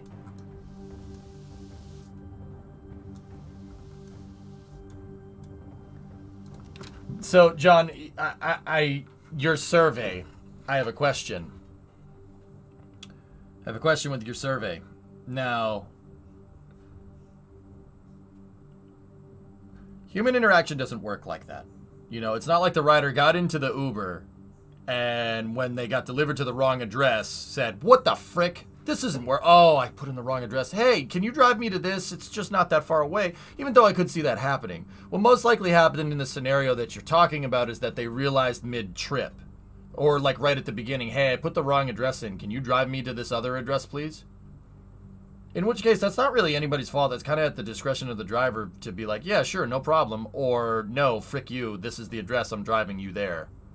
Now, if the driver got 95% of the way there, and then the rider was like, oh, no, this is the wrong address, the other address is on the other side of town, and it's basically going to triple the amount of ride time, then, yeah, that's the rider's fault. The driver ain't going to just be your personal chauffeur around town unless you pay them. So I would say more often than not, it's probably the rider's fault. But, you know, say they got into the car, right? You sat down, hey, John, are you my Uber driver? Yeah, I'm your Uber driver. Hey, I put in the wrong address, dude. Could you take me here instead? I mean, technically, the driver has no obligation to be like, yeah, sure, that's fine. You're not their personal chauffeur. But I would say if the rider was courteous about it, then, yeah, the driver's kind of being a jerk in that scenario, don't you think? No, midway through the trip, they thought they were going the wrong way, but when I read out the address, they confirmed it to you. Rider's fault. You got into a little bit of a kerfuffle with someone, didn't you?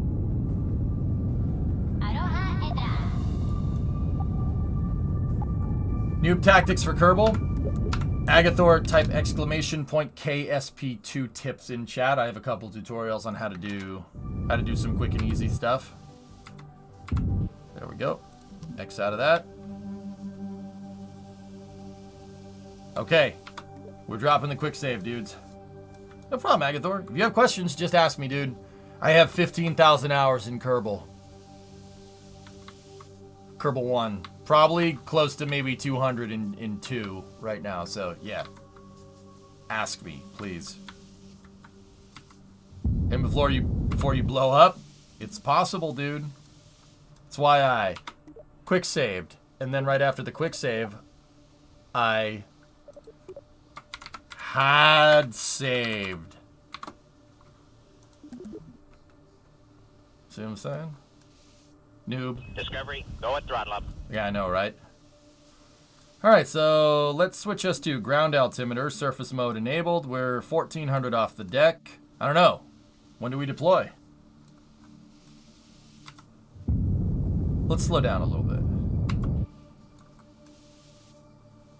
How about we just hover here for a moment and now we deploy them. Please don't explode. Kerbal, I love you. I love you, and people say nice things about you. Needed to get that last bit in. Oh. Seems to be working well. Okay. We have a good leg deploy. So, make sure we're going straight down. 30 meters a second at 580.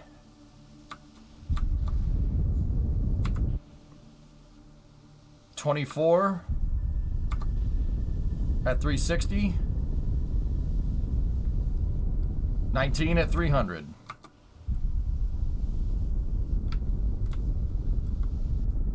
We are 15 meters a second at 200.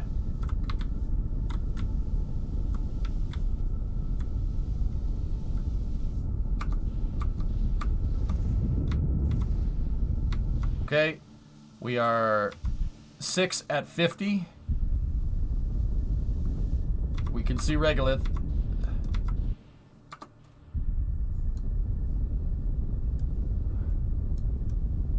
2 at 20. 10. 5. Contact light. Don't you dare. Don't you freaking dare do that. Houston, Tranquility Base here. The Altier has landed. Roger, Tranquility. We copy on the ground.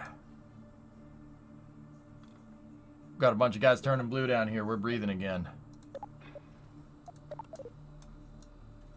Huh. Well, that was placed in symmetry at one point. Guess not.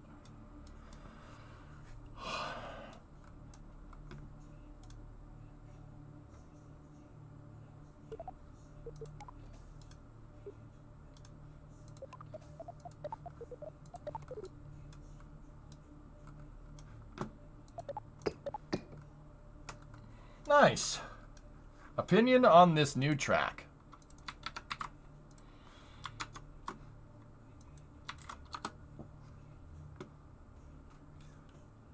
Updated pics of the Qiddiya F1 track in Saudi Arabia. The track has an artificial uphill first turn with grandstands on top. It looks really good.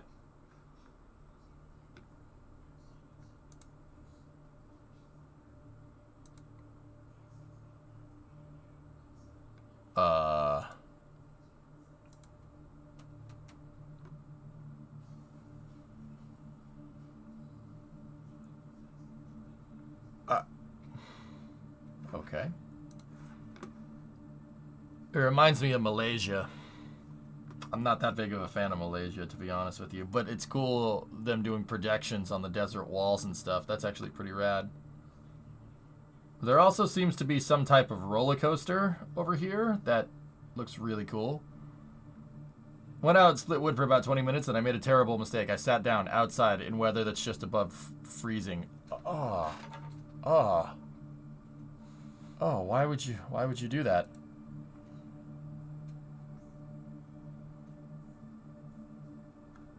That's actually kind of rad, but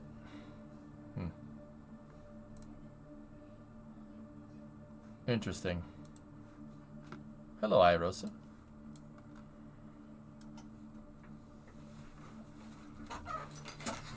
You could only be Saudi Arabia, dude. Yeah.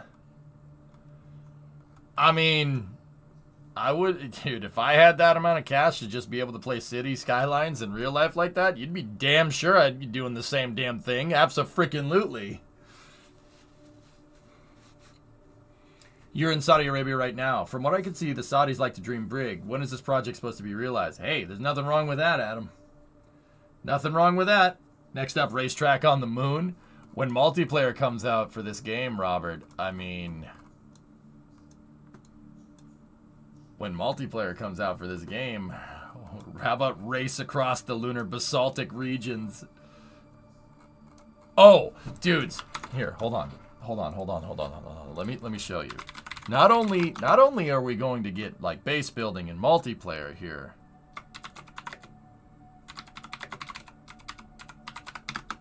Check this out.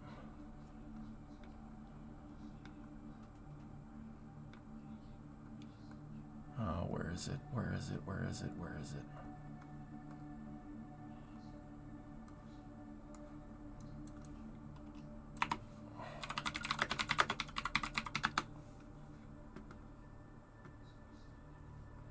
I'm trying to find it here.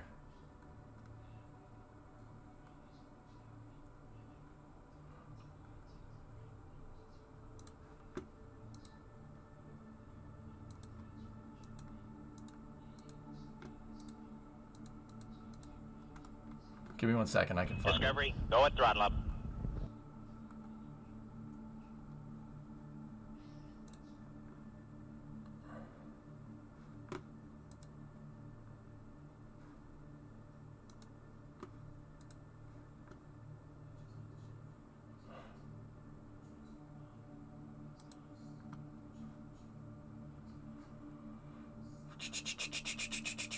it. Hey, Wildland, 78-month resub. I can't find the dang thing now. There were some pictures like behind the scenes that gets you roads and stuff, dude.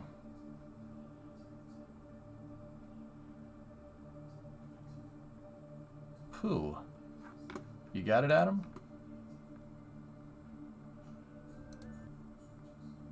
Oh. No, that's something else. Alright, I'll check that out later. You like cities, right? Yeah, of course. Oh, man, where is it? Alright, let's just go to Kerbal's U-Tubs here.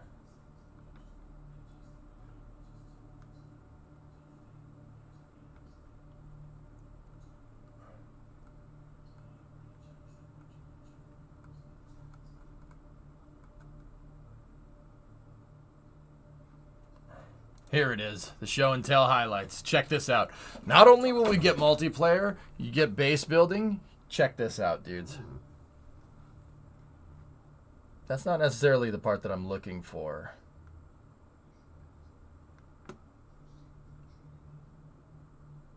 Oh, that's not the part either. Hold on. It's the show and tells here.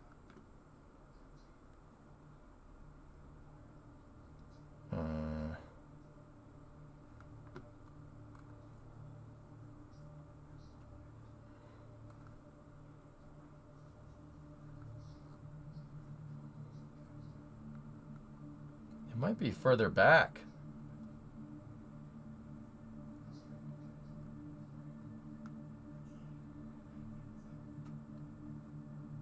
Yeah, they're gonna add roads so you could play like cities. It's a show and tell video. I just can't find it.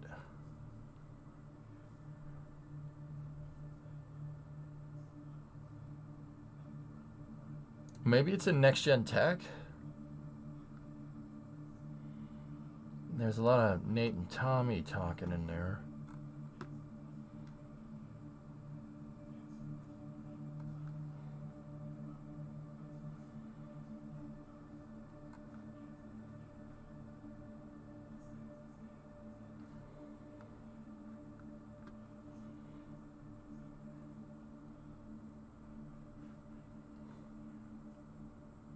It wasn't on YouTube? Yeah, it was, dude.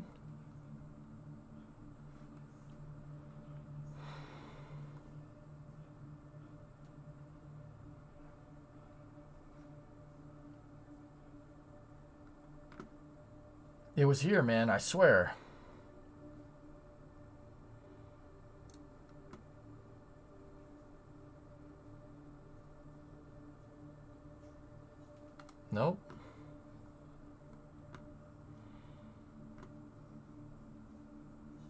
Maybe this one.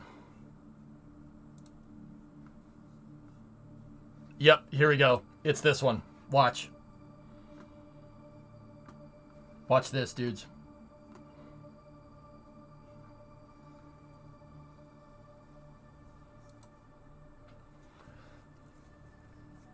So not only will you be able to multiplayer race across wherever, but roads. Roads. Lunar drag strip. Roads. Roads. Roads. Roads. Quiet back there.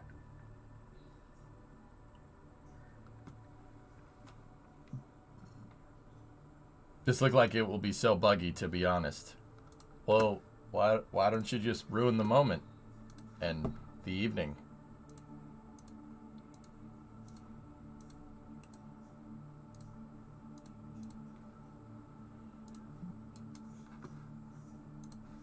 You said ads? Okay. All right.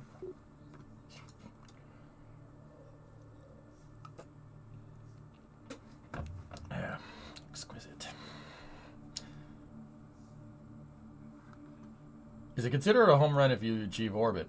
Aqualux, yeah. Dude, you know what's kind of crazy about that?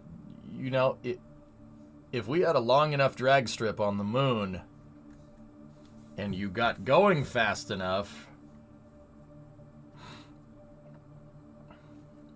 Check that 1 minute video. They actually started working on it. What's it? I don't know. I don't know what that is. What is it? I don't know. Okay, so what do we got here?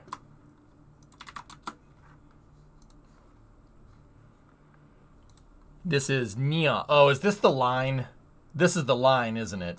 Civilization is taking place. Imagine a traditional city and consolidating its footprint, designing to protect and enhance nature. That's it, Yumazi. I got the it. line's Yeah. communities are organized in 3 dimensions within 5-minute walk neighborhoods. Travel end to end in 20 minutes.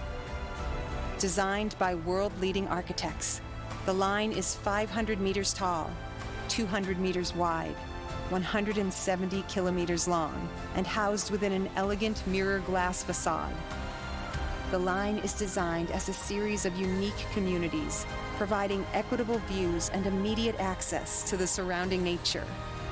At the heart of the globe's key trade routes, a place for commerce and communities to thrive. The line, the city that delivers new wonders for It's literally called the line. the world. I mean, that's a cool idea. I'm not gonna say it's not cool. That's pretty neat. In a traditional city. I mean, it's a little Blade Runner-ish. You know what I mean?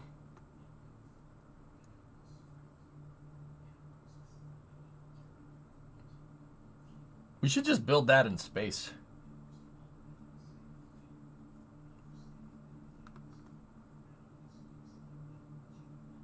I mean, how do you not bottleneck the trains at the center of the city? So assuming you have a focal point, right? You have a train, right? And there's a focal point in the center of the center of the line, right? So say there's a big employer, like at the center of the line, it employs 1,000 people, right? That means everyone's going to be taking the train inwards towards the center of the city. You're going to get influx and outflux. How's that any different than any regular city? Like, what's the difference there? You're gonna get shifts. People are gonna move around. People commute. How does that change anything? Basically, a one-road street in cities. Yeah, exactly, PY. How are you not gonna bottleneck in the same of the city? How is that any different than a highway going into a city? Like, there is no center. Yeah, there is. Of course, you could say there is no center, but people are going to naturally gravitate to certain communities that are doing certain things. Unless you're talking about a completely decentralized system. Like, where's City Hall? City Hall's got is City Hall at one end? City Hall's like, where's the port? How do you get stuff to this city? I saw that one side of the line is definitely on the water, right? So one side's on the water, meaning that all your supplies are coming from here. How is that not a bottleneck? What's the solution there?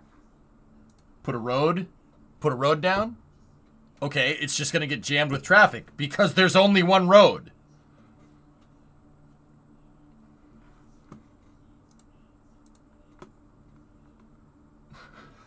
A circle is the solution.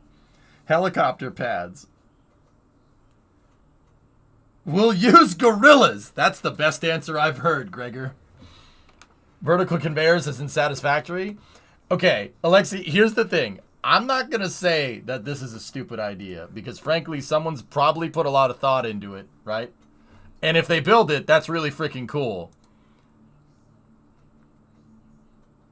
But also, I'm a moron when it comes to civil engineering, and I can see that this is going to bottleneck after looking at it for about 5 minutes. Like, how do you... It's in Saudi Arabia, of course, yeah. It's Epcot, but in a straight line. Yeah, but the thing about Epcot is that it's circular. It's circular, so the entire city is a roundabout to avoid bottlenecks. This is just Epcot with extra steps. That should be built into a ring station. You keep the commercial and industrial broken up and distributed. Yeah, but Aqualex, yeah, of course. But unless your city is entirely planned to the point where it's like Blade Runner or something ridiculous, right? Then people will naturally gravitate to certain communities, right? That's gonna happen. That's why cities have epicenters, because humans naturally gravitate to certain parts of the city. Like, that's just human behavior. So the city goes literally against human nature. Okay. All right. You're going to try to solve that problem. Okay. All right. Okay. We're talking about Saudi Arabia. Touche. Okay. All right. All right. I'll give you that one. Oh, brother. Okay. All right. That's fair. Let's hop this. This is the kid you watch from Timestamp. You guys with your links.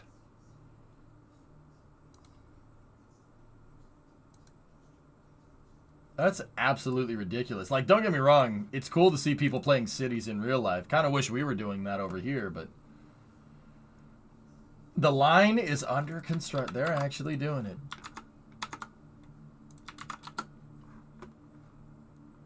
So does land or drop payload? The payload bays are empty for this test SVO. As long as you deploy the legs like right at the... Oh my god.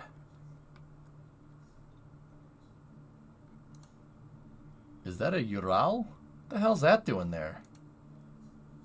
Or is it a Zil? I can't tell. Hey, Fancy Elf. What's going on?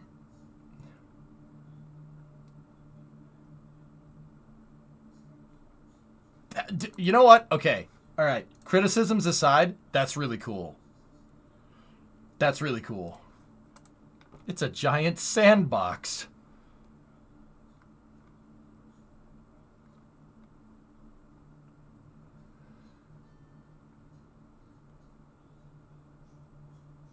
Oh my gosh. Look at all of them stacked in a nice neat row. Okay, that's kind of cool. All right, that's kind of cool. Yeah, I don't hate that. Yeah, I don't want to live there. No, Ananis. No, I don't want to live there at all. No. No, I'm good. I don't want to live there. But it is cool. It is cool. That's really neat. They do move in herds like a predator. Yeah, exactly.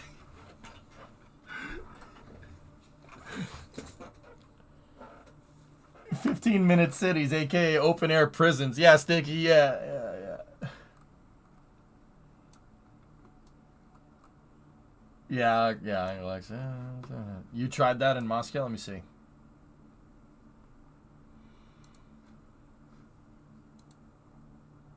Let me see. It's taking forever to load that.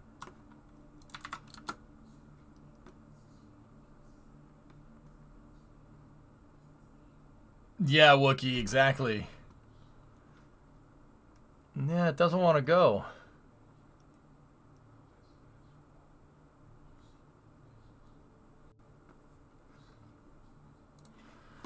Yeah, it didn't.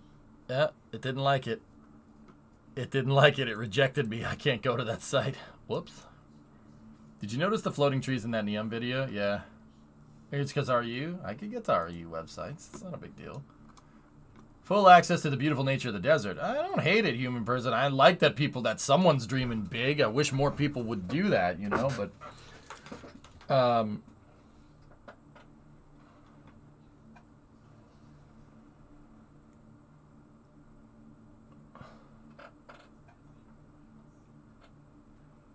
okay, Fancy, what's up? So I haven't been on since the initial KSP2 update. How are you liking the game since then? I've been loving it. Oh yeah, no, it's fun, dude. There's still some surprises here and there, you know what I mean? But yeah. Lander Test 1 actually was quite good. I think we should hop this. Let's hop it somewhere. We have an insane amount of Delta V to basically do a hop and then go somewhere else. So, you know what? Give me 1 second. Where...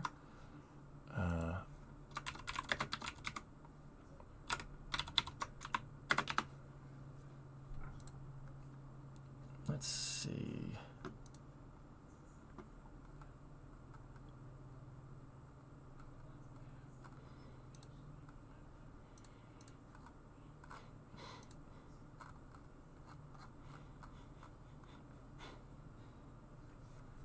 Honestly, I think Saudi Arabia will be the next Dubai in like 20 years. Hats off to them.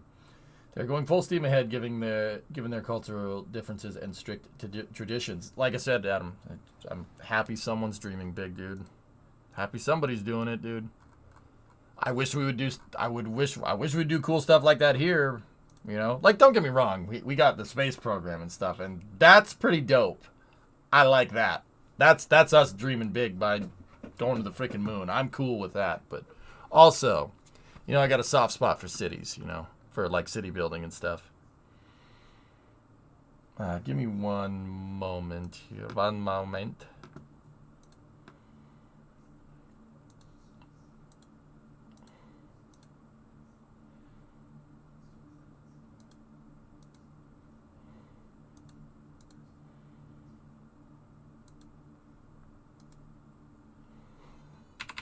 Just checking something. If you go big, we go big, big. We go big, big Chungus. Big Chungus. Okay, cool. Let's go. Let's go over here.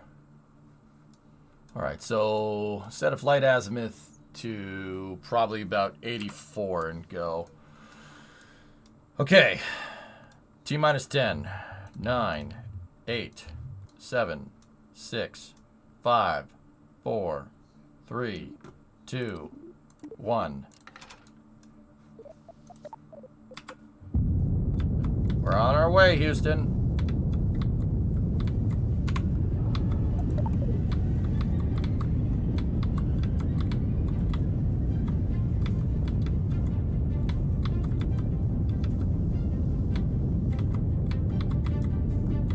Lunar Ascent music. That's pretty cool.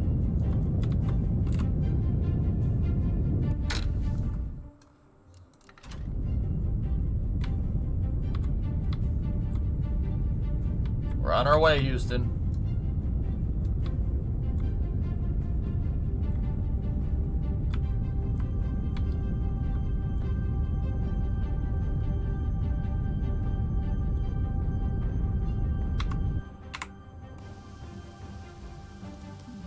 Let's see the sewage system in the line. Did we save? Yeah, I don't know if I saved when we were on the ground. I like the concept, especially making nature more accessible to everyone, but maybe if we're trying to respect nature, don't cut it in half with a giant wall. That's what I mean, dude. For as, you know, cutting edge of an idea that it is, it's so tone deaf. It's pretty damn funny, actually. Like, what do you want, man? How's the performance of the game now? Kem, it's better. It still lags. It lags when you're near planets. It really bottlenecks the CPU. Believe it or not, they have this right here. Okay, so check this out, dude. It looks good, right? This right here, believe it or not, is a highly modified terrain generation system that basically uses the same terrain generation system as KSP-1. This is KSP-1 planet generator. It's a placeholder right now. They're rebuilding it. They're rebuilding the planet generation system because it bottlenecks the CPU. It's still using procedural quaternons. So this is PQS Plus is what it's called. It's a super heavily modified version of the same thing that generates planets in KSP-1. That's why it's bottlenecking so hard. It literally chokes the CPU.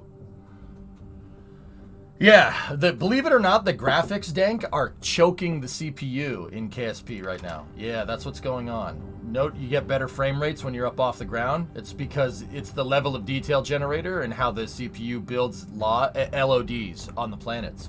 They're switching to a continual binary transition or something. CBTS is what it's called.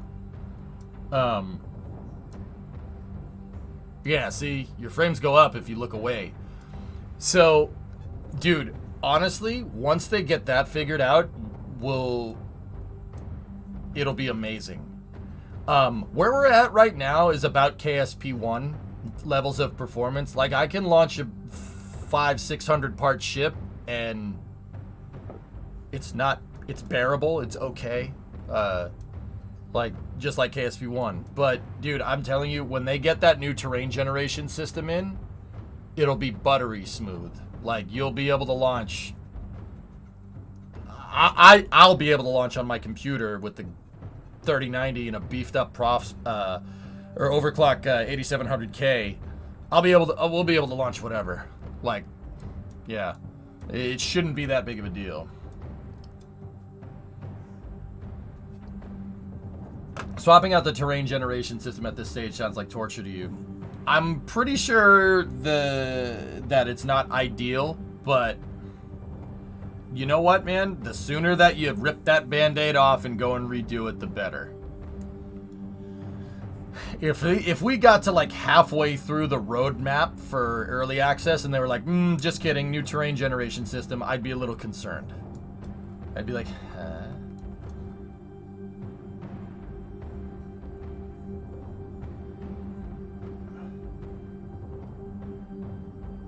The hexagonal crater looks pretty sweet. Yeah. I mean, this terrain generation system is crazy. Theoretically, you could make KSP-1 look like this because it's the same terrain generation system.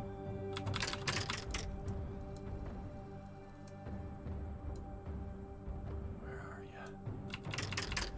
There you are. There you are, you freaking rat. I see you.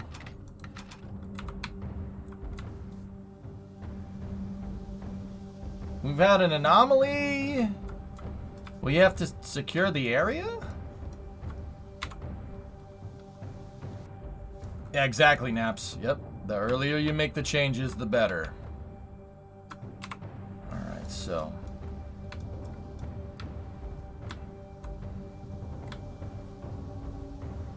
We want to go somewhere over here and zip, zop, zoopity bop. Slight change to our trajectory. There we go.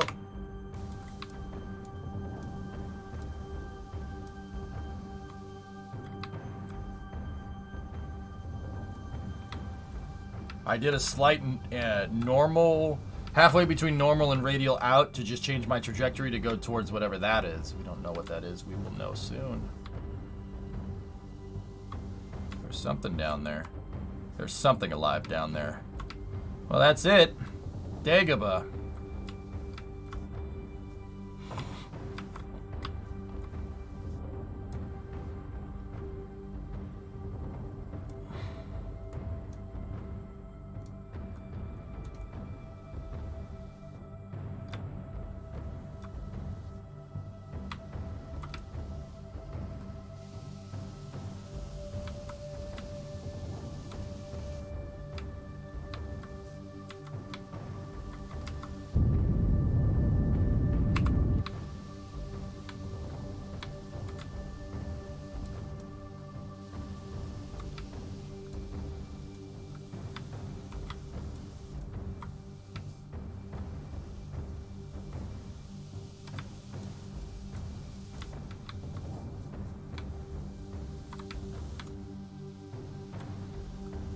Okay, 10 kilometers off the deck at 400 meters a second.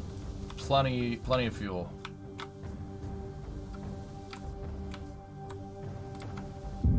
Okay.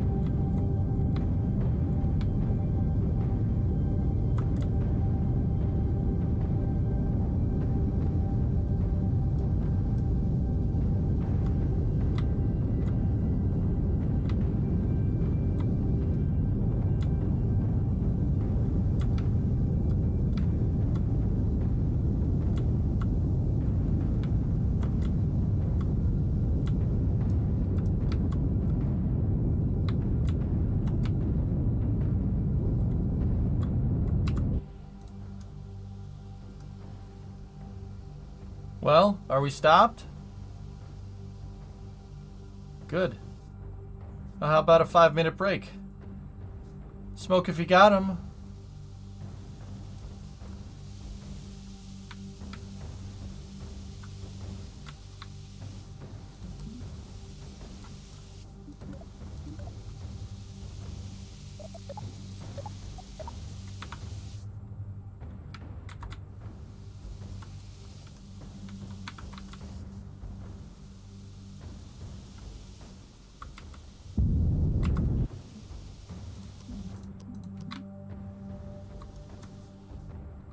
Yeah, just as I thought, we're running out of vernier thruster.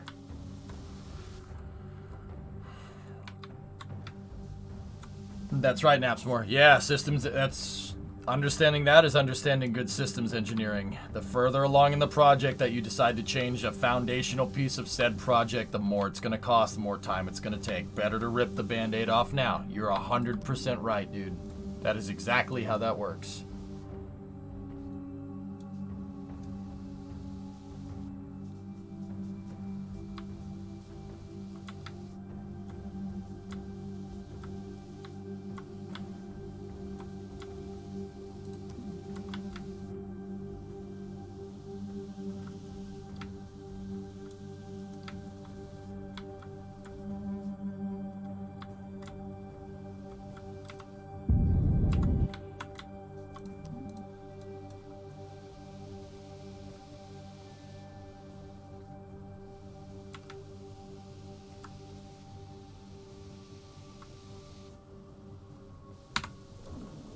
Okay, gear out.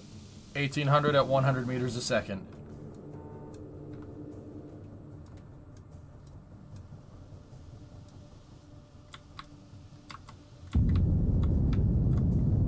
$1,000 at 62 and decelerating. 700 at 34. Coming down.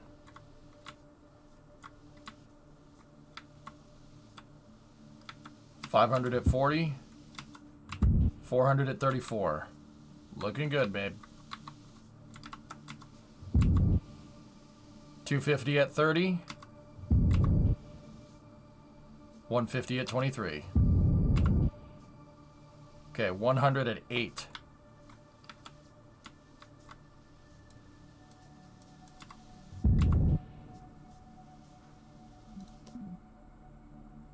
$30 at 8.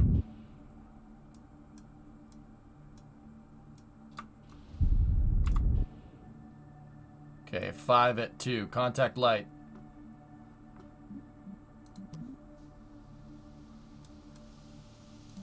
His legs are so damn springy. I hate them so much. Why so choppy with the throttle? I don't have a joystick. I don't have a joystick, dude.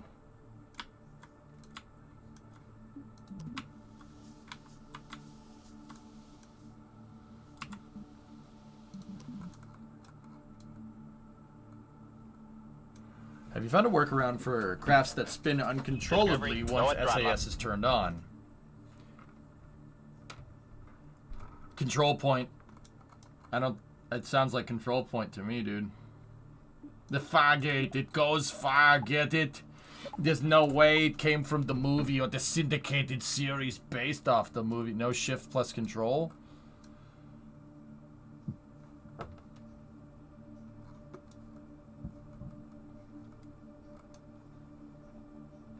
Pulsing the engines is more fun. What do we got here?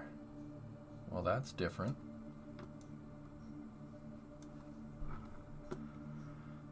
Moho, Eve, Kerbin, Duna, Drez, Jewel, Pole, Bop, Tylo, Lathe.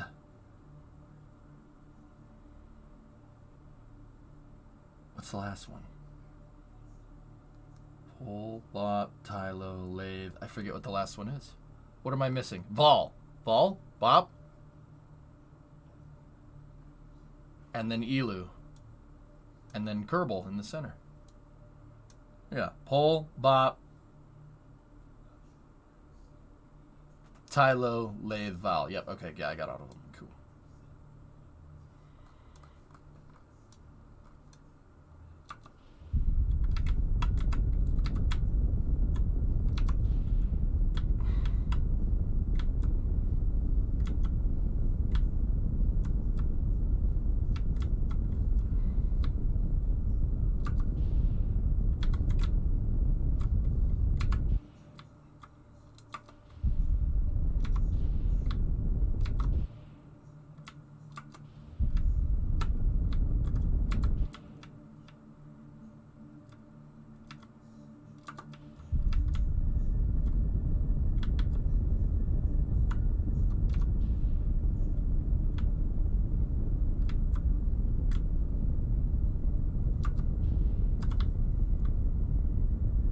You stream SpaceX launch.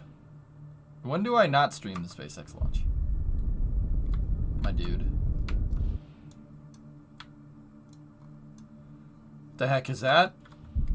It's another clue in Grim.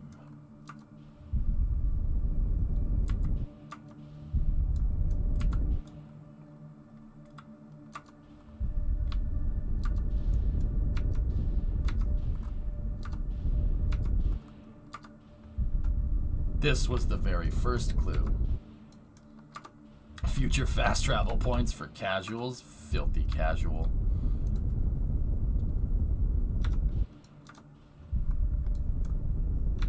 SpaceX launch is in 5 to 6 hours. There is not a SpaceX launch today, I don't think.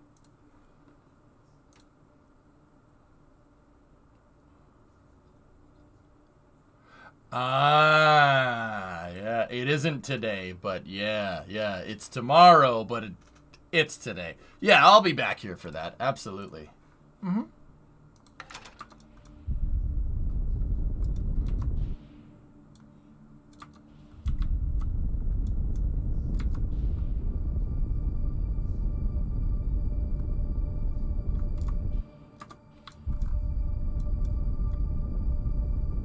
It's a moon arch, but with all of the debris removed. They're rock stars, huh?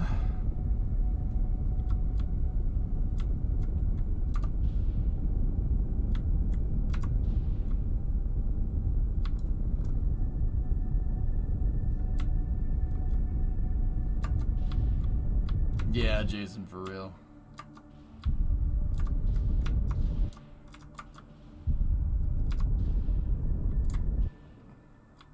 Discovery, go at throttle up. Funky Straubs, 3-month resub. Thanks, dude.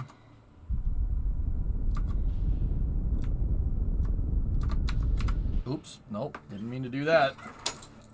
Possibly to another solar system. Right?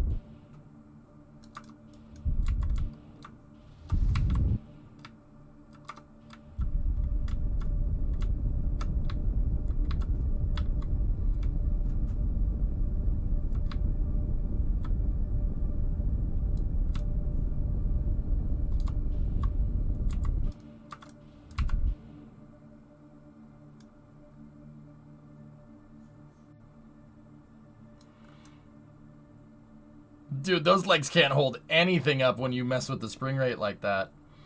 I don't want to activate the spring rate now. Oh, boy.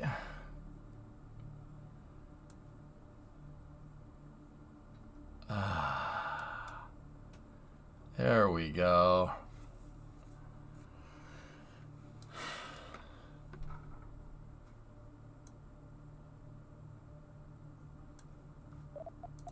That's much better. Big chungus, big chungus. Here, I want to try to get closer to the arch.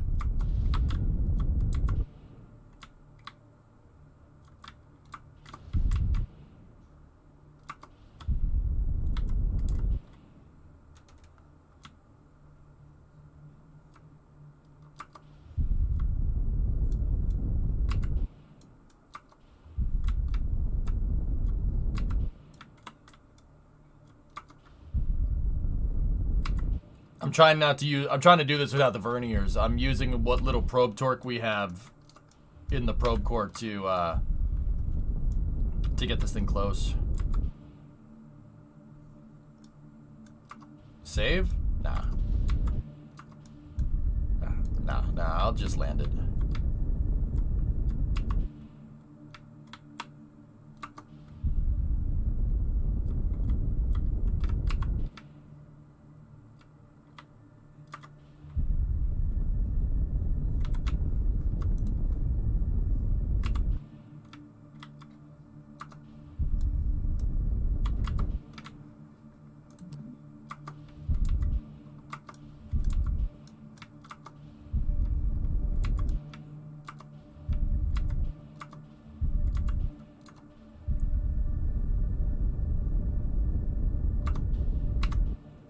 Uh-oh.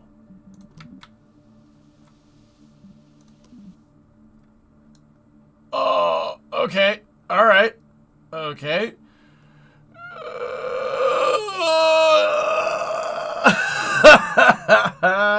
Nice.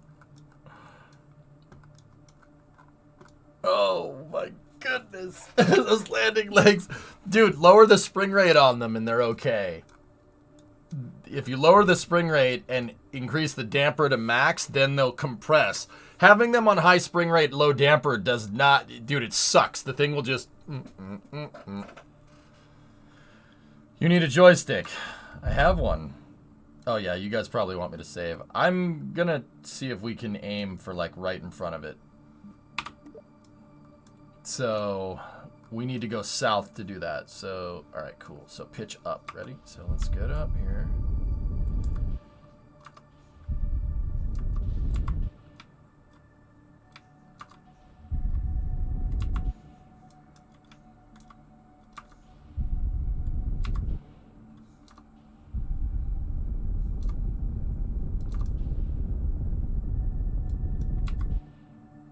I quick save, dudes. We're good.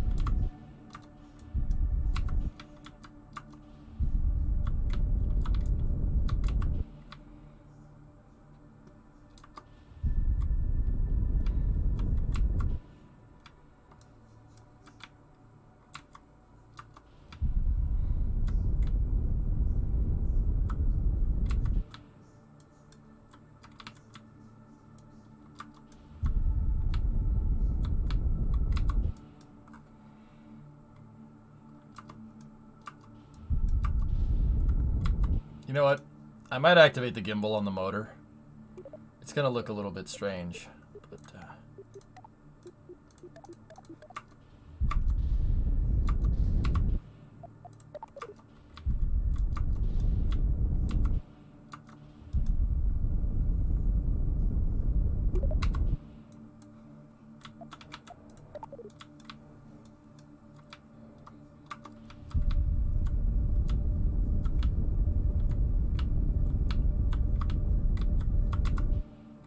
got plenty of fuel to be able to hop around like this, because hydrogen, you know. When hop to the moon. Huh? Sorry.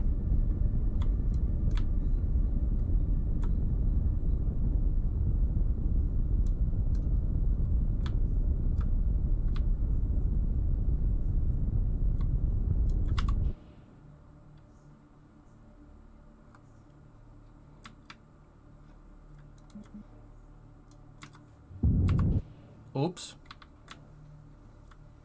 Well, that turned out to be exactly what I needed. Nice. I meant to do that.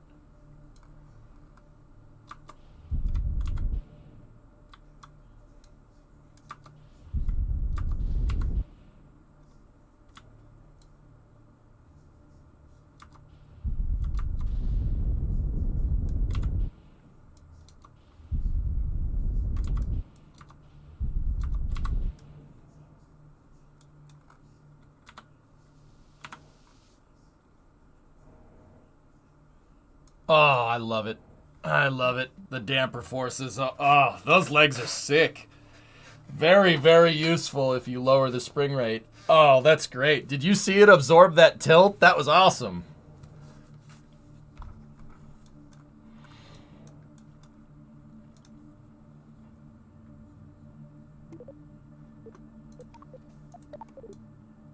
All systems are go when the engines are throttling up is what go at throttle up means. It's a critical point in the mission past max Q, Flanken. So we don't need Kraken legs now? I don't mind these things. I thought most of the time with the landing legs, adjusting the spring rate doesn't really mean much. But with this, you can really play with it because these legs have a lot of travel. They really can bend, which is awesome. Really good for a tall lander.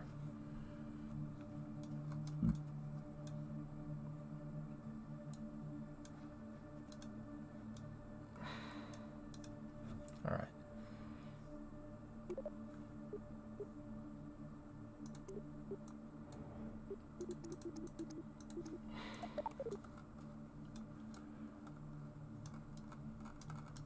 Cool. Now I have a targeting beacon.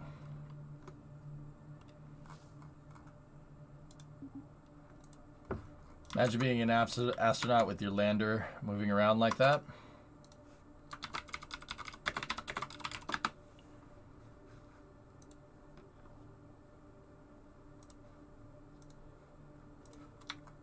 Oh, it's happened.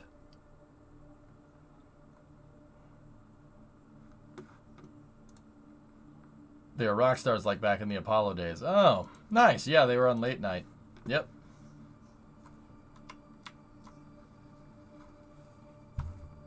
Thanks, Bucket.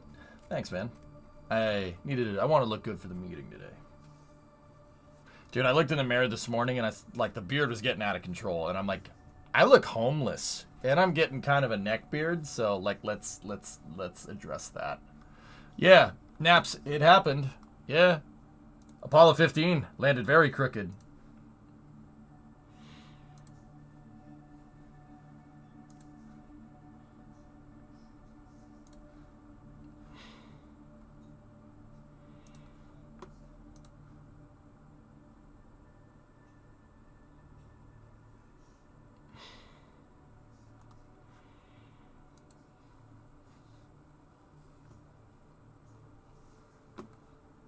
Here, you want to see something even crazier?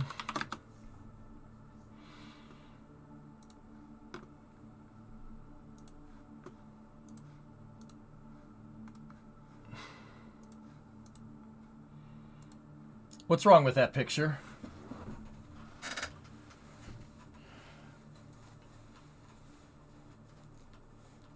What's wrong with that picture? The LMDE, it had a little bit of a problem. Well, Tenchi on Apollo 15, they landed crooked, and the LEM went like this. And turns out that landing on the nozzle is not a good idea. It's okay, they didn't need it anymore once they landed. It's just the descent engine. Who cares?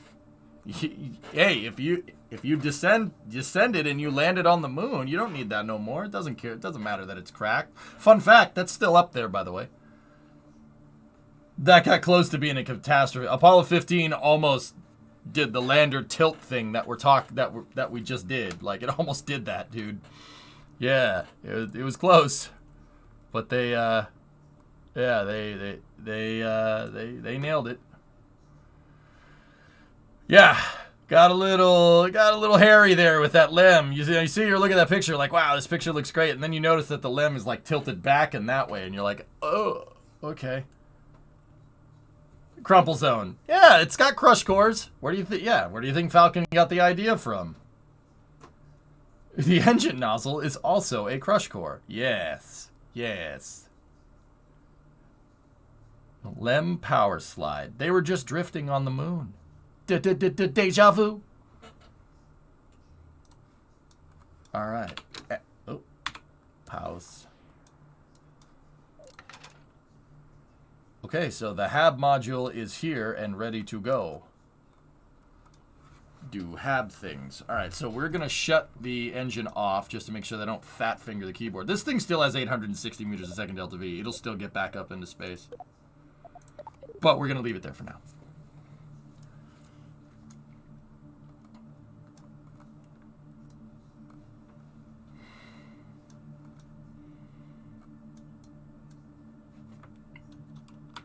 Got to get some rule of thirds stuff going here.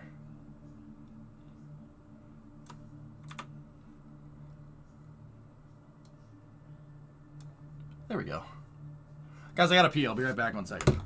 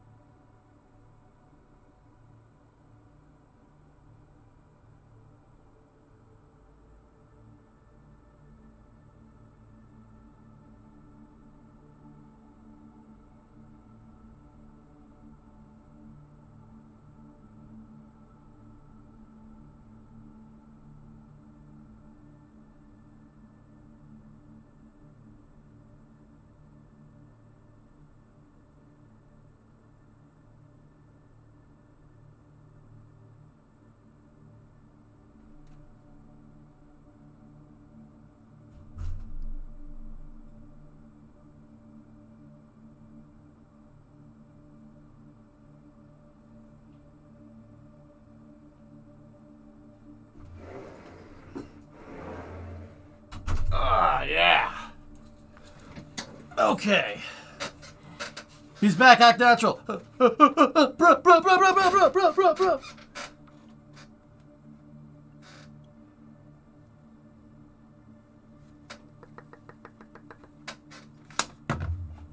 Coffee.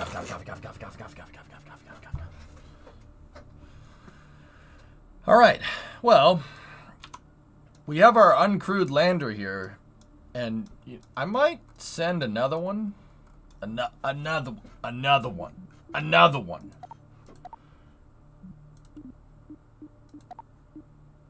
Mm-hmm. Have you tried all the camera controls yet? Yeah. We should build a base here. You think you saw the gate flash for a second? Did Zoidberg build the arch? I don't know, my friend. Maybe we need to come up here and see.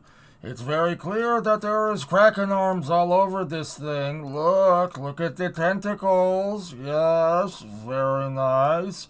Look at me, Dr. Zoidberg, arch owner. I'm so into you. Oh. The professor will help.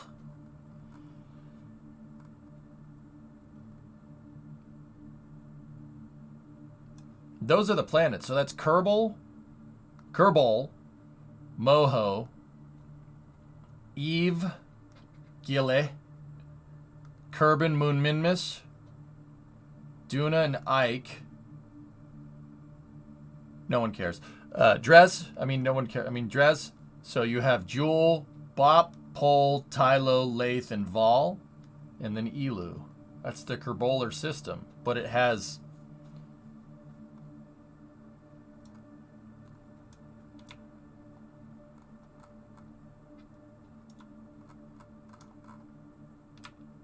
Press X to doubt. Go to Kebapture mode and try these. Kebapture? How do we Kebapture mode?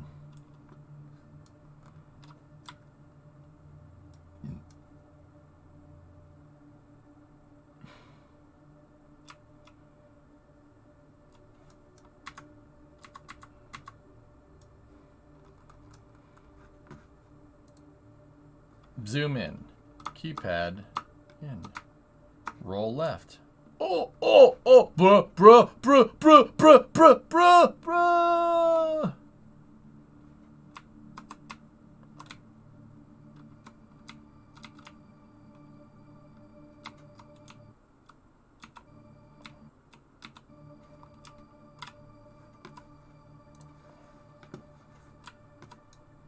Buh!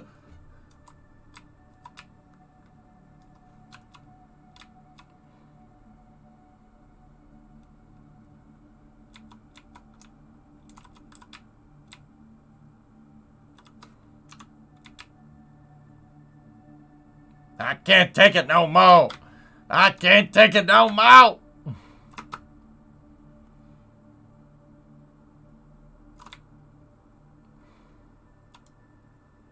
I think it's a Fargate. It's just a Stargate. F, it's different from that movie that I have never seen, so how could I copy it?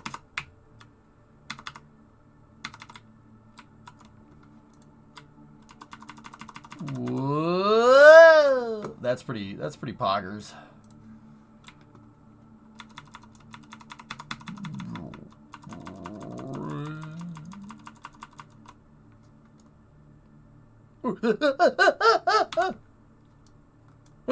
Okay. That's pretty cool. That's not pretty cool. I really wish it would stop doing that now. It was funny for a second. It's not funny no more.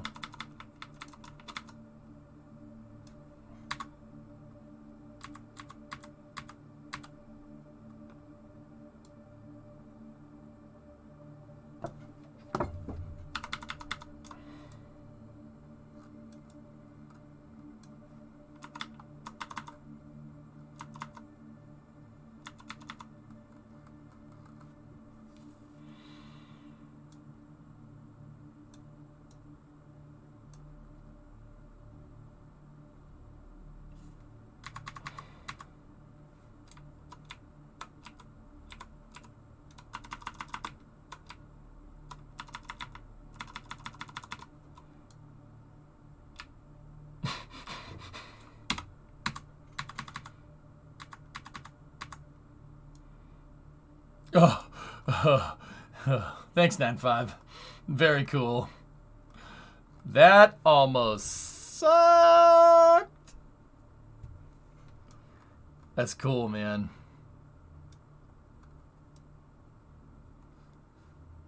I was like, no, bro.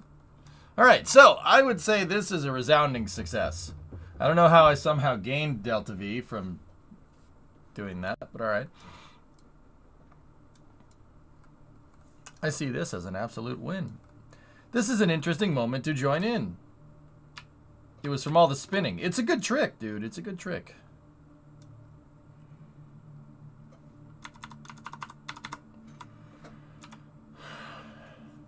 Oh man, we worked so hard to get here. I don't want to leave. But we could send another. We could send another.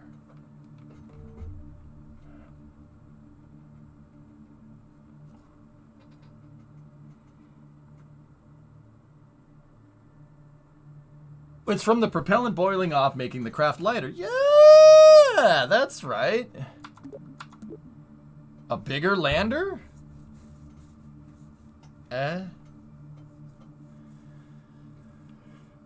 Anything cool happen if we time warp? The legs are probably gonna explode.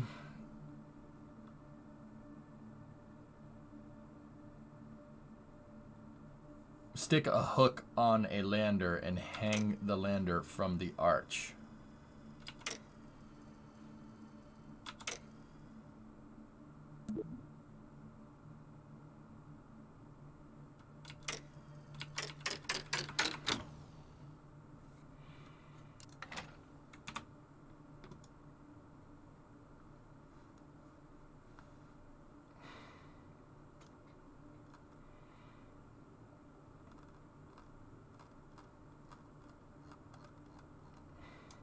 This is cool. What's that, T-Man? Ah, yes. A picture of Uranus. Look behind you. Oh, I'm looking behind me. All I see is Uranus.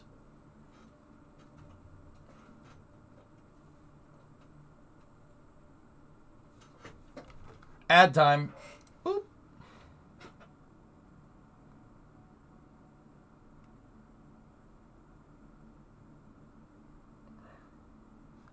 And it really is a really nice picture. Like, jokes aside.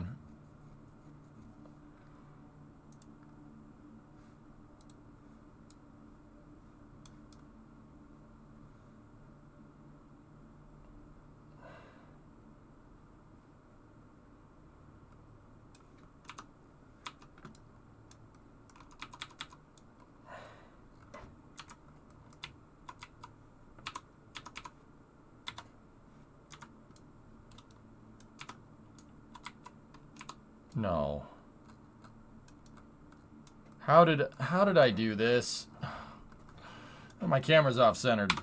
All right, let's go back to the Space Center. Did I just get hit with a Prius ad? Prius ads on my stream? All right, no more ads.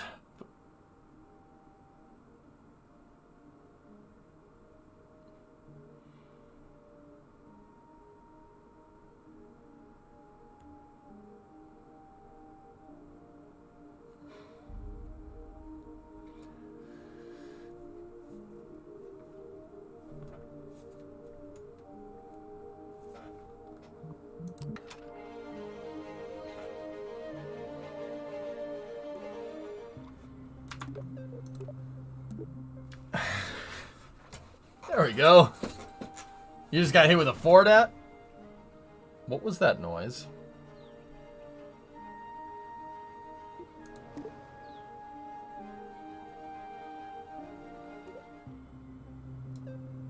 You've been punished for subjecting you to Prius.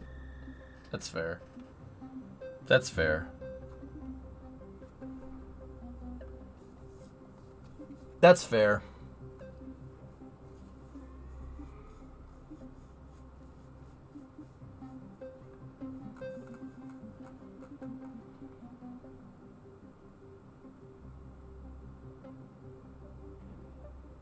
I don't think so, Aqualix, no.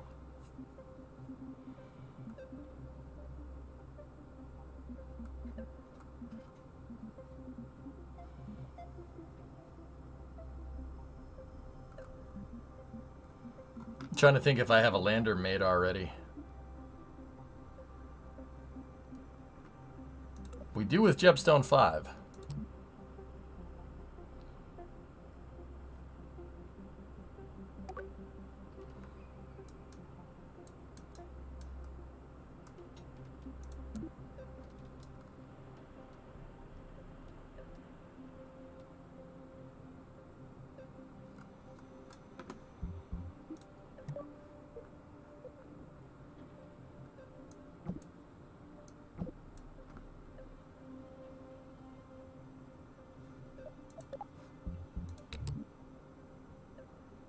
If I end up buying a Prius, it's going to be 100% your fault. You know what, dude? Somebody said it already, but it's a nice looking car. Yeah, I said it. I hate for what it stands for, but that's really not a bad looking automobile. In a world where freaking cars... In a world where freaking every car nowadays looks like a goddamn shoe, I don't mind it. I honestly don't. I think that looks nice. Yeah. I don't know what timeline we skewed into where I said the Prius is not a bad looking car, but I don't hate it. It's got a cool kind of fastback thing going on. Don't hate it. Honestly, I don't hate it. What I do hate is this shape. It's the shoe. I don't like this 5-door hatchback crossover SUV. I don't like. I don't like that. The Mach-E is cool. It goes fast. I've ridden in one, but that I can't. I really don't like that. It just looks horrible to me. I just want one of these. This is a this is a this is a this is a this with fake wood on the side. Look at it. Oh, you know, if you could just make one of these. Okay, Doug. This is a this is a this. This is a 1933 Booty Eater. What? This but Impala SS. Good man. My brother-in-law has one of those. He has a Caprice. It's not a 9C1. It's not the police car, but it's like full luxury trim. Tesla swap that, dude. I still, yeah, no, that'd be fine. It's not about the power plant, dude. It's not about the power plant. It's the car. Take that and put it electric raid motor. Oh yeah, no. Once again, not the power plant. It's the car. I want the car. That car is useful. I like station wagons. And yeah, it's just a shoe.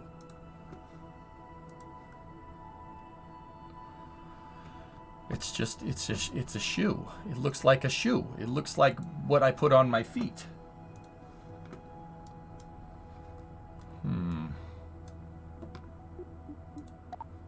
Tim Dodd, where is your god now? Flamey end up. We'll get you into space in this scenario. Where is your god now? Kevin Flynn, where are you now? Anyway. Must be Australian.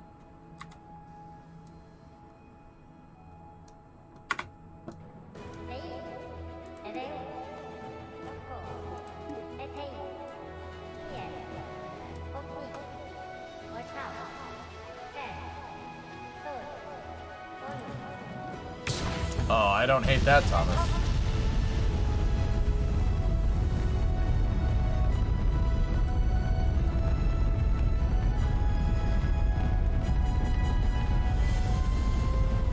Okay. Roll program. Roll pitch program. We're mode 1 alpha. No, Payne, I don't think I can do it.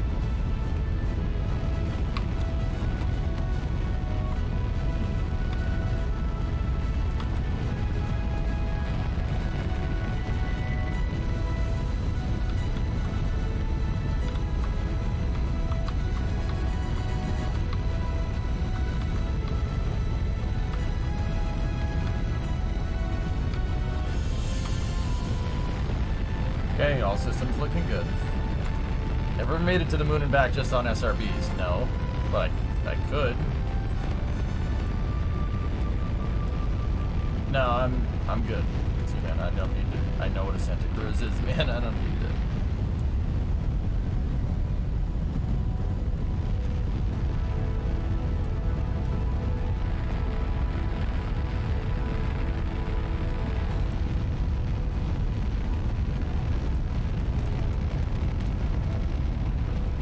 John King here, dude, he did surprisingly well. Yeah, fancy. I mean, I could do it. It's not that big of a deal. It'd be way easier in Kerbal 1 because I could thrust limited cow control things.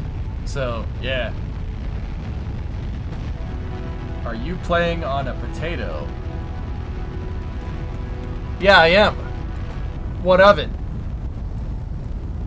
Are you chatting on a potato? Well, you got something against potatoes? Vegetableist? It's so slow.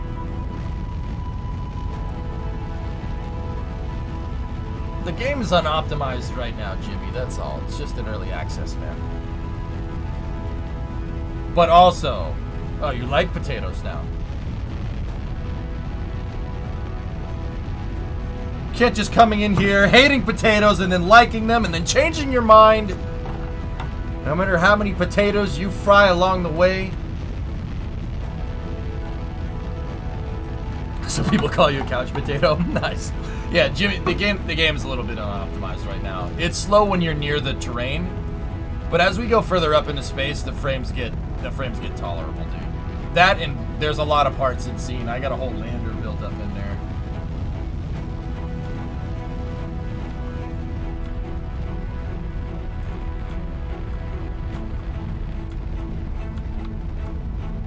Boil them, mash them, stick them in a stew.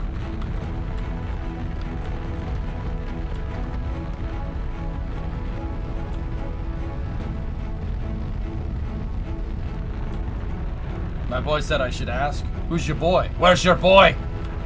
Where's your boy? It gives you more time to react. Yeah, yeah. It's like watching a train wreck in slow motion.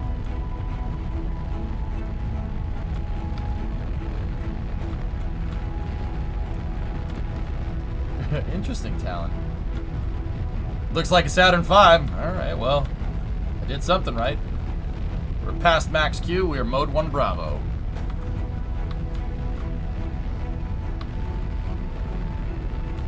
He watched you on Twitch first time? Oh, right on, man. Sure, bird?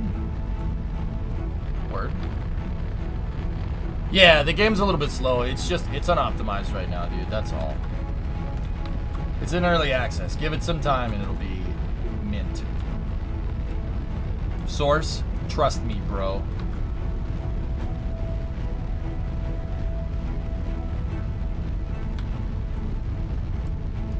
Well, that's not ideal.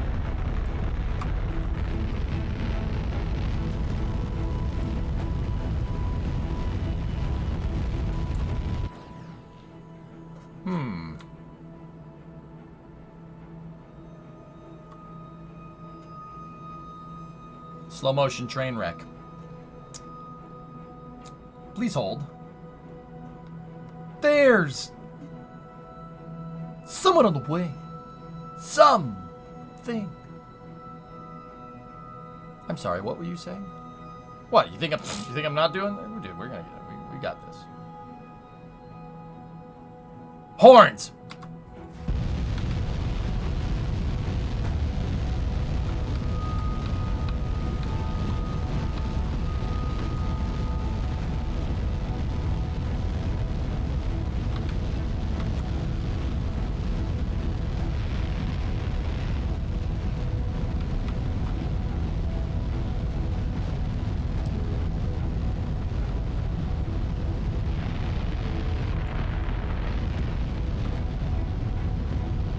Is this even possible in real life? Not a chance.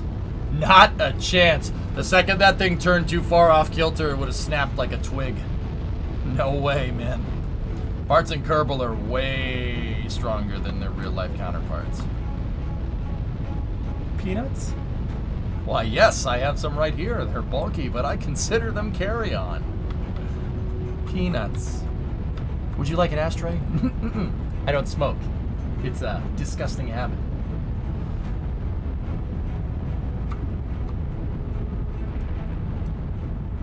Stand by for Miko.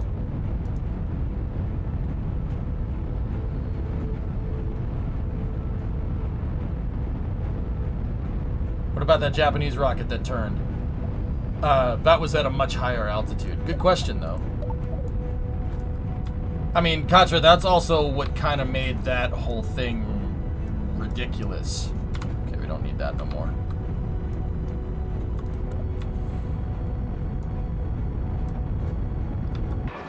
Okay, we have Miko. Stage separation confirmed. It's not exactly like Saturn, but it's close.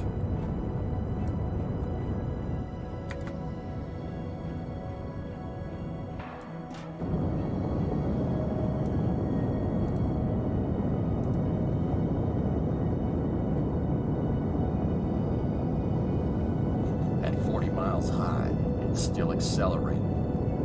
During the stage, and we were thrown forward in the seats and then backward through the seats, and I thought I was being catapulted through the instrument panel. Dominator, what's up? Attack of the parts manager. Get it away! Okay, mode 2 Alpha, stand by for 2 Bravo.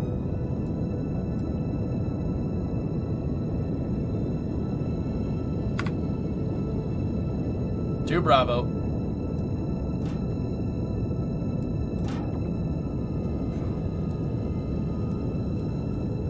So the real Saturn V took the inner stage off of the S1C and rode with it. The reason why they did that is because the ullage thrusters, so the thing that separates it, are on the inner stage.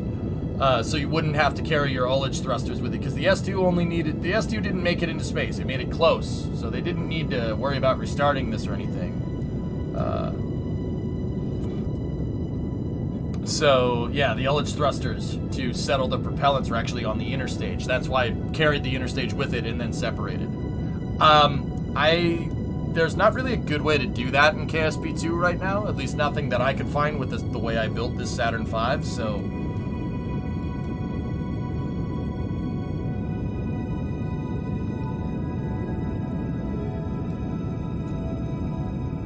You think when multiplayer goes live, you can then have 2 people on 1 rocket, so you can have reusable stages? Yes, Superbot. I think it'll do that. Yep.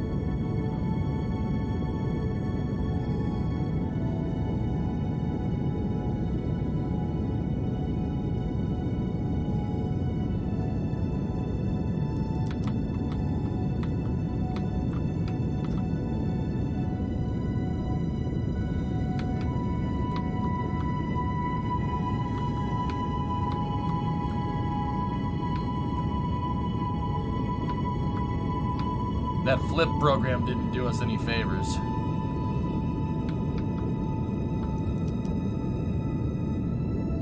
We're gonna have to correct.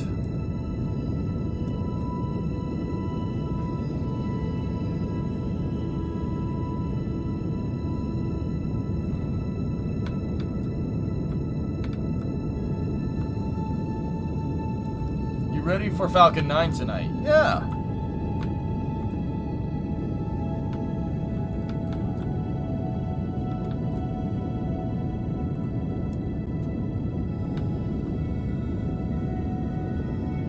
Yeah, Sonic. Something that's hard to convey through the stream is scale. That's one of my biggest challenges, dude. I love scale. It's very... I'm obsessed with it. It's like... You don't realize how big this thing is. I mean, dude, it was really funny. Remo blew a gasket when she saw the Saturn V at KSC. She blew a gasket. She just looked at me and went, "Oh. What the She's like, okay, I get it now." I'm like, you see why I like this stuff? It's pretty freaking cool, man. Like, it's pretty neat. I like it. It's good. Oi, Boss Man, what's up, man? 82-month resub. Yo, we sending this sucker. I'm jonesing, man. I'm jonesing. It's gonna be sweet.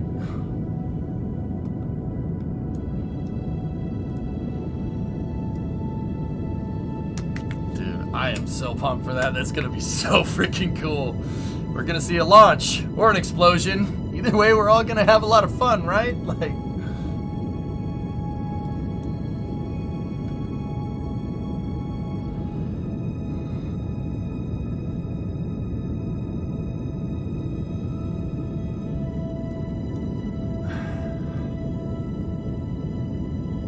I know, Gaffy. It's gonna be so nuts, dude.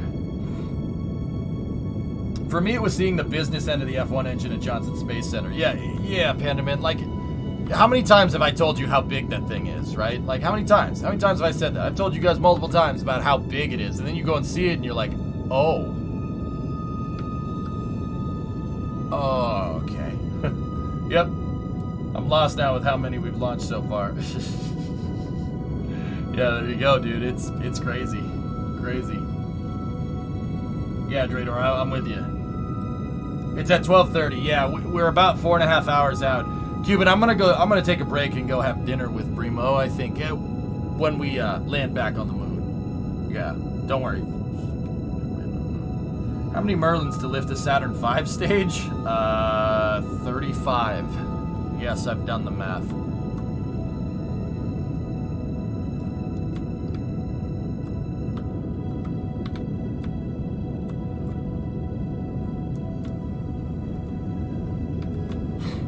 I don't know why I knew that off the top of my head. 35 Merlin 1D engines would be needed to do the same as 5 F1 engines. Yeah. How many Draco thrusters would it take? Yes. Yes. Yeah. Yeah. Yeah. Yeah, Blue, exactly. You see him and he's just like, okay. Even the space shuttles, man. You go see the shuttles and you're like, that's bigger than I thought it. What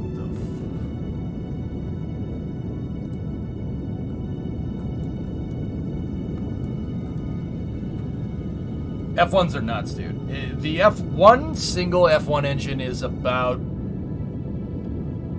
I think it's like 8 Merlin 1D engine. No, probably not 8. 6 or 7. I mean, it is a monster piece of engineering, guys. Like, beast, man. The shuttle ET, yeah, Zarby, if you see the one at the California Science Center, you're just like, Now, you know what the kicker is? The external tank, so ET-94 at the California Science Center. That's how big Starship is. Starship is that size. It's just like, okay. Dude, I don't... Okay, pardon me for making a space pun, right? But I don't think we understand what is about to happen here in the coming weeks if everything goes right. I don't think we realize how big that thing actually is and how ridiculous it is that somebody is working on a re-entry vehicle that's literally the size of the shuttle's external tank. I mean, dude, look at it. It's unbelievable. I can't, like, how did we get here? It crept up on us, man. The fact that they're even considering hitting the go button on this thing is really screwing with me. KSP question here. What's the difference between traction control and friction control? Traction control is wheel spin, Adam. Friction control is tire compound. That's fucking huge. Blue, try to keep it classy in here. I appreciate the emote, but yeah, I run family friendly so I can teach people, like viewers that watch with their kids and stuff. Try to keep it family friendly in here for me. Like, I'm not gonna time you or anything. But you're also absolutely right. Like, like, does this show the scale? Is that the picture with Von Braun? No. The Bandit here. That's a good one, but here. The best one. Let me just make sure that the game is paused. Just make sure the game is paused. We don't want to cruise out of control here. The best one is on Von Braun's wiki page. It's down here somewhere. There you go. That conveys the scale of the Saturn V correctly. That's how big it is. And Von Braun was not a small person. In this picture, he looks like he's 5'4". Von Braun's 6 feet tall, 190 centimeter, or 189 centimeter. He was not a small man.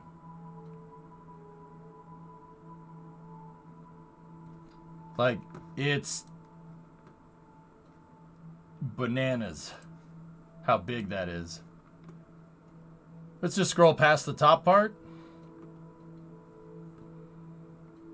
Yeah. So, like, if I was standing next to him, that's how tall I would be. Dude, like, this is an absurd... The Saturn V is absurd. It's absurd. No one's ever built a booster that big since. 10-meter core. It's 33 feet wide. How big is it compared to the Berlin television tower?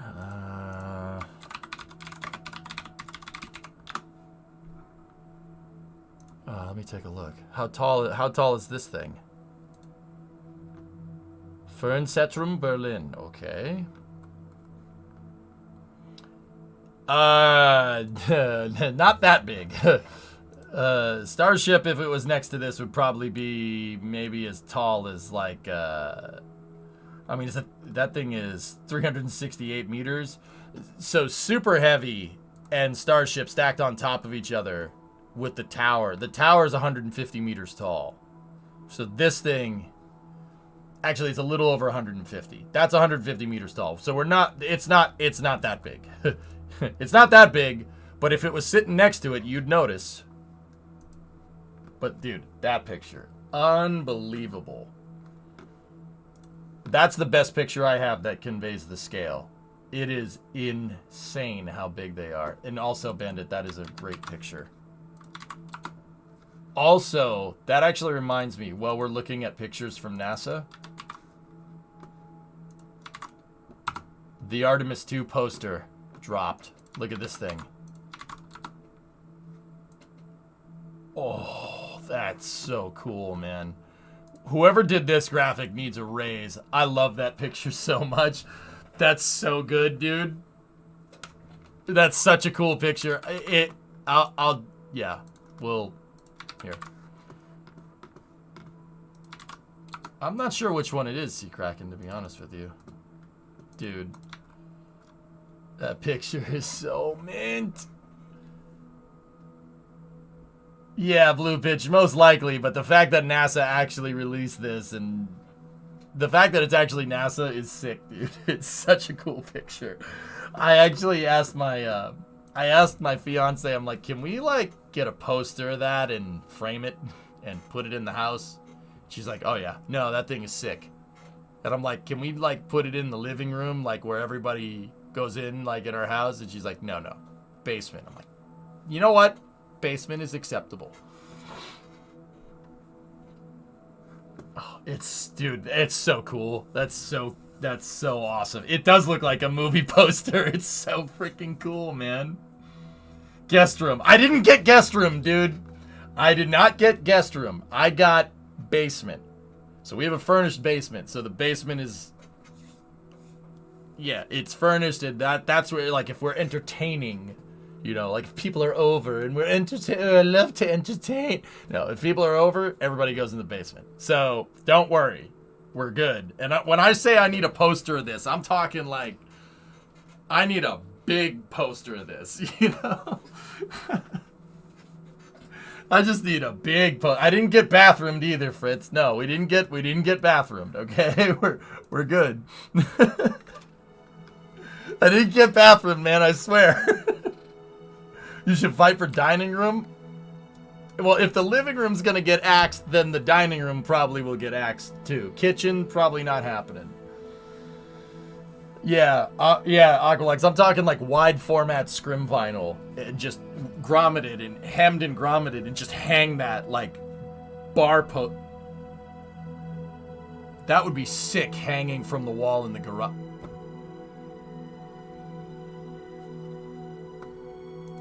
I don't want it in the basement anymore. I don't want it in the basement no more. I don't want it in the basement anymore. Yeah, oh, you're welcome. Why'd you do that? Why did you do that?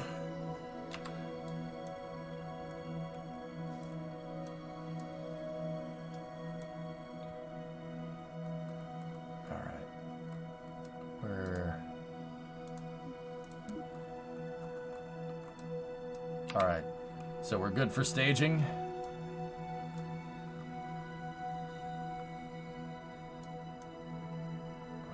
Actually, it did good considering it did a flip. All right, here we go.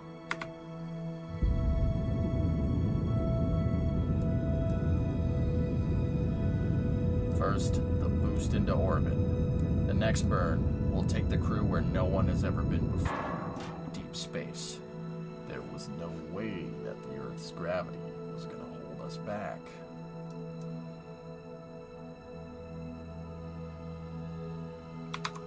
It's NASA, dude. NASA, it's a NASA poster, so you should be able to take this to a copy shop and print it. Yeah, here. I got the link. It's such a dude, it's such a bomb poster. That's so freaking cool. It gets me fired up. I need that like on my wall. Yeah, also Bandit linked this. I don't hate that picture either.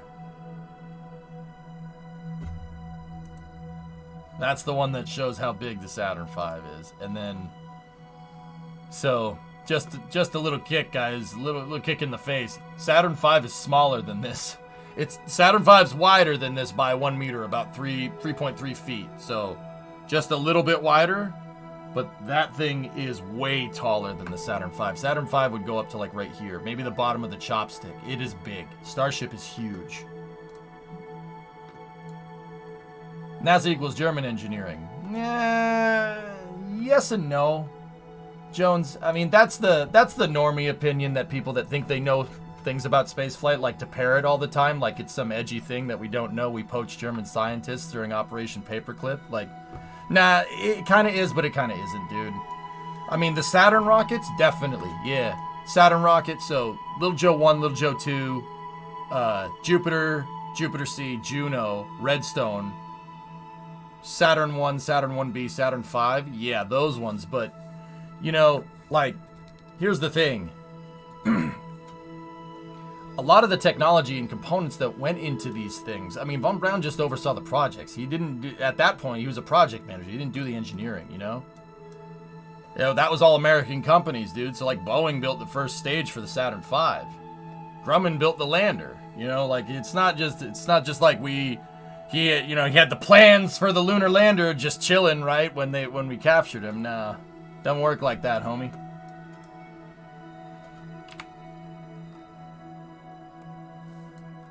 Okay, we are good for the first S4B burn here.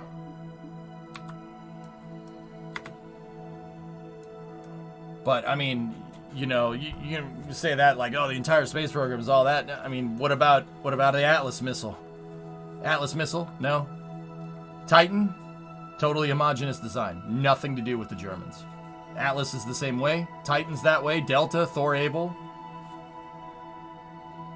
And all that technology found its way into the Apollo program, too. What can I say? Are links allowed in chat? You got to get perms from the mods, Blue Pitch. I found another NASA Artemis 2. Oh, yeah, we can permit that.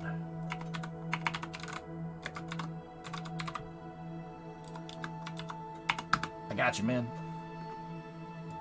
Okay. Go for stage. Go for hamsters.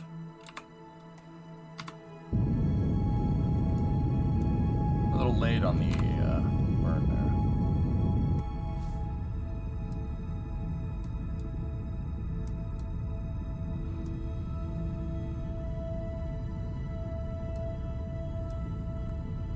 there. Dominator, you ever worked for NASA or in engineering, or just a well-read enthusiast? Well-read enthusiast would be the closest thing to what I am.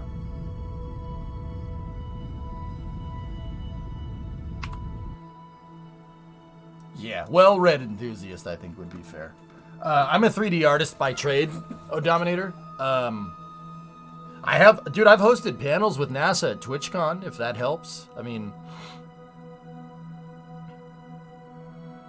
yeah, never worked in an official capacity. I've helped them with things like behind the scenes and whatnot for like outreach on Twitch and whatnot. But yeah, I know my stuff when it comes to rockets, man. Rockets are my jam, dude. They are amazing. Asian kid? Hey, bro. What's up, bro? How are you? How are you doing? You know what, man? I can't complain. I would just get told to shut up if I do, so I just stopped doing that. You need to rent a billboard. Yeah, right. Alright, we got to do a slight inclination change here. That's amazing. I love learning about this stuff. Took astrophysics in university. Dude, yeah. Planetary motion and how stuff moves around up there is freaking wild. Like, I tell people, you know, oh, you go up there, like, you see this, and it looks like, oh, it looks very calm, very tranquil. Hell no. Space is a violent freaking place that's constantly trying to kill you all the time. Oh, yeah. It's great. I'm getting ready for school, and you're playing video games. Asian kid, take it from somebody that plays video games 50 hours a week. Stay in school, man. Stay in school, man. Go enjoy school. Trust me.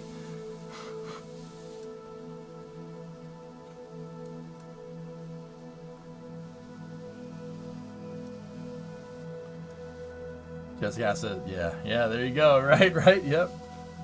Dama, what's going on? What'd I miss? Had you going all day as I was working out on the boat, a 79 Chrysler outboard. Oh, very nice. And the Datsun. Got the motor fired up on the Datsun and was cleaning up the inside of the boat after it got messed up from tarp hold downs breaking. Rip. Blue pitch, it's actually not flat. It is a snow cone. Here, let me demonstrate with my clearly well thought out thesis in science and facts and Discovery, logic. go at throttle up. Look, some people think it's round, okay? Other people think it's flat. Boom. Snow cone. Owned. Wake up. Have fun at school, Asian kid. Fingers, what's up, man? 16-month resub. It's a snow cone, bro! No, okay. Alright, seriously. So Earth is an oblate spheroid. It's actually more akin to a giant jello mold spinning around. Yeah. But it's not jello. It's molten iron and nickel. Yeah. It's a molten iron nickel jello mold. And we are out on the edge with the crust is cool. Yeah.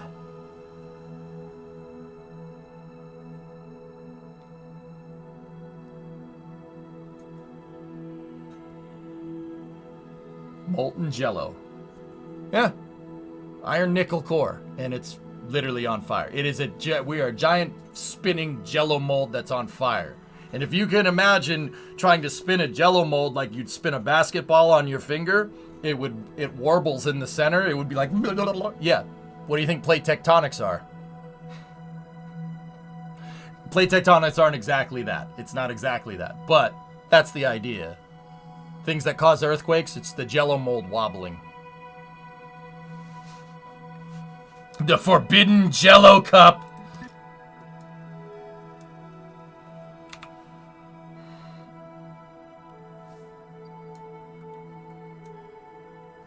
Yeah, maybe Aqualex. That'd be cool. We should go there. That'd be pretty sweet. It's like a giant jello mold. I hate jello.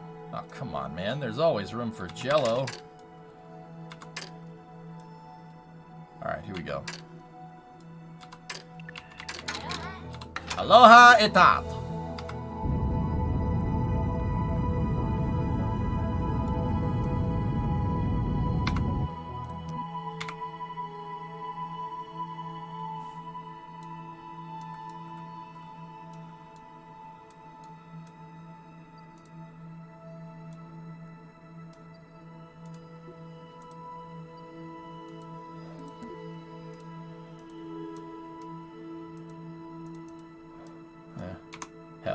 Help.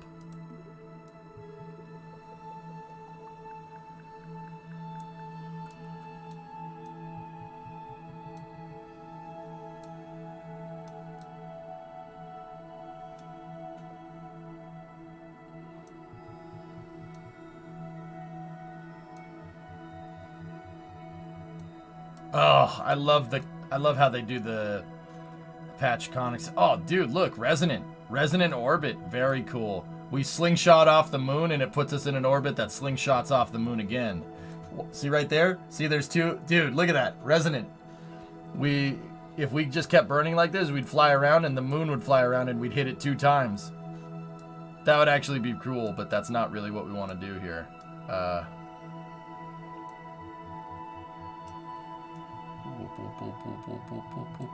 There we go.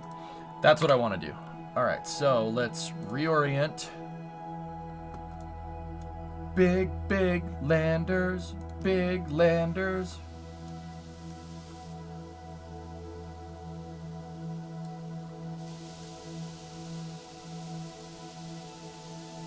Who left those on?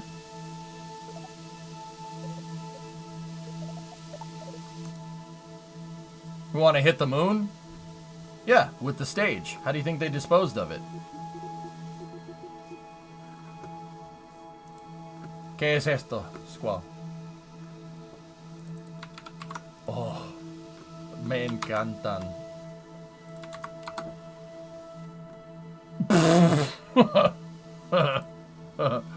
Yeah. I think this picture is not exactly new, but also okay. That picture, oh, wow, that's pretty neat.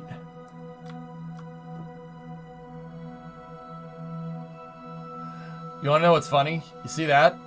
That hurricane that's right there? Literally bigger than Earth. Yeah. All right.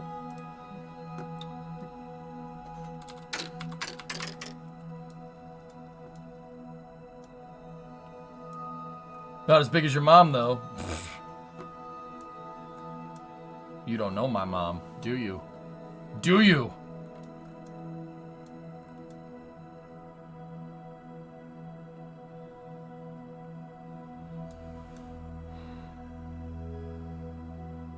Do I? I don't know. I'm actually asking. You don't know me. You do know me.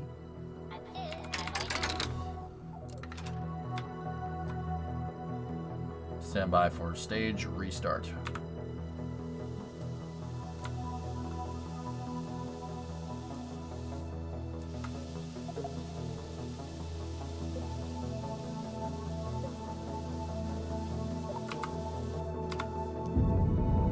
We're gonna go for trans-lunar injection.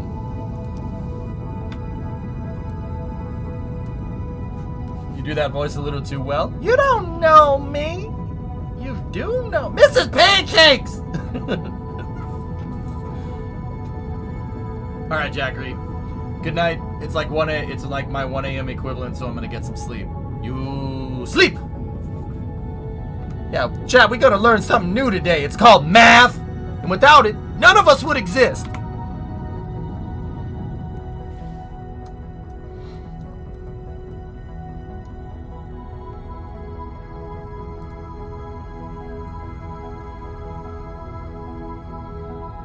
Now, class, can anybody tell me what is 9 times 5? Morty?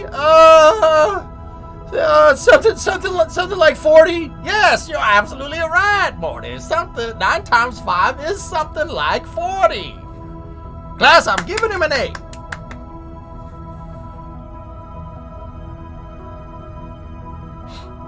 Question, what part of the ship should you put your torque stabilizer? Anybody know? It doesn't matter, Tenchi. I mean, ideally, you'd want to be further away.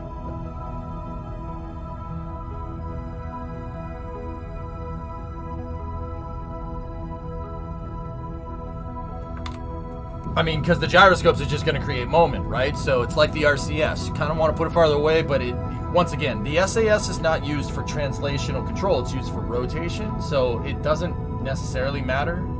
Further away, I guess, would be more ideal, but 620-kilometer drone ship for tonight, so heading east.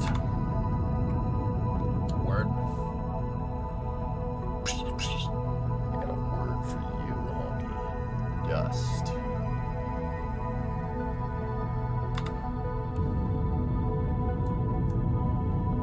I hate that I know every line from every episode.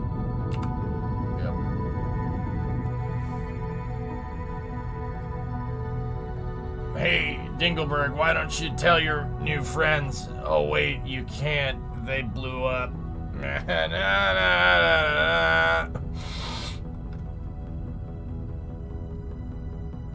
Two plutonic quarks? Sir, do you want me to move up your butt flap appointment?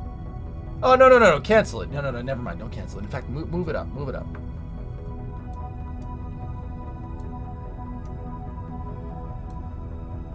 Okay, stand by for Seco 3.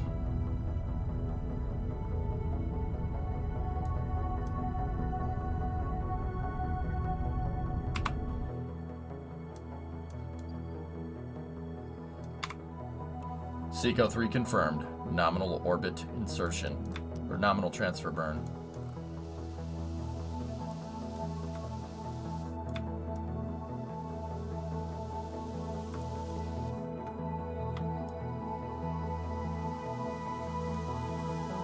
Your flaps going opposite directions? You're talking about the game, right? Because we're talking about butt flaps. Time is the launch. Blingo, we got about 4 hours. 4 hours from now. Yes, the game. 10 I was like, sorry? Alright. Let's pluck the lem off here. Ready? Boop. Aloha Otat.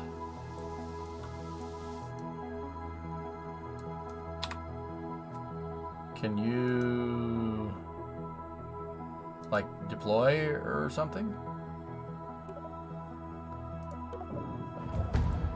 There we go. Jose! Alright, we gotta pluck our lem off there. Get the communication systems up and running.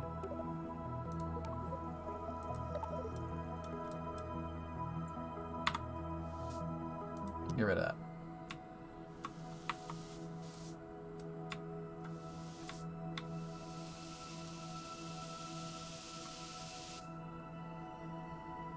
Ah!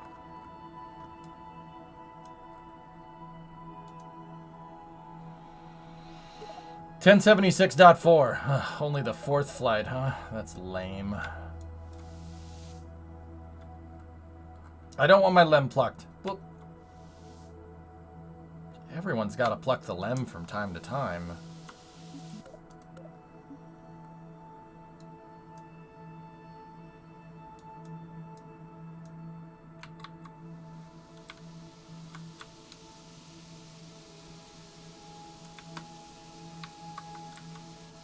There's nothing wrong with doing a little lemscaping from time to time, you know?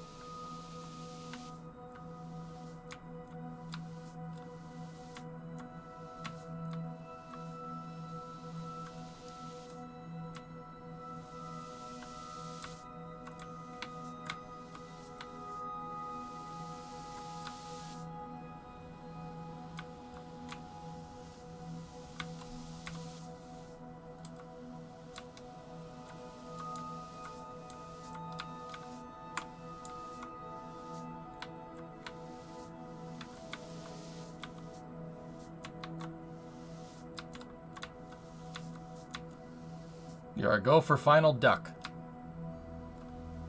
Start quacking.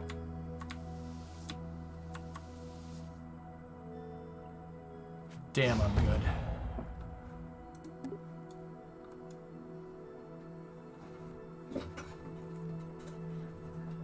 Tanisha, I told you I have a lot of experience in this. Do you believe it now, Trinity? That was so clean. It's what I do, man. It's what I do. No, okay, so if you watch the KSB2 tips, you'll understand what I'm talking about. Okay, so in this particular scenario, right, we got to pluck the lem off of here, right? So we have the capsule that's going this way. We got to turn around and then dock to it, right? And then pull it off of the S4B, just like they did in real life. Thing is here, so, okay, how do you go about doing this? You go about doing this, basically, I mean, so the idea theoretically is just you go forward, you stop, you flip the thing around, and then you go back. Right? Not too difficult. That's basically what I did. Now, when you're rendezvousing, it's not just as simple as going out, turning around, and then coming back, right? It's, you know, you might come from over here. But going out to that point and stopping right here, that's the key. You want to get a dock together, you know, provided you could rendezvous two vehicles next to each other. You want to get it to dock. The key is to take your docking port, the thing that you're trying to dock to, that one right there, and just draw an imaginary line about 20 meters away from it, maybe right here. Place your spacecraft right there in that imaginary line. Just get the spacecraft to go right there. Think of it like an approach for a runway. You want to get lined up with the runway. Same exact idea here. Go right there. Park the spacecraft there. It doesn't even need to be pointed in the right direction.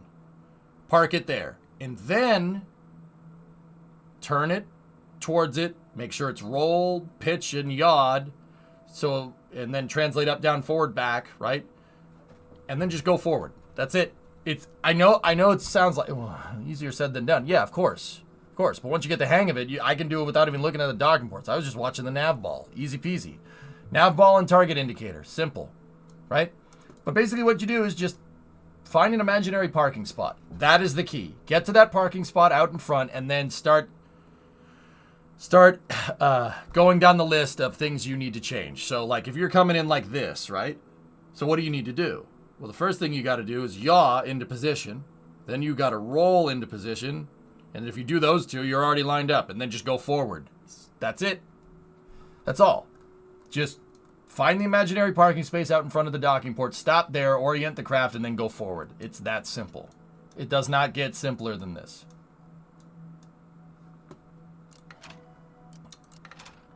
If the Earth is flat, Yodi, your mom's flat. I got the list of burn centers if you need it.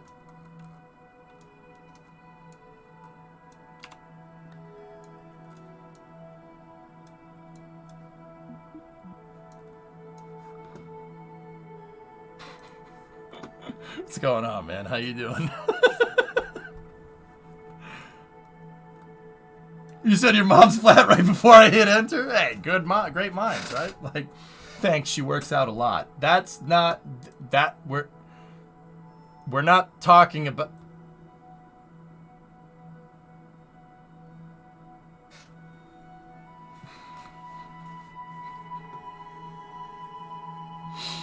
Okay. Okay. Okay. Okay. Okay. All right. All right. All right. I'll allow it. Damn it.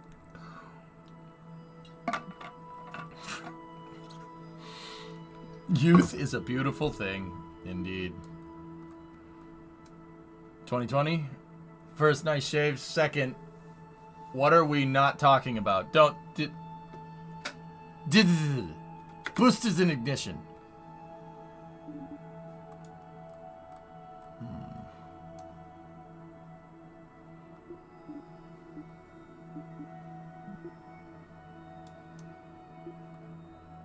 Wait a minute.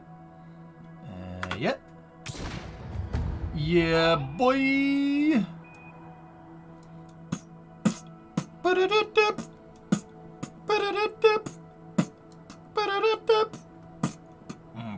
Boy!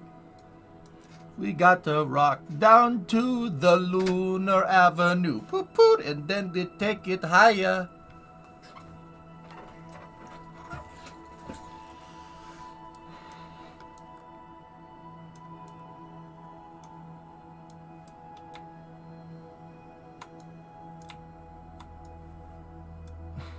Oh no!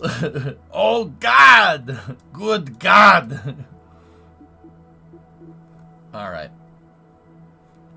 So now what we need to do is...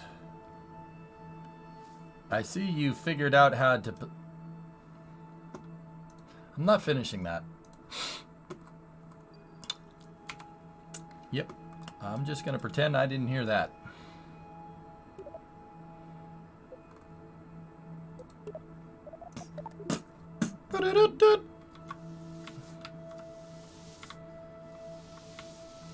I have my big 10-meter lander, Jonan, out on the moon. And it's going good, by the way. I have my big 10-meter lander that we landed, a 10-meter diameter lander that we landed out on the moon, and now I'm going to send some Kerbals to it. And they're going to chill there for a little while. Let's see how good your boy can do a precision landing in KSP. Dose.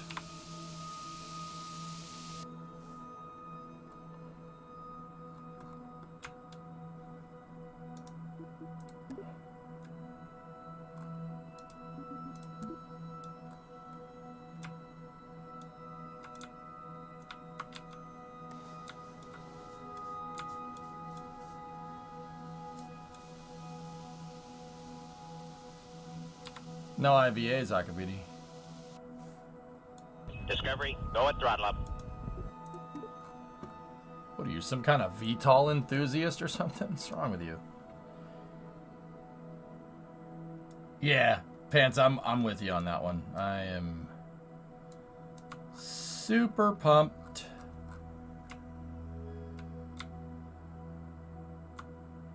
There we go. Hey, another resonant orbit. Cool. Double lunar gravisis to heliocentric. Not bad. What's the ejector angle? Dude, that's actually a lot of delta V. It's a couple hundred meters a second gravisis, but too bad we pumped the brakes at the moon. Hey, Ray. What's up, dude? Mr. Paul Scambates. What's going on, man? You're now a full-time creator. Are you a full-time creator of content?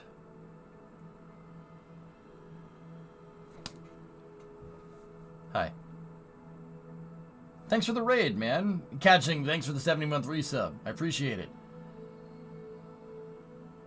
That means my job is Twitch and YouTube. You made the leap, huh? Scared? Be honest. Scared? Yes, I'm scared. All right, cool. Thank you. Thank you for being honest with me, because when I did it, Ray, I was freaked the hell out. I was like, oh God, what did I just do? I just quit my stable job. What am I doing? Like, yep. It's scary as hell, dude, but don't worry. If your community backs you up, and I think they do, judging by the raids that you throw over my way, and thank you, raiders, for coming in. I do appreciate it. I'm EJ. I like space. I have an unhealthy obsession with space flight, and I use Kerbal to demonstrate that unhealthy obsession. It's not addiction if it makes you money. No, don't go. Come back. They're gone. Damn. Anyway. So, yeah. If your community backs you up, dude, which they will. Like, yeah. It's very, very satisfying. Don't worry, the anxiety is normal. Yeah, you're like, you know. Better than quitting your stable job for crypto farming.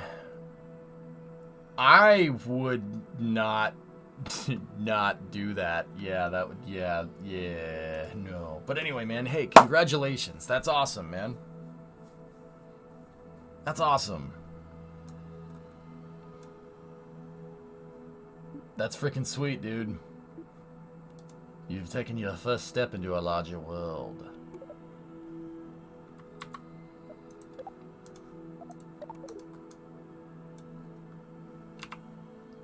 Yeah.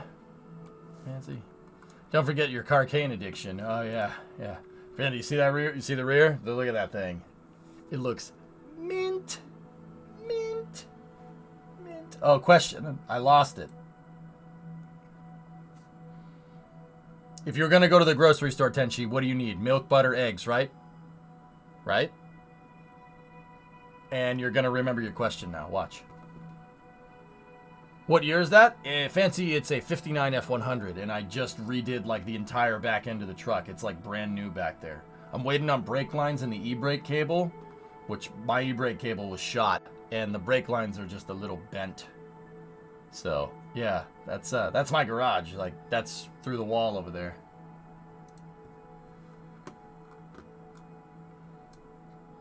Right, but no, it's gone.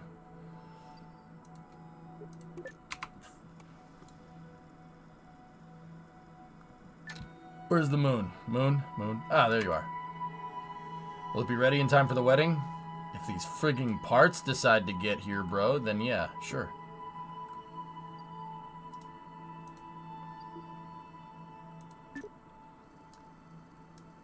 Aloha, Etat.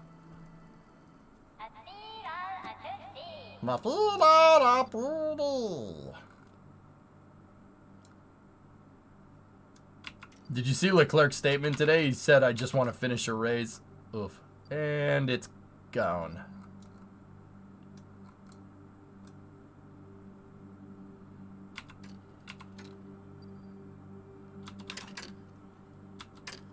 Why won't you die? Alright, it's gone. I just want to finish a race. Dude, he has 6 points. 6. He has 6 points, dude. We're like 3 races in, your boy. He has 6 points. I don't know what this... That sucks. I'm laughing because Spain minus the S.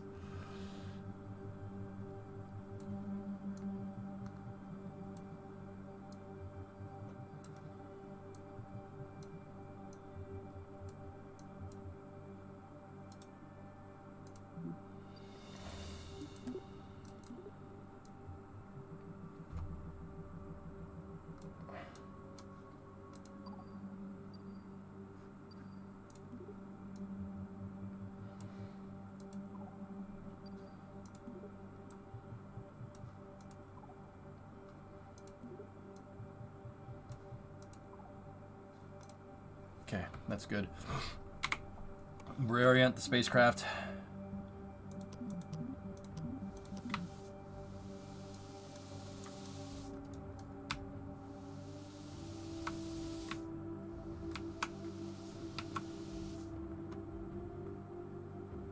You want 50 by 50? I think we should go lower.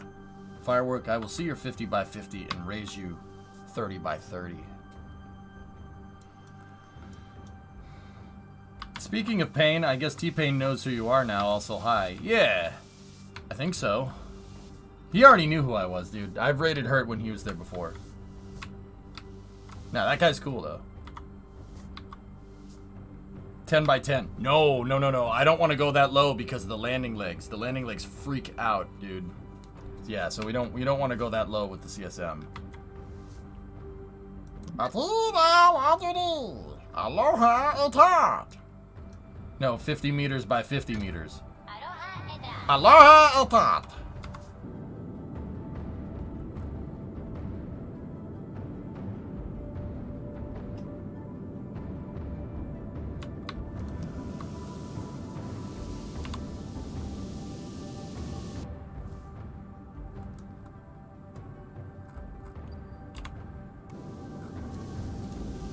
$50 centimeters by 50 centimeters. Are you guys just saying numbers? Your Kerbal is on point? Well, Zergaholic, I've been hanging around Kerbals long enough to figure I'd be able to speak it. That's it, Master. Aloha, Etat, Albert C.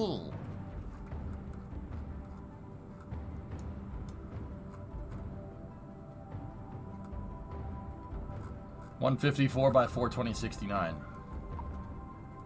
Yeah, that's a good one.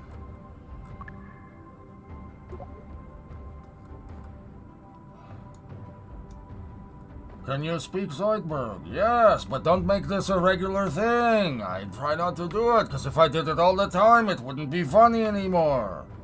Oh. I don't know. I mean, I'm still a Ferrari fan through and through, guys. Like, but man, that's difficult.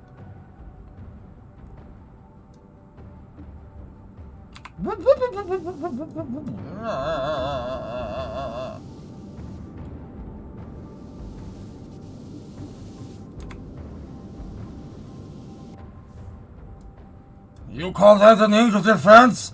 Whoa!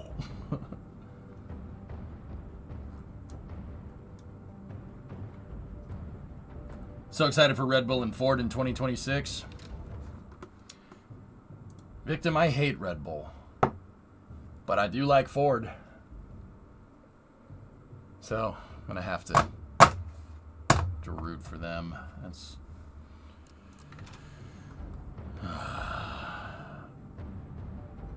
First on race day. Indeed. Indeed.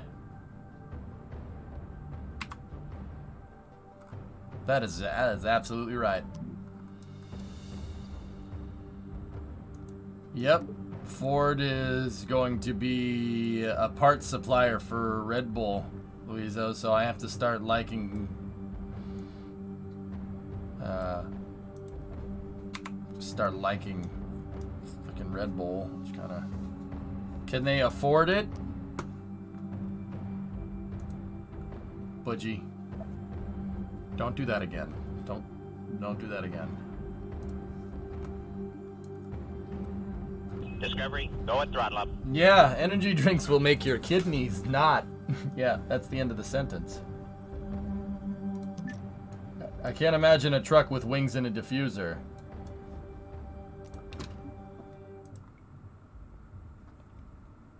Discovery, go at throttle up.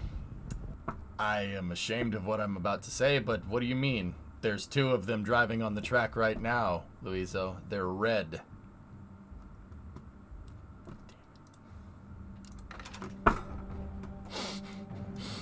Match 75 into berries with a 39-month resub. Thank you. That hurt. It hurt to say, but it's funny. Corsi, what's going on, man?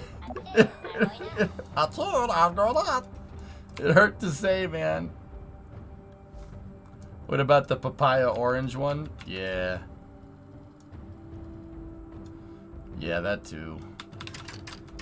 You know what? Let's just go around. Apparently I didn't warp to maneuver.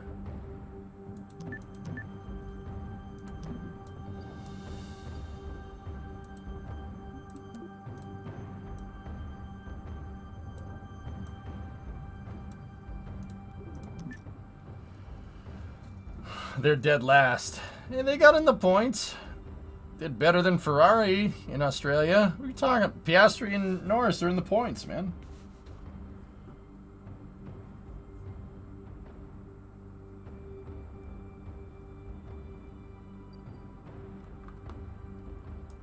Yeah, that Jason, that yeah, the Hooner truck is one of my favorite. That's one of my favorite builds, man. And now I miss Ken Block. That's so cool, man. Oh, it's so freaking sick, dude. I miss Ken.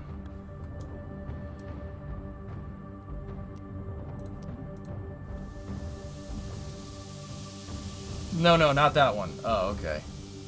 Tenchi, I bought a truck from Hoonigan, dude. Not like that one. I bought a truck from them. I pretty much met everybody that worked at Hoonigan except for Ken. Crazy, do you have pictures? Yeah. Actually, if you want to go and look, do you watch like Hoonigan's YouTube channel and stuff? Because if you do, then you probably saw it. You remember Scumbag Labs, dude? Remember the show Scumbag Labs where they took a bunch of cars and did stupid things to them?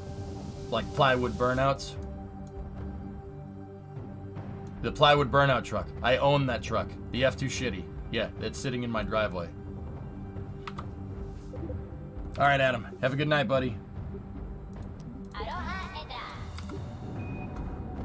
You got one, Jason? Oh, that one. Oh, that's cool, man.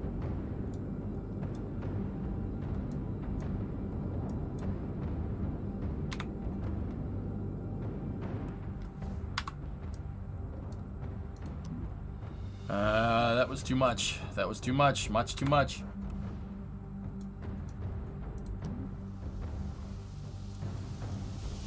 Yeah, I bought it and I put it together at the Tire Slayer Studios. I put it together in the parking lot because it didn't have a bed and it had that crazy exhaust coming out the top.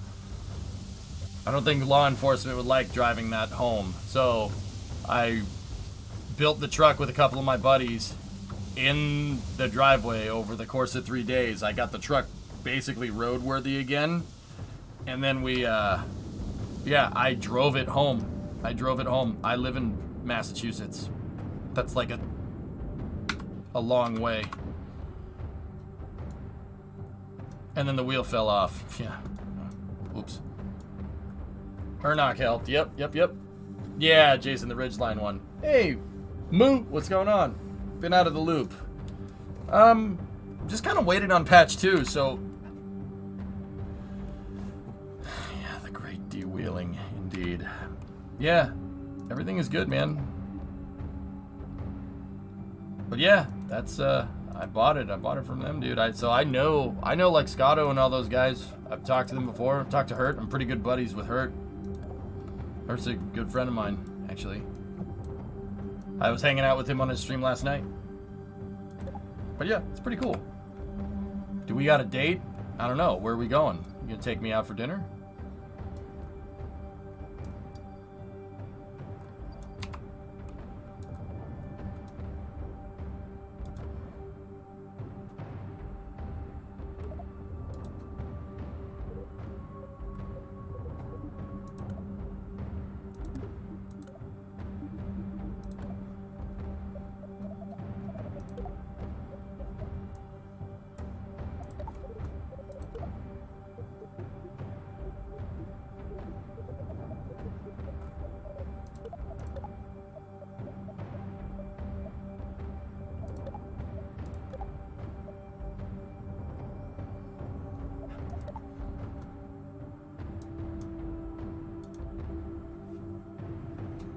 No, in the patch. Yeah, I got you. I know. Alright, we're free.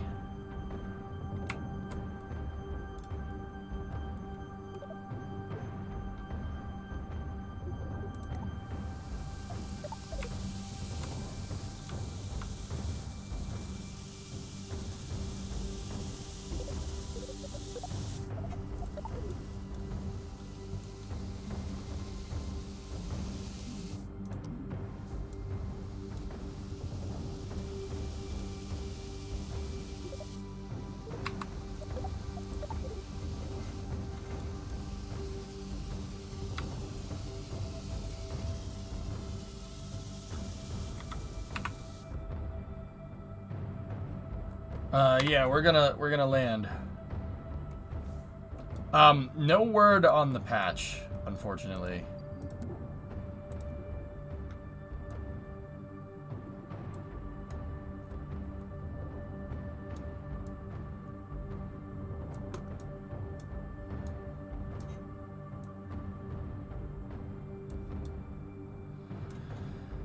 Ooh, we might not have the Delta V to do this.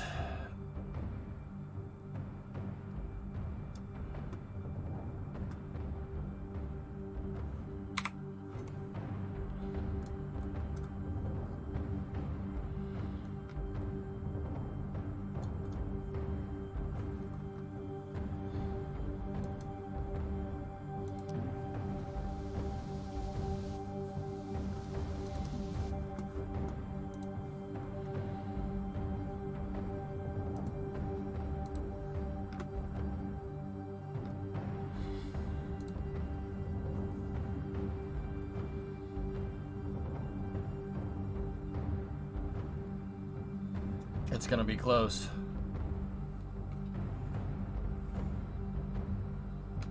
Yeah, so they said sometime in the next 2 weeks about a little over a week ago, so we'll see.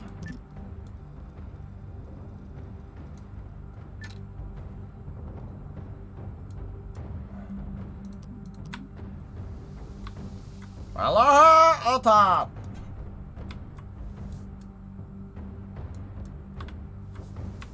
Why do you use different pod? This is what we have.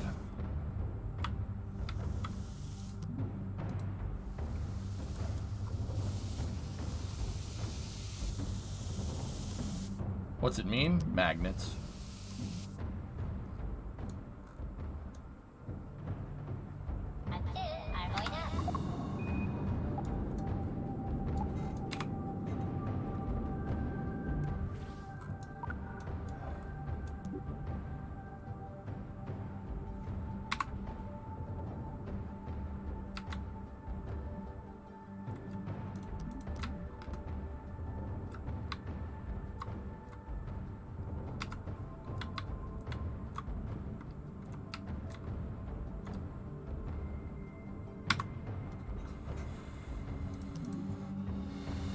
GI1.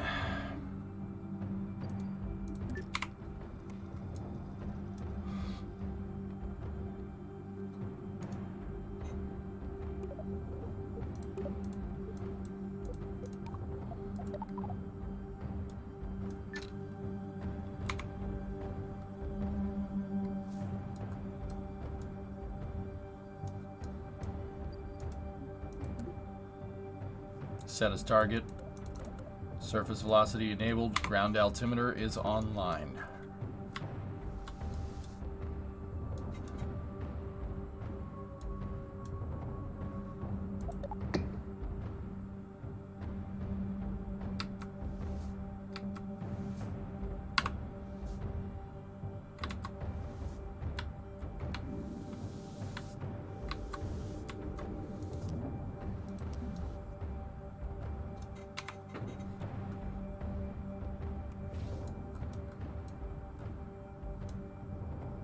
Discovery, go at throttle up.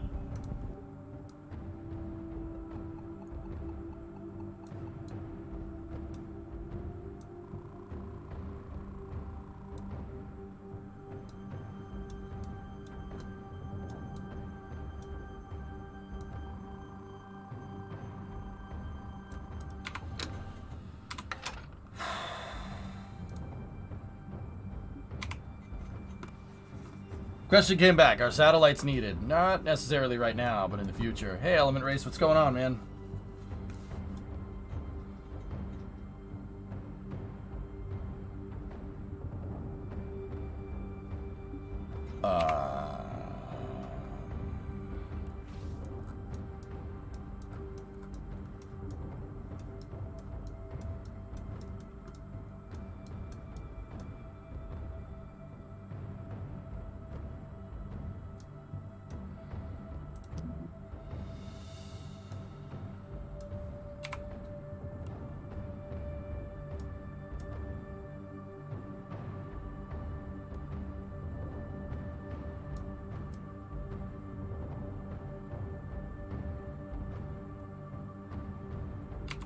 We don't have the Delta V. We can't, making that inclination change screwed me. I should have inserted at an inclination where we could have gotten this. Nah, it's no good. No good.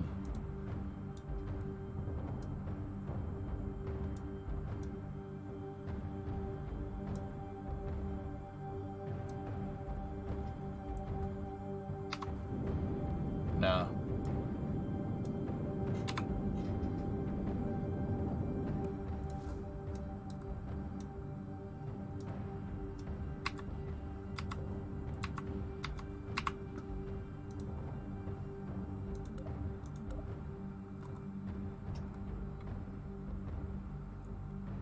Yeah, it will land, but I don't want it to land like that.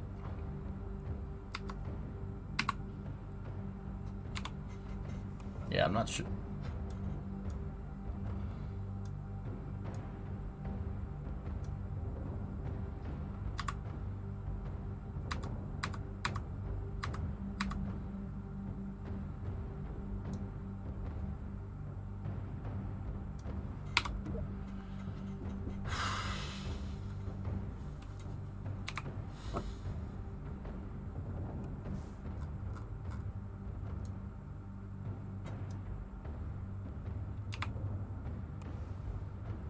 Alright, fellas, that's what I'm going to call it. I know that's kind of, like, annoying, but, yeah. That's, not doing... The game is doing something funky. We should have had the Delta V, but I must have missed something, which means I'm getting tired. And then also, it's just spamming what view we're in. And we have Phantom Forces, which is no good. So... yeah, I think I'm gonna stop for now. But I will be back in a couple of hours because we have a SpaceX launch. We have Intelsat 40, I think. I think it's Intelsat. Let me take a look. DG, good show? Yeah, thanks, man. It was fun.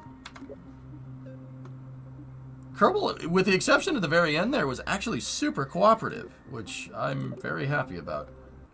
Thanks for the lessons as well. My pleasure, man. It's what I do. Falconbine launch. Does spontaneous disassembly on impact count as landing? Only if that's really what you intended. For me, no. That is not what I want. Thank you for the stream. Sure, no problem. I don't mean to kind of be like, oh yeah, no, it's no good. But yeah, we have Intelsat 40 tempo at 12:30, so that's 3 hours from now. So I'll see you guys in about, well, actually it's about 3.5 hours from now. I'll see you guys in 3. We'll cap off the day with a launch. So I'll be back. I'm gonna go grab some food and chill for a little bit for a change. And yeah, maybe we can raid somebody in the meantime. You guys want to raid? Is it pizza night? Pizza. Yeah.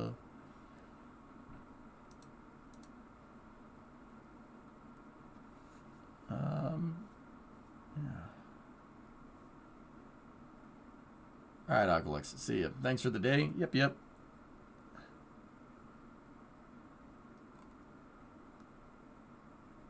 Let's go see what Italix is up to. We haven't raided Italix in a little while. Italix is playing, what is he playing? Project, oh, he's playing Zomboid. All right. Go see what Ital's up to, and I will talk to you guys all in about 3 hours. Thank you very much for watching. I'll see you here for the launch.